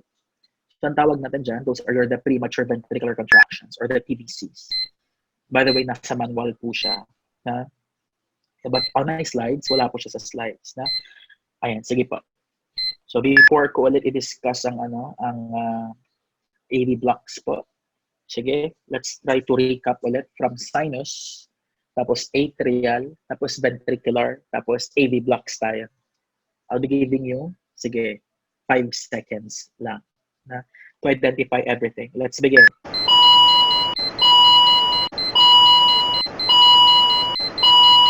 What's this?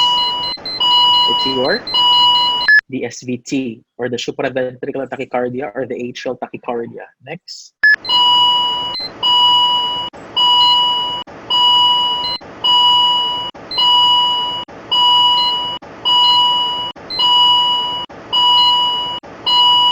Okay, time's up. That's what?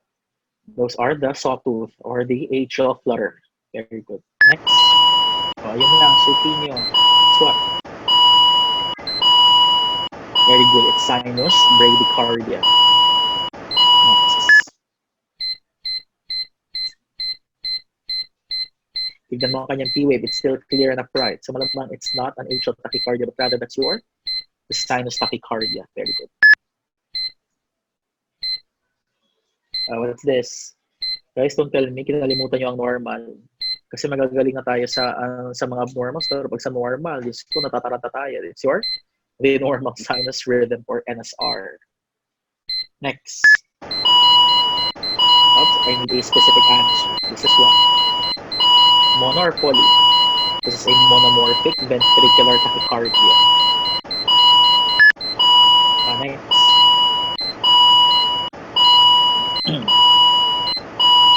Ngipin na masyadong magulo. This is what? Atrial fibrillation.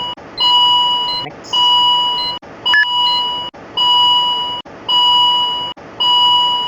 This is what? That's your what? The sudden cardiac death experience. This is the ventricular fibrillation. Very good. Ito. Huwag niyong kalimutan. Yeah, that's your asystole. So again guys, what are the protocols ng asystole? Ano nga yung tatlo? Check for pulse. Ano pa? Check for ECG leads. Ano pa? And then you maximize ECG 5 to 10 times para ma-confirm po natin kung asystole ba talaga.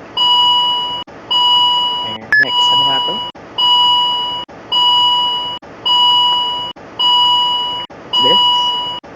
And the twisted, this is brought about by hypomagnesemia, na in-explain ko na kanina. This is the what? The dorsal poids, or the TDP. Okay? Ayan, ano nga to? Biglang, nagkaroon ng boom. Ayan, may roller coaster, biglang nagkaroon ng QRS. Ano nga yan? The premature ventricular contractions. Usually treated by doctors with lidocaine or any antidysrhythmic na mga drugs po.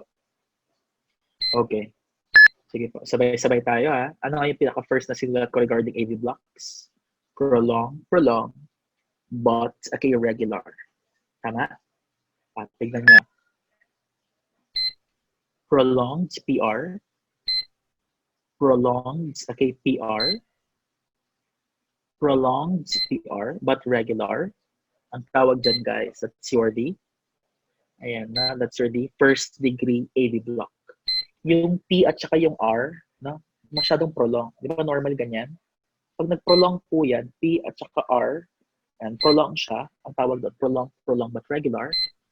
This is what we call the first degree AV block. Next. Ayan. Dito po na-apply yung, sabi ko, prolong, very prolonged, but irregular. This is what we call the second degree AV block Mobitz 1. Now, paano mo nasabi, sir? Tignan po natin, ha? Ayan. Ayan, stop. Ayan, for a while. Ito, boom. Tignan niya, ha? Prolong, very prolonged, but irregular, or nakita niyo yung na walang QRS. Ayan. Ito. Di ba nawalan siya ng QRS? Okay, on this side. Ito. Mamaya. So, sige. Papakita ko mamaya. Basta pansinin niyo lang. Pag nawalan ka ng isang QRS, guys, ang isang QRS lang, ha, ang tawag doon, Mobitz 1. Okay, second degree Mobitz 1. Pero pag more than 2 na QRS ang mawawala sa'yo, well, it's the other way around, which is the Mobitz 2 na po yan. Gets ba? Ayan, so again, pag prolong, okay, but regular, it's first degree. Pero pag prolong, very prolonged, but irregular na siya, tawag doon second degree. Kasi nawalan ka lang ng isang QRS. Tawag doon, pag 1 nawala, Mobitz 1. Pero pag more than 2 na po, ito na. Tingnan mo, ha? Ayan. Sir, bakit puro piece na lang siya? Nasaan ang QRS? Pag more piece rather than having QRS, it's the what? No, more than 2 na po ang nawawalang QRS. So pag more than 2 sounds like second degree Mobitz 2. Pero pag isang QRS lang, it's second degree Mobitz 1. Pag more than 2, it's the Mobitz 2. And lastly po, ayan. Guys, tignan nyo ang QRS. Parang biglang may isang notch pa. Ayan. Anong itsura ng notch na sir? Ayan. Di ba parang biglang gumanon na si QRS po? Parang biglang may isang notch pa. Biglang nag-arc bigla. It's the notch QRS. So pag may notch QRS ka, walang ibang sagot. It's the third degree AV block po. Or known as the complete heart block. By the way, I have my slides also. Ayan. Para lang kasi pag moving kasi, mas na-appreciate po natin. AV blocks tayo, ha? Ayan. So we have the first degree AV block. Ano bang nangyayari dito, sir? Ayan. Ang delays lang po, ay nangyayari sa sa T-wave po natin. Kaya tingnan mo, ayan, prolonged. Pero walang problema kasi it's regular naman kasi. No? Regular naman siya. Ayan, kaso nga lang kasi, ayan, ang problema mo dito is the heart rate of the patient. Siyempre, lahat ng block, delikado talaga. No? Nakakatakot yun. Tignan mo si first degree AV block. Ito, mas clear na to, guys. So, a first degree AV block kasi, the underlying, depende ang heart rate ni patient, depende po yan, pero most likely, below, 60 na po yan, or below 40 na po ang heart rate ni patient. Ayan, tignan nyo, prolonged PR, prolonged, pero the same distance pa rin, ang tawag doon, prolonged, but regular, first degree. Kaya nga, di ba, ang technique natin, prolonged, first degree AV block. Kasi puro prolonged lang siya, but it's regular. Next, second degree, ayan, AV block. Pag second degree na po, ayan, syempre, yung sabi ko kanina na, if the P wave is blocked, the QRS is dropped. So, na-block ang P wave mo, mawawalan ka ng isang QRS. So, anong nangyari? Tignan mo, ha? Prolonged, very prolonged. Tapos, the P wave is blocked. Nasaan ang QRS mo? Tama? So, prolonged, very prolonged, or simply, if the P wave is blocked, wala ka ng QRS. Anong sabi ko? Pag isang QRS lang, Mobitz 1 lang. Ayan, or the type 1. Na? And type 1, second degree. Mobitz 1. Ayan, ito. Mas severe form, pero may mas severe pa. So if this is the severe form, which is for the second degree, okay, Mobitz 2. Ayan, ang nangyayari guys. Ayan, it's more of P's, di ba? Ang daming P, ang daming P. Nasaan ang first QRS? Nasaan ang second QRS? So pag more than 2, type 2. Okay? Next. Ayan. Eto na po. We have the third degree AV block, guys. Now, for the third degree, okay, AV block. Saan ba yung ano ko? Ayan. This is for the third degree AV block. Ayan. Basta yung may notch na. Ayan. Kasi sa third degree AV block, ito na yung complete heart block eh. Yung sabi ko na biglang ganon. Ayan. Na, biglang may something na notch QRS. Yung pinakita ko kanina, guys. Ayan, yung notch QRS natin. QRS tapos may isa pang ganon. And that's the pathognomonic sign na your patient is actually having what we call the surgery complete heart block, okay, or the third degree AV block po. Alright. Sige. Isang round pa po ng recap pa tayo para at least mas maging familiar na. So, ang gagawin niyo po ngayon, guys, try niyo yung picturean sa mga screen niyo po. Or try to screen cap na tapos para later try nyo i-review din kung anong pinapakita po natin. Alright? Let's begin. What's this? I'll be giving you 3 seconds now. Let's try na para mas mabilis yung ano natin, yung catch-up natin. Okay, that's your sinus bradycardia.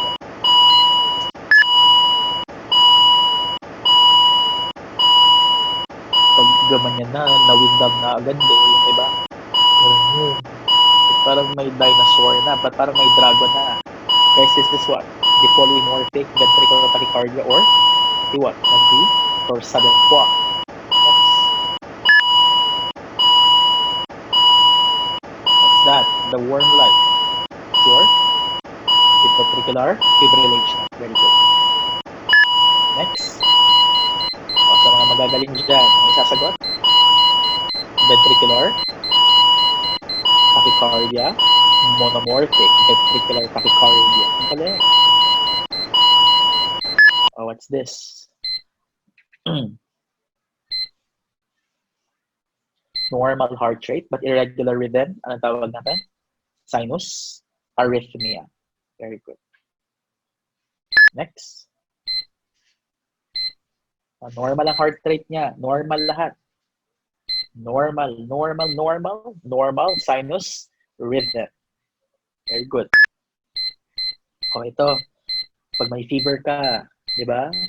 Pag hypovolemic ka, or may fluid loss ka, so that's your sinus tachycardia. Very good. Next. O gamitin mo na. Prolong, very prolonged, or the P wave is blocked, the QRS is dropped. It's your the second degree AV block Mobitz. Isang QRS lang nawala. Mobitz 1. Next. O, tignan mo si PR. Prolonged, but regular. It's your very good. It's your the first degree AV block. Next. Ayan, ang daming P's, more P's rather than having QRS, guys. So that's what? That's what? Yeah, na sobrang sa dalawa, na walang QRS. So it's your, yeah, it's the, and second degree Mobitz 2. Next po. Ayan, meron tayong notch QRS. So that's what? Ayan, that's the third degree AV block or the complete heart block. So ito, what's this? Ayan, may nakikita ka ba? The same lang siya sa saw or lagare. This is the perfect saw too. So this is what? Ayan, that's your the atrial flutter or the atrial flutter. Next. Ayan, sir, this is irregular. Sobrang gulo. So Huwag masyadong magulo na guys. This is what?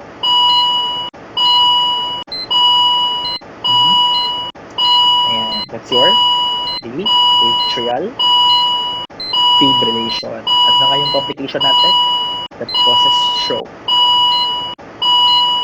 Ayan, next. So, ano to?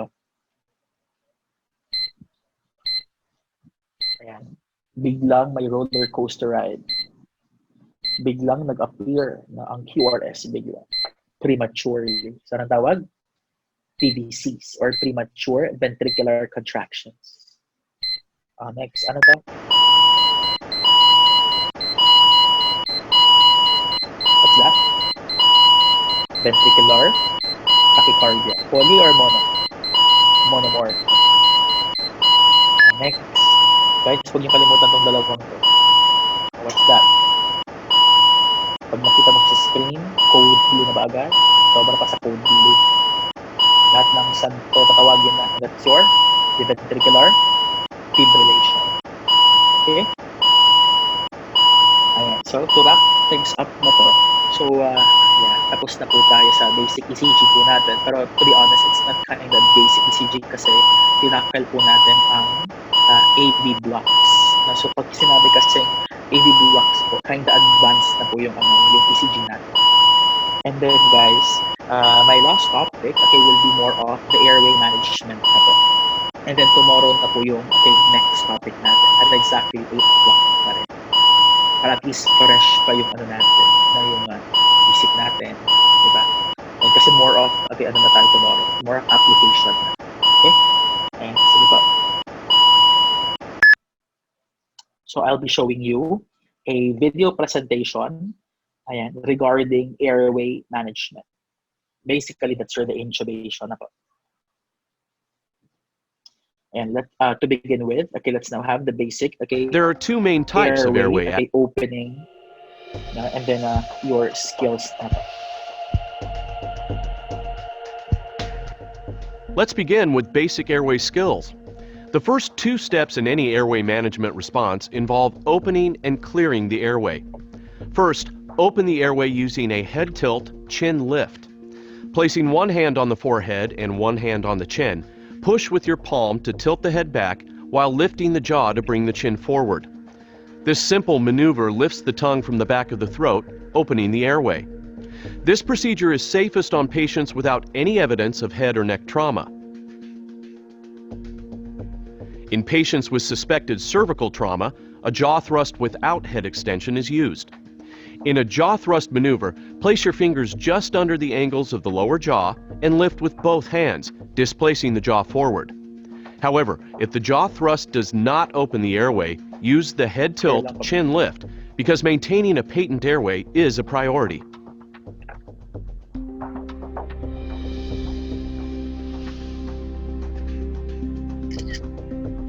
The second step is to clear the airway.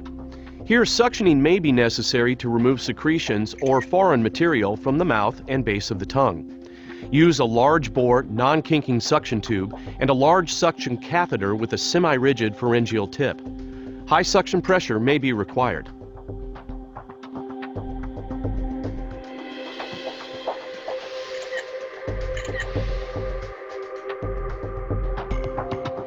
Once the airway is open and clear, you may consider an airway adjunct to maintain patency. There are two main types of airway adjuncts, the oropharyngeal airway, or OPA, and the nasopharyngeal airway, or NPA. OPAs are commonly used for patients who are unconscious and have no gag reflex. NPAs may be used for conscious or semi-conscious patients who still have a gag reflex.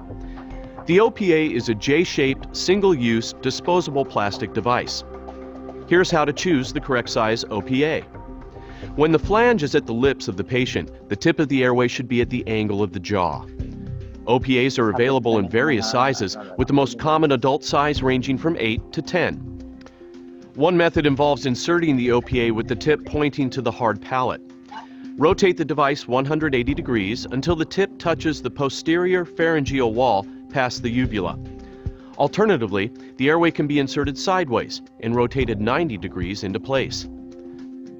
Once properly inserted, the OPA holds the tongue away from the posterior wall of the pharynx.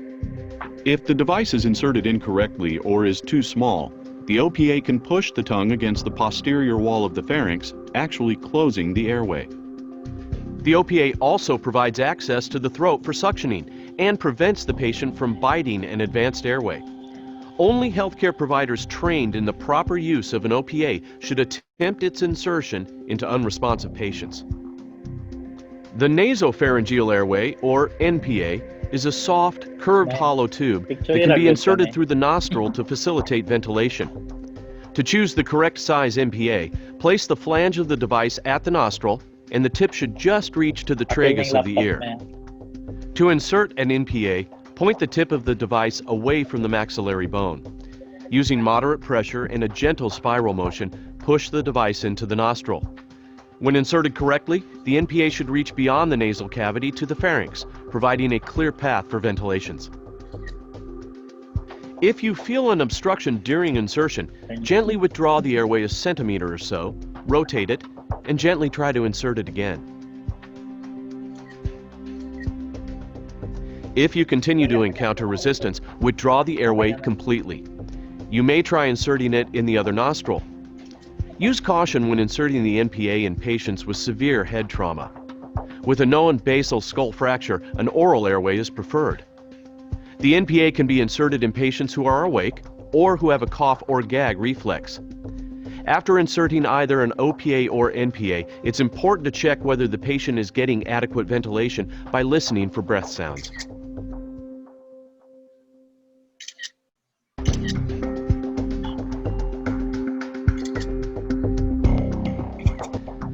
The endotracheal tube was once considered the optimal method of managing the airway during cardiac arrest. However, intubation attempts by unskilled providers or providers who use it infrequently can produce serious complications, such as trauma to the oropharynx, incorrect placement in the esophagus or right main bronchus, and prolonged interruptions in compressions and ventilations. During CPR, providers should minimize how often and how long they interrupt chest compressions. Healthcare providers must carefully orchestrate intubation attempts to limit the interruption of compressions only long enough to visualize the vocal cords and insert the tube.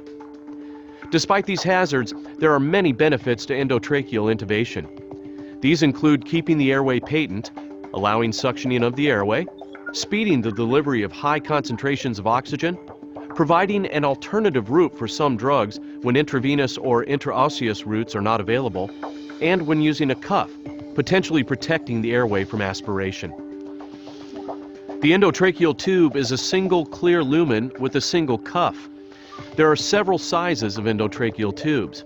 Providers typically use a tube with an 8 mm internal diameter for adult males. Adult females typically require a tube with a 7 mm internal diameter. Before attempting placement, verify that the cuff will hold air.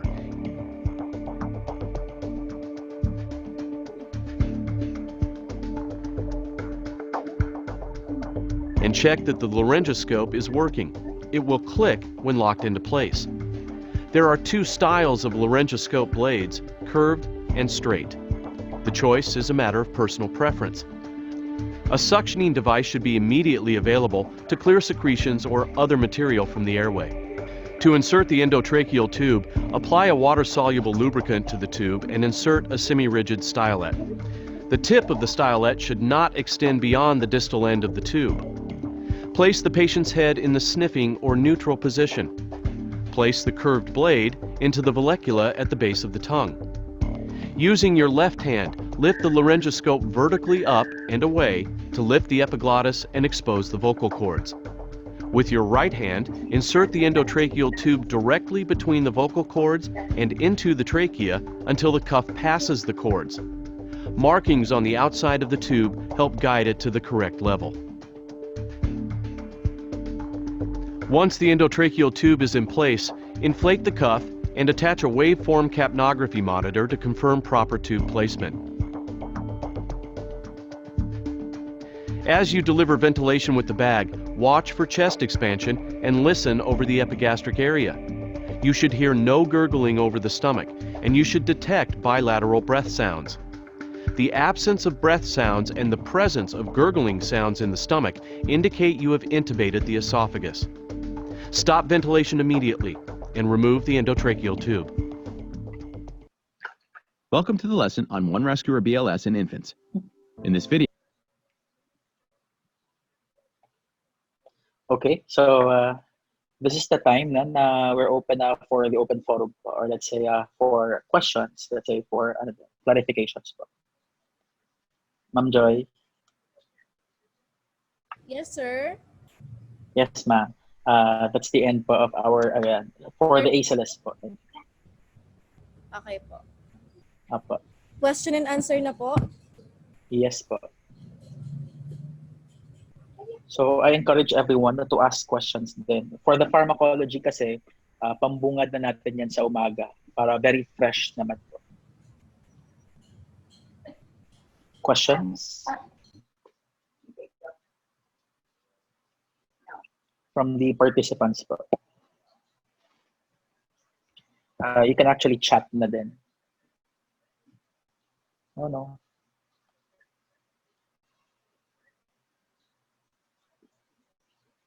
Sir RK. Sir, nawawala yung video mo, sir.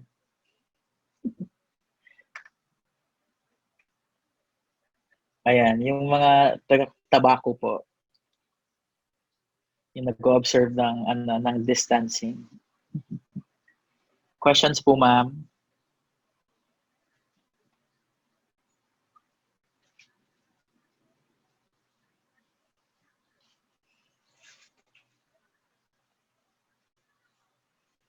Tabako po. Parang may bata ata na sa likod. Charot lang. Biglang tinakot. Parang may bata ata, guys.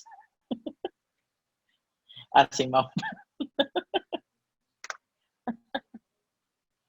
Biglang nanakot kasi medyo spooky kasi yung ano nyo, yung door sa likod. Parang may may dilim-dilim. Ba't ang dami yung box dyan, guys? Dyan ba tinago yung mga mask? Ano ba yung mga sardinas pa yan?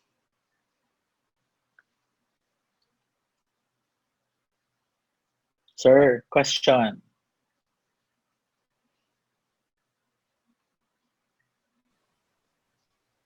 May question po ba? Ma'am Joy? Wala pa pong question, sir. Ayun, nagsalita na sila, sir, sa tabako. Ay, ba't lang nawala? Okay, ganito.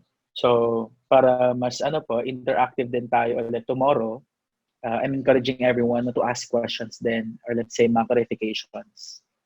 Kasi once na nag-meet na po tayo for the return demonstration, hindi ko na po ulitin yung iba kasi dire-diretso na po yan. And then, mamayang gabi, basahin niyo ulit yung ECG pharmacology po natin. Sila Ma'am Divina, are you online pa po ba? Sila Sir RK, online pa po ba? Wala yung mga videos nila. Sir RK,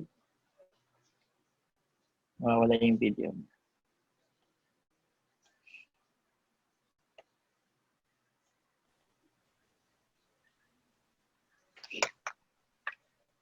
Si Sir, yung taga-tabako, Sir, okay naman, Sir.